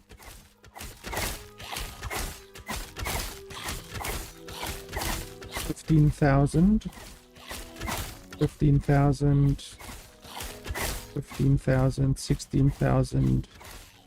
So that is the ignite that's popping up. That's the 40 stacks of ignite. Is that 15,000? So then you're doing 15,000, 15,000, 15,000, literally every second, I believe. It will tick. You can see there, 12,000, 16,000, 15,000. So that's basically what the power of your skeletons is. You have a lot of skeletons, or a lot of any minion, really. They will stack a lot of the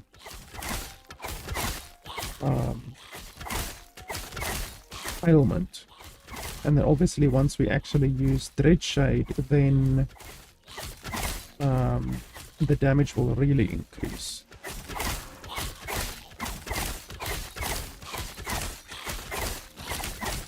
You can see now the skeletons are doing 10,000 instead of 3,000.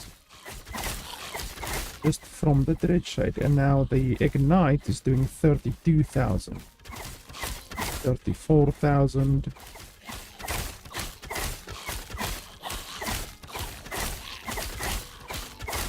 So just from the Dreadshade, you're tripling your damage just by casting the Dreadshade. So the Dreadshade is really, really powerful.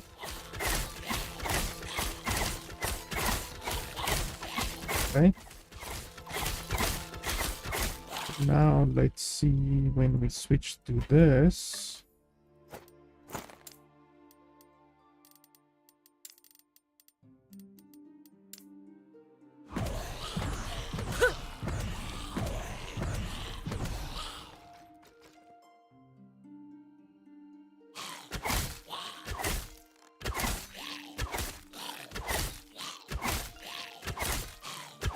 Holy shit, we're actually getting a lot more damage.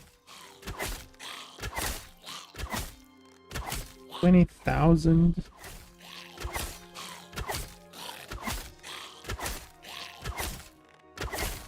Holy shit, I actually really underestimated the power of this 21 plus bow damage. Because that is like we went from them doing a maximum of 3,000 crits to doing 15,000 crits with this weapon. Like, holy balls. It's a gigantic difference.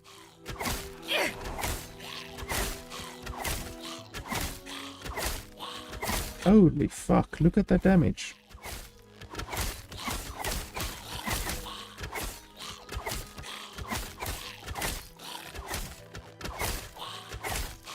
Okay, so we basically just learned that I've been playing with a really shitty weapon all along.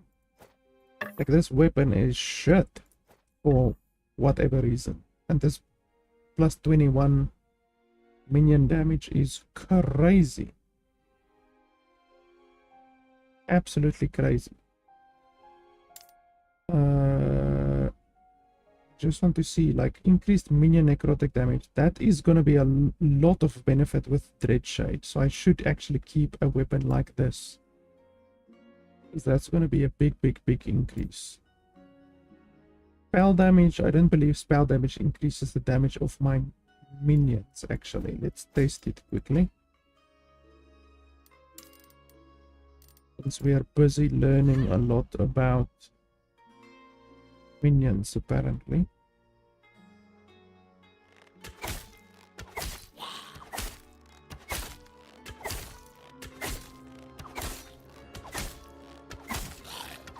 So now we are back to doing 4,000.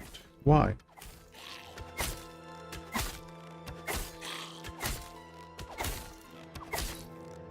Why are we doing so little again?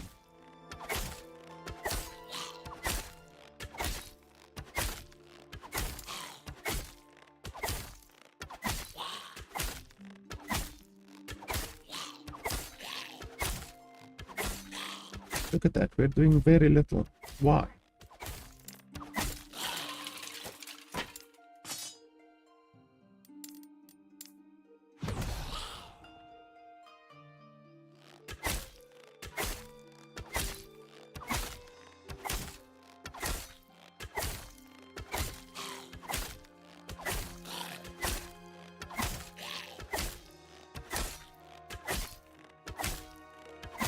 It might literally just be the increased minion necrotic damage that's doing that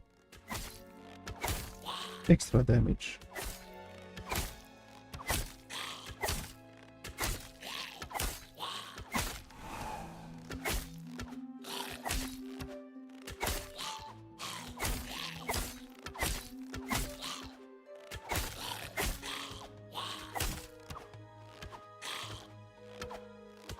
It's very fucking inaccurate, I have to say.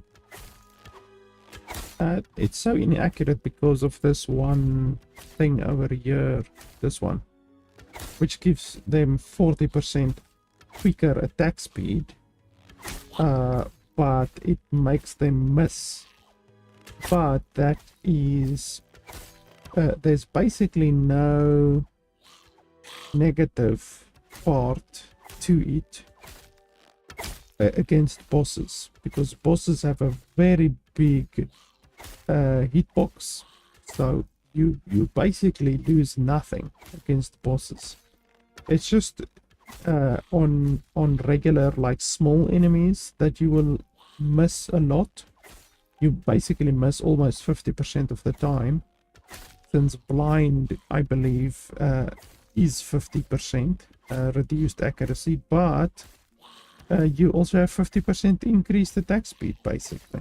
So it really cancels itself out at the end of the day. And then, like I said, against the bosses, you suffer no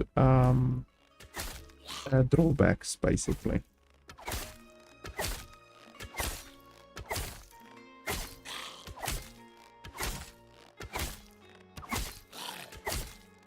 So yeah, I think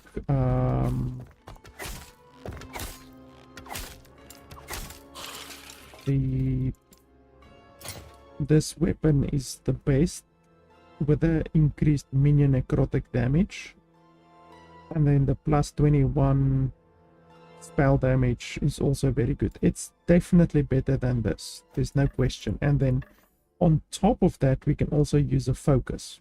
The focus is really good because it keeps us alive. I mean, look at that. From 2750 ward, we go down to maybe 1800. So we basically get 1000 ward extra just from having the focus. And then we get additional benefits like the increased minion health and increased intelligence, all of that kind of stuff that this weapon does not give. So yeah, definitely this is already a large improvement, which I didn't even realize, but that's what happens when you don't do the appropriate research. But anyway, now we learned.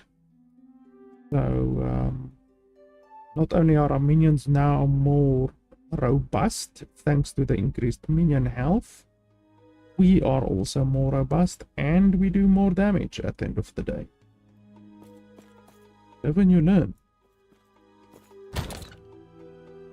I'm just quickly going to take a bathroom break. I will be right back. Let's go to this screen.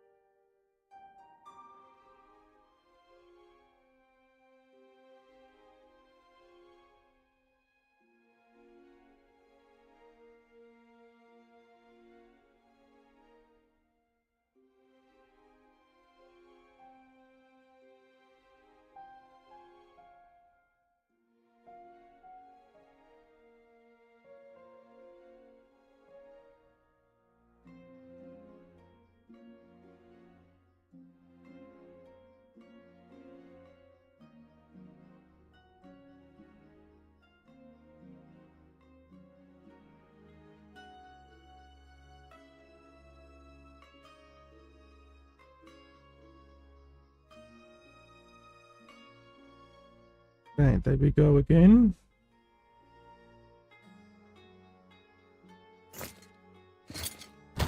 So I'm pretty sure I should be able to get a better sickle than this soul harvester, what the hell ever you call it. I don't think there's any unique sickles. I'm just gonna call it a fucking sickle. I'm not gonna call it a soul harvester.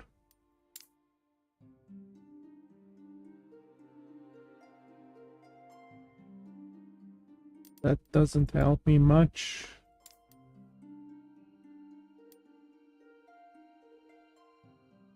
Melee necrotic damage. No, that's only for me. That's not even for my minions.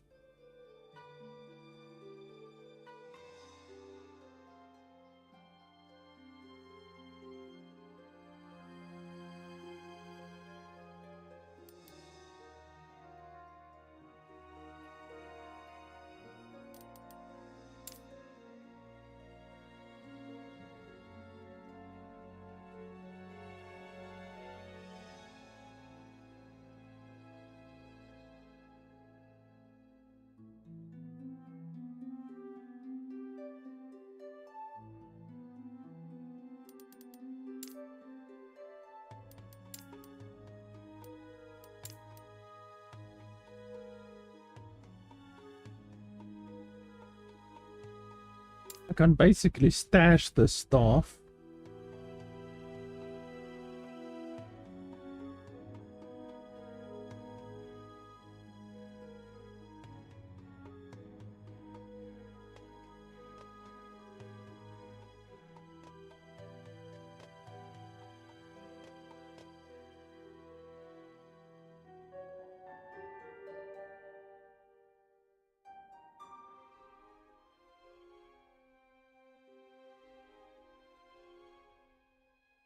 This one is actually... No, it's not. Not really so good.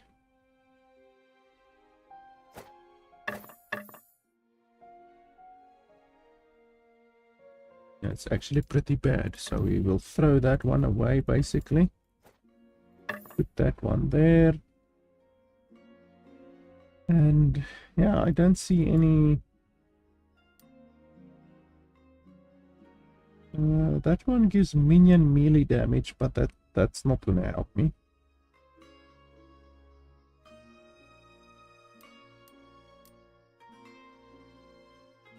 Ah, here's one. This one gives minion necrotic damage, but nothing else really.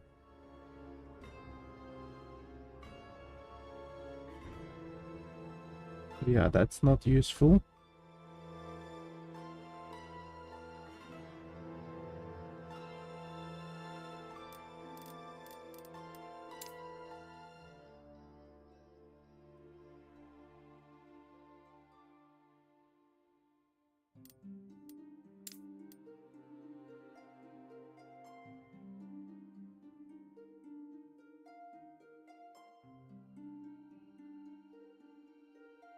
Now, none of my minions are melee except the golems.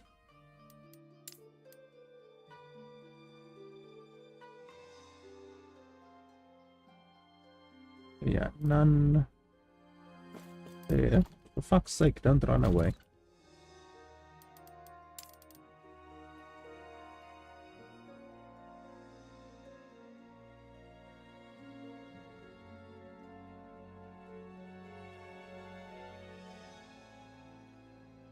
I could take something like this, but the entire point of taking a focus is to get a lot of extra survivability.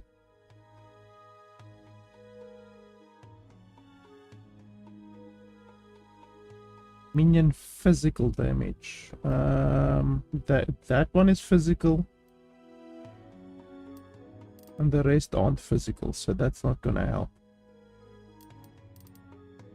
But yeah, it's pretty much a sickle.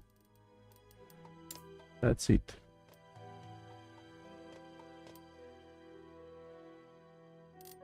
Now let's start from the top.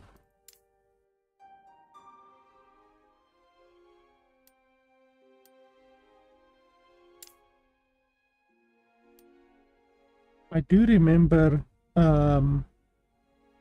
there being an item or two that's two-handed, that gives minion spell damage and minion bow damage. But I don't think you get a two-hander that gives increased minion necrotic damage.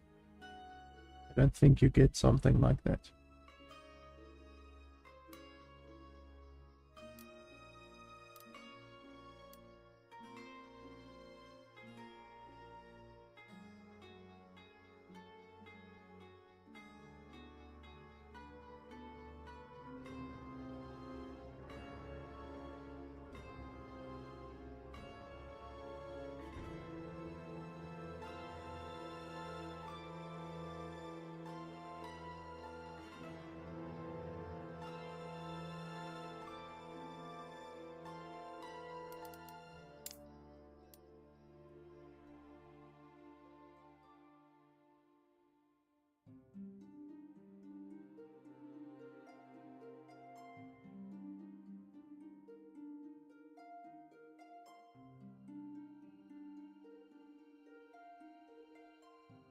That's also not bad, but obviously this thing gives me a hilarious amount of ward, so I'm not going to be replacing it anytime soon.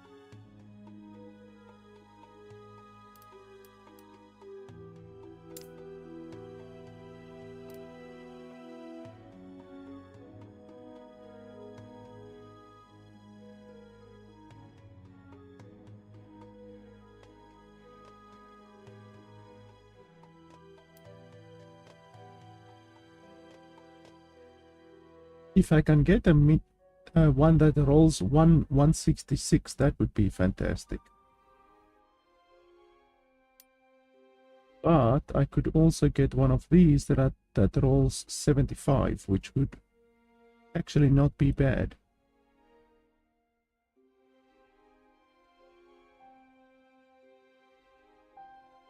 Like, if I can get one that's close to 75, I would be happy. Wow, this one gives... Yeah, it's a tier 7, that's why. One gives quite a lot, but it gives no benefit on the base.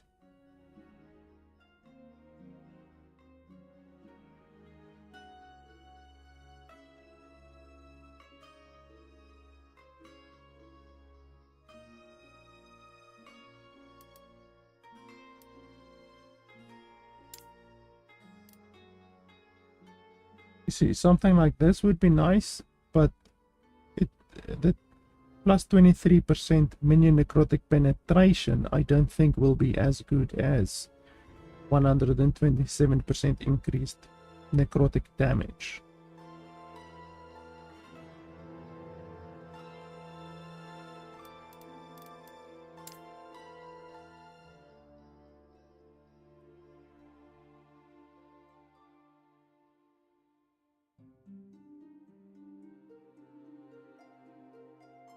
Wow, that one has double. How the hell does that happen? Plus 15 minion bow damage, plus 11 minion bow damage. Can that actually happen? I didn't know that.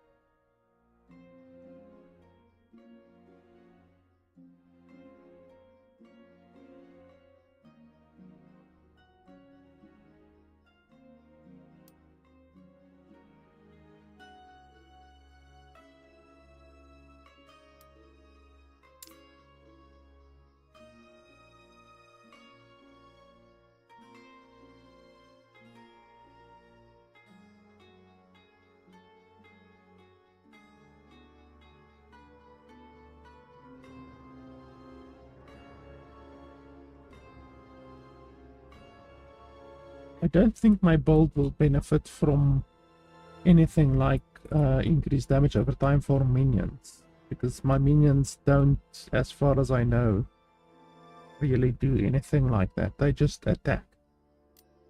I don't even know which minions would benefit from that, to be honest.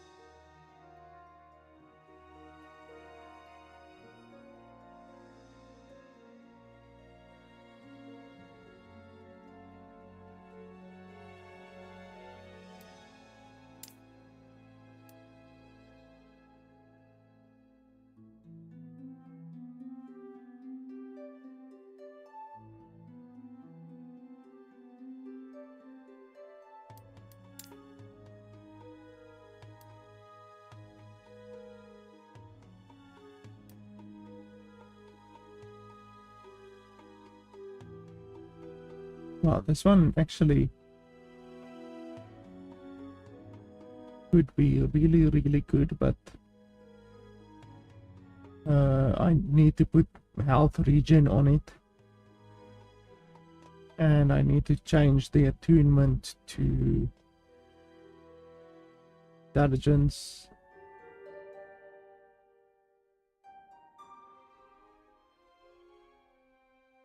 And then I'm gonna lose 30 increased minion damage. Not, yeah, that's gonna be difficult.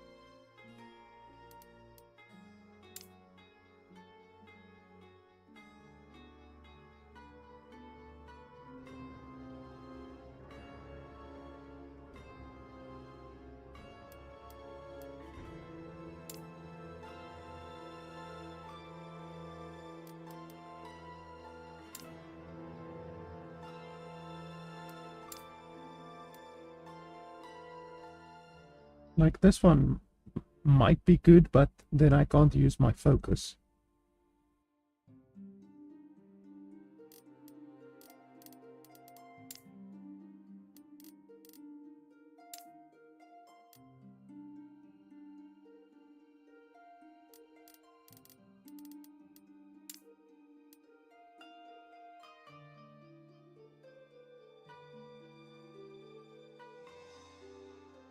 This one is about the same, but it doesn't have the minion spell damage bonus.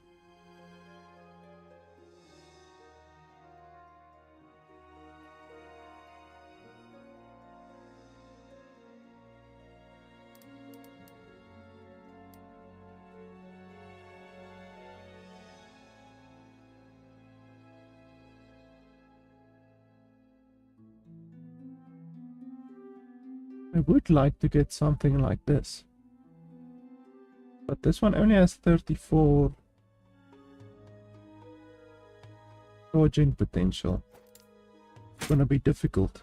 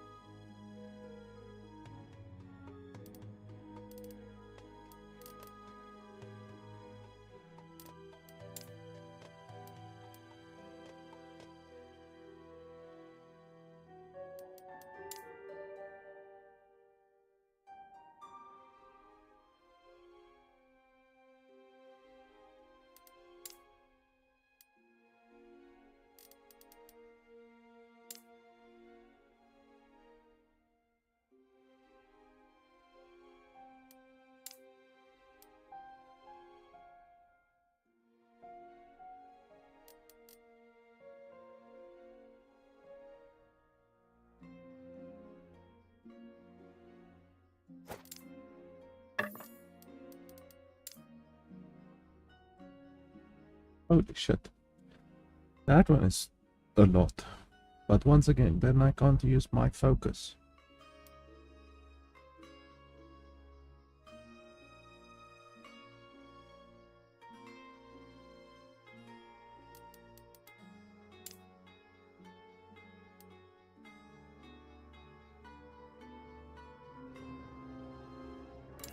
It seems pretty much... I'm gonna stick with this one for now, even though it's not particularly good. I'm gonna stick with it.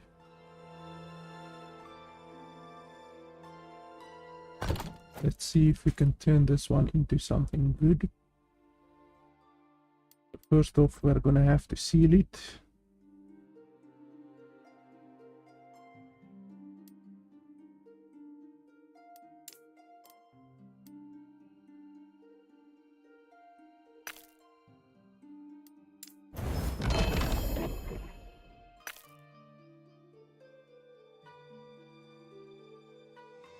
Minion health is fine. Prefix what we want. Minion damage is nice.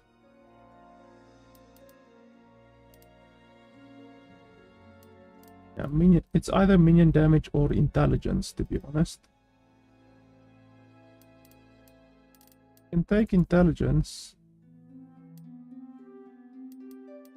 That is always good.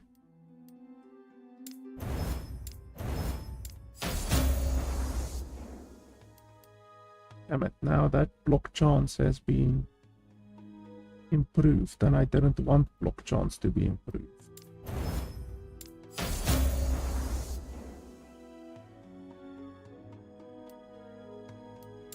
Then we put on the suffix.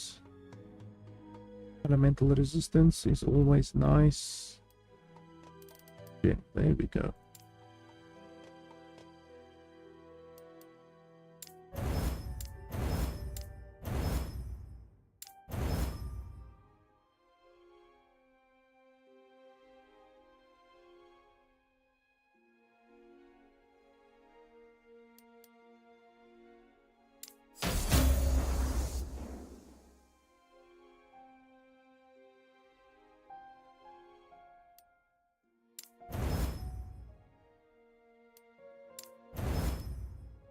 That actually turned out a lot better than what I thought.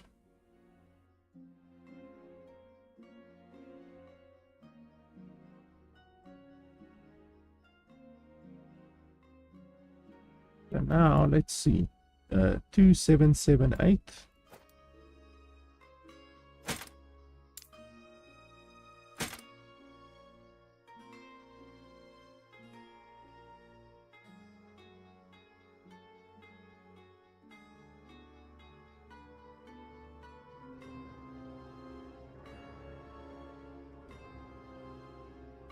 We actually lose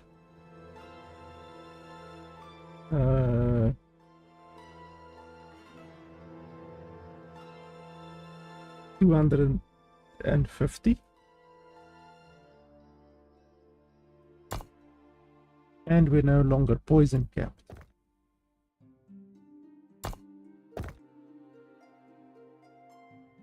But we do gain intelligence.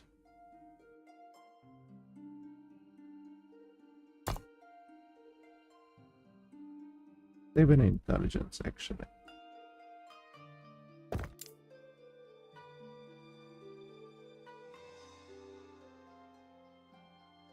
So it's very close, but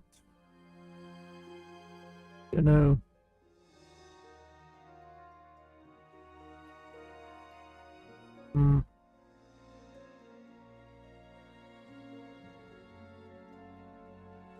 yeah, that's not really worth it, I wouldn't say. Yeah, let's go back to that one.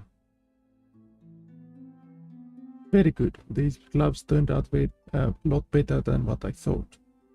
Even though I wouldn't have wanted the +3 block chance, because the +3 block chance is basically useless.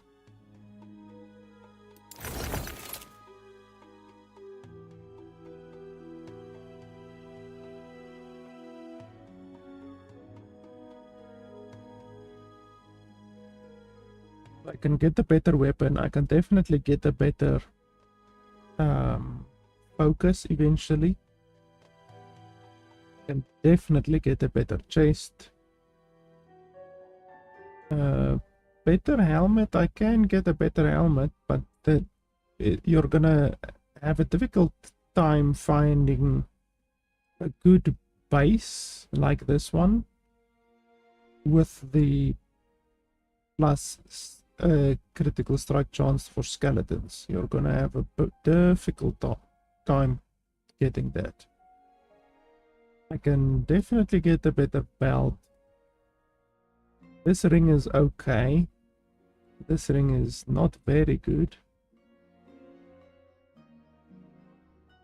Even though it has tier 7 minion damage, but the base is bad. It's a very bad base. Gloves are fine. Boots are fine. It can be a better base. And then this thing I can probably never replace, but I will be able to put a legendary potential on it. I just need to go kill Julra tier 4 and then hope I get maybe a tier 2. I won't get a tier 3. Like the tier 3 is incredibly rare. Oh, by the way, I forgot to take that off. It is really difficult to get a tier 3 of this one. Like, I don't even know if it's possible, because with some items, some high level items, it is impossible to get a tier 3 or a tier 4. But yeah, this, if I can get like even just a better one, like this is 51% of health regen applies to ward. If I can get the 66%, then already it will massively increase the amount of ward that I will have. So just a small improvement like that. I don't even need more legendary potential necessarily. Just getting the 51% to 65 or 66% would be bloody amazing. Necklace is pretty good. You're not gonna get a much better necklace than that. Okay, let's stash these things. So we will definitely, well, we are doing more damage right now. I just need a better weapon. But we are doing more damage than what we did. So I'm happy with that. And we're obviously a lot more tanky. And our minions are also a lot more tanky than what we were. Thanks to our little experiments that we did.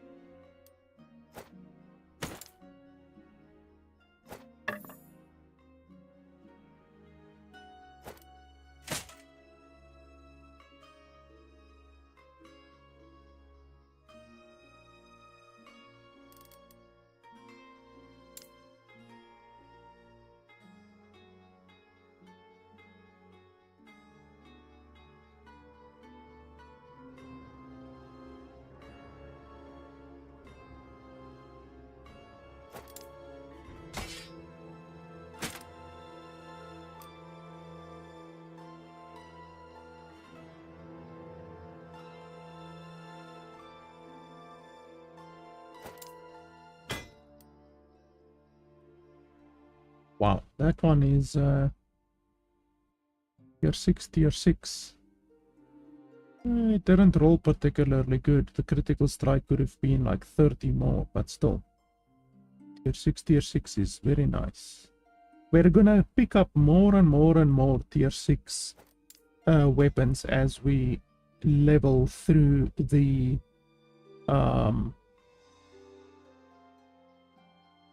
Merchants Guild. Like, you're just gonna get more and more and more and more. This weapon is not good. It's a low level weapon.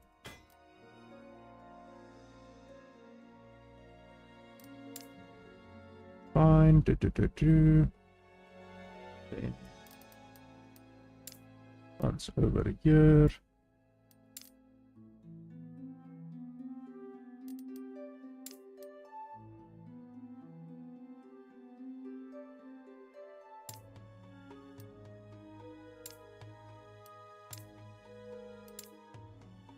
Two legendary potential. Oh, that's the first one that has 2 legendary with potential. Okay, I need to count these together. Let's pull out the calculator quickly. So 59 plus 42 plus... well, that's it basically. We're just counting the melee damage. We don't care about the spell damage. You're not gonna use this thing with a spell, to be honest. Unless you use a melee attack that uses spell damage, then you would benefit from it. So that equals 100 or 148. And then this one is 33 plus 62. So that's 6 less, but it then has 55 spell damage, which makes it 150. So that's a little bit less, and the resistances are a lot less, 12 less resistances. This one over here, why the hell I'm bloody... The bloody game doesn't want to... Okay, there we go. Want to hover over the correct one.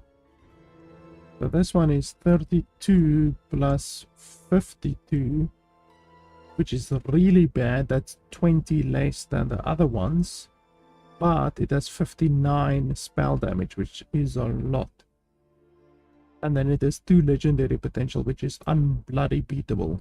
You're gonna be able to get like plus 40% attack speed on that motherfucker. So that's gonna be much better than the other ones. But this one is better for spell casting than this one, but this one is better for melee.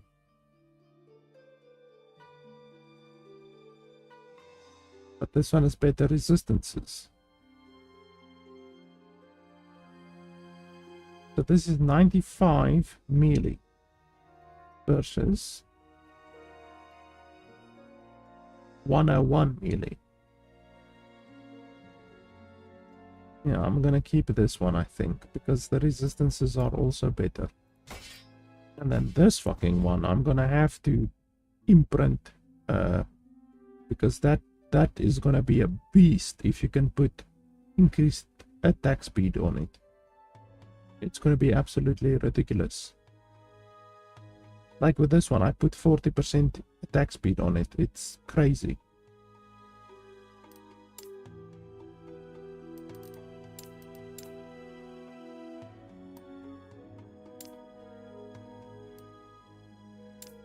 There's the skull.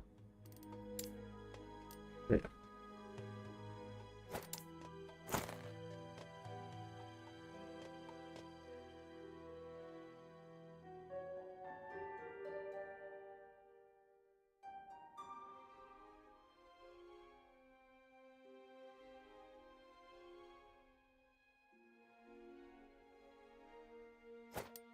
But that one is actually slightly better. Buying? Selling?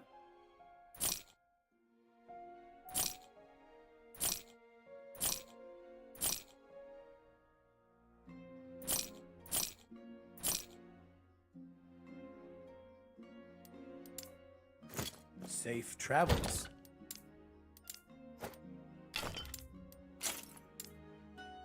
Okay, so we're finally done theory crafting and all of that bullshit. I know it's not the most exciting thing to watch, theory crafting, but it's something that has to be done. So here is an example of the damage we can do now.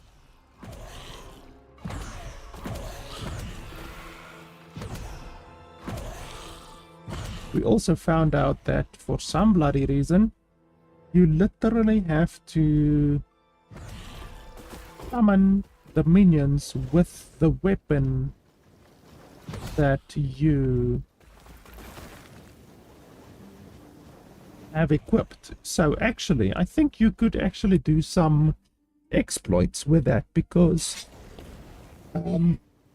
like that other double weapon, the dual-hander weapon that has 42, why the hell, that has 42 minion spell damage and 42 minion bow damage, you could actually equip that thing, summon your minions, and then equip these weapons, and then the minions will have the power of the weapon that you summoned them with. That's literally how the game works.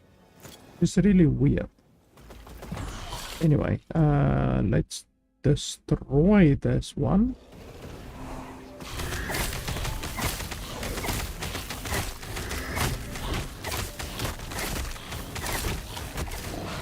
Look at those stacks. 130 armor shred, 55, what's that, decay? Yes, damned. Look at that. 80,000, 120,000, 210,000, 150,000, 160,000, 90,000.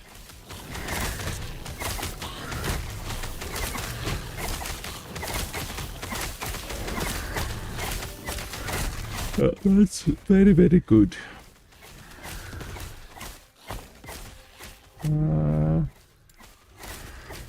I don't want the game to load incredibly long, but I think the servers aren't having too much problem right now, so we should be able to transition without, there we go, without too much effort. Because if I had to go through another 5-minute loading screen, I would have not been happy. So we already got the blessing that I want, but it's not the quality that I want. I mean, look at that. I can get another 60 increased health regen and then another 6 health regen extra. So that's a big improvement if I can get 6 extra health regen and 60 increased health regen. So I'm gonna try to beat, well, I am going to beat Lagon again, but I'm gonna try to get a better roll on my health regen, because this is a health regen build. You need a lot of health regen, and 6 health regen is a lot. It really is a big amount. Can easily give you an extra 150 wall.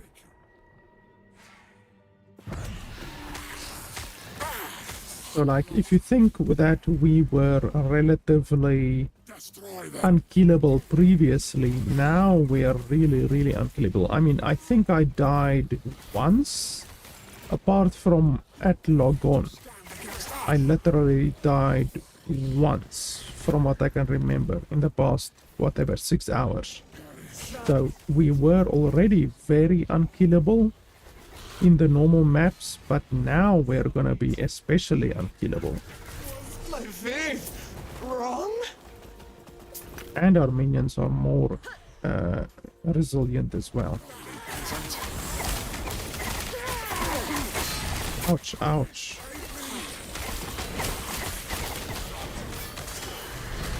I hate these things because the range on them is ridiculous. Like, they have an absolutely insane attack range.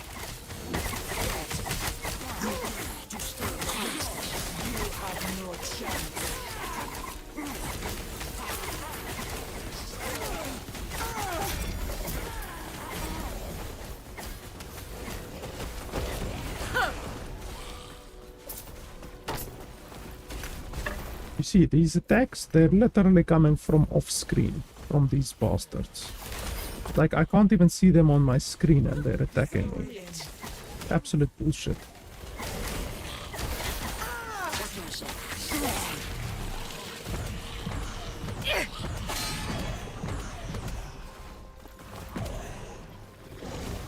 Look at that shit. I can't even see where the bastard is attacking me from.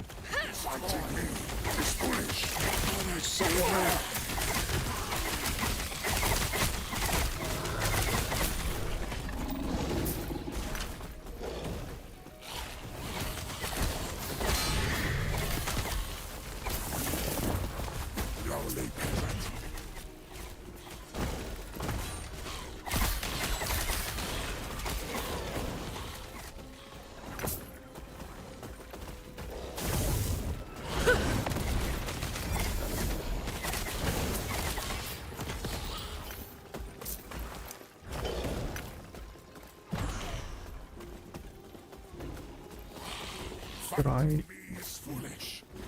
leave loot here somewhere? No.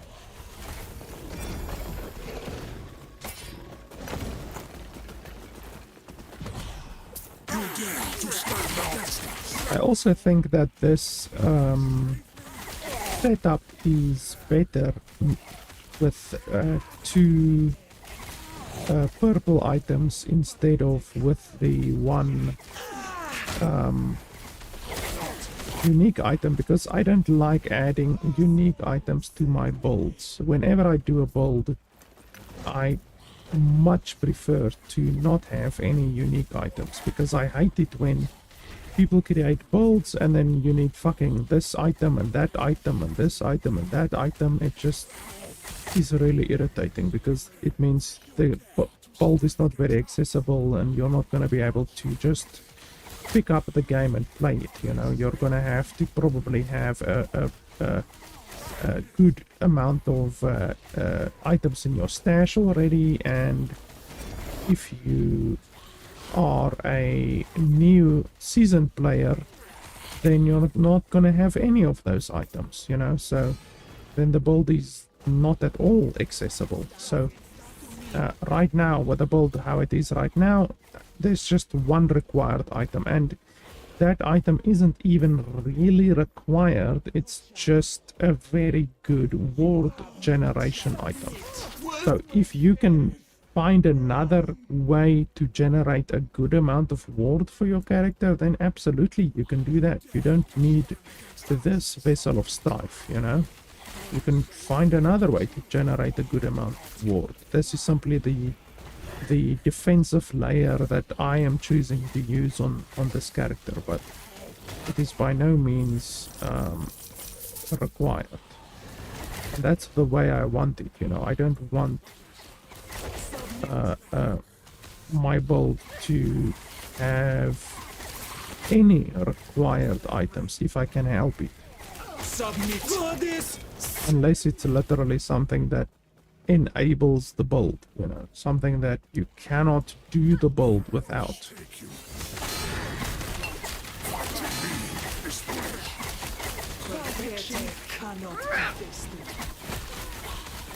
Bloody lag.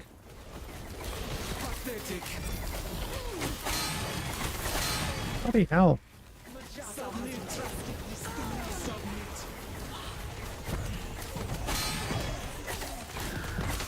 Fucking, they're critting the shit out of me.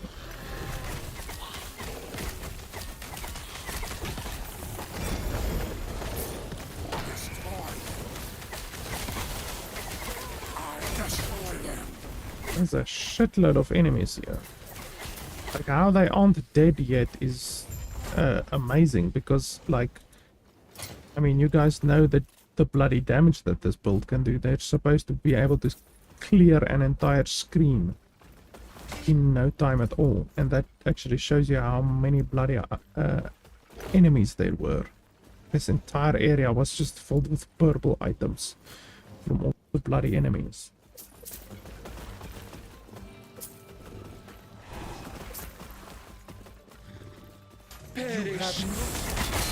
Bloody hell. fighting me?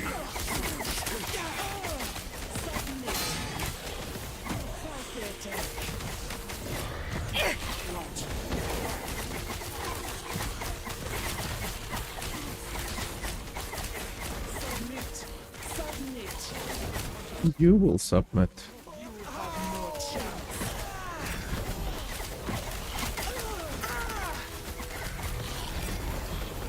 Listen to those fucking purple items dropping. And I'm just standing here scratching my butthole while my enemies kill it, while my allies kill everything. And now my bloody thing is full. Like something like this would be really powerful with this build actually, but you gain no benefit from the base. So you want something that you will gain a benefit from the base, like this. Increased minion necrotic damage. You actually gain a benefit from that. Whereas from this, you get fuck all.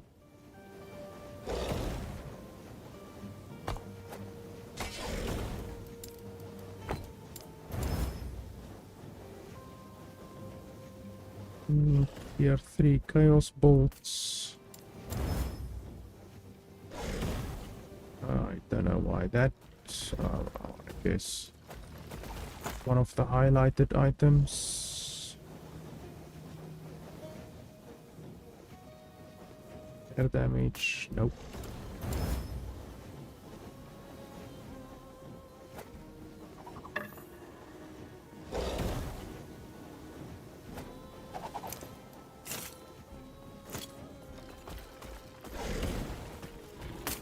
Holy balls.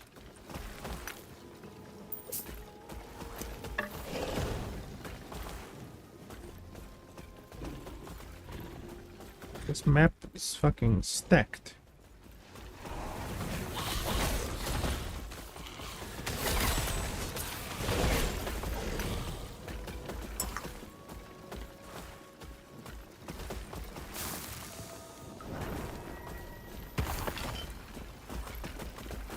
Yes.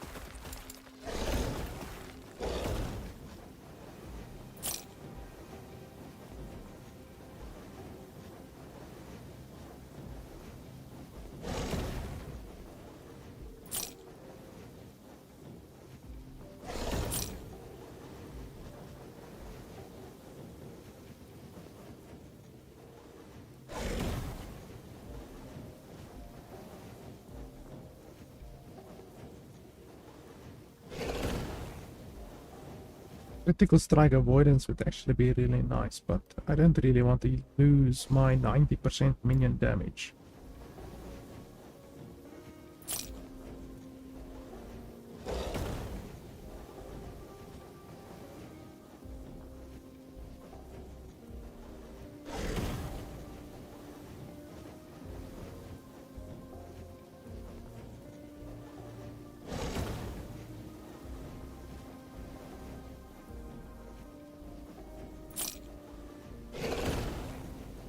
That's also a very good base. That's a very, very good base.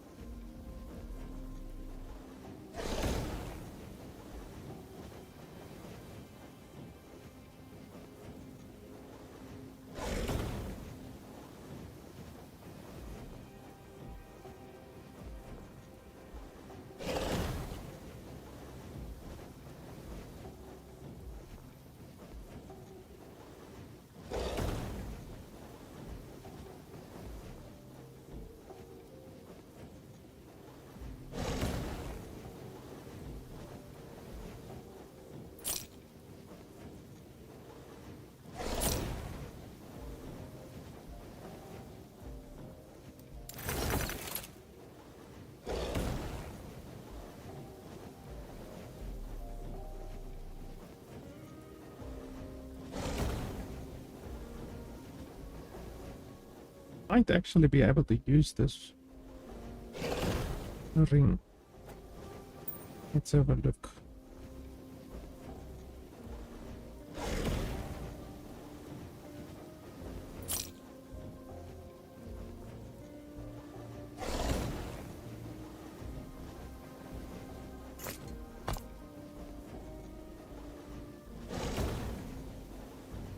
Tier 2, tier 2, tier 3. That's not very good.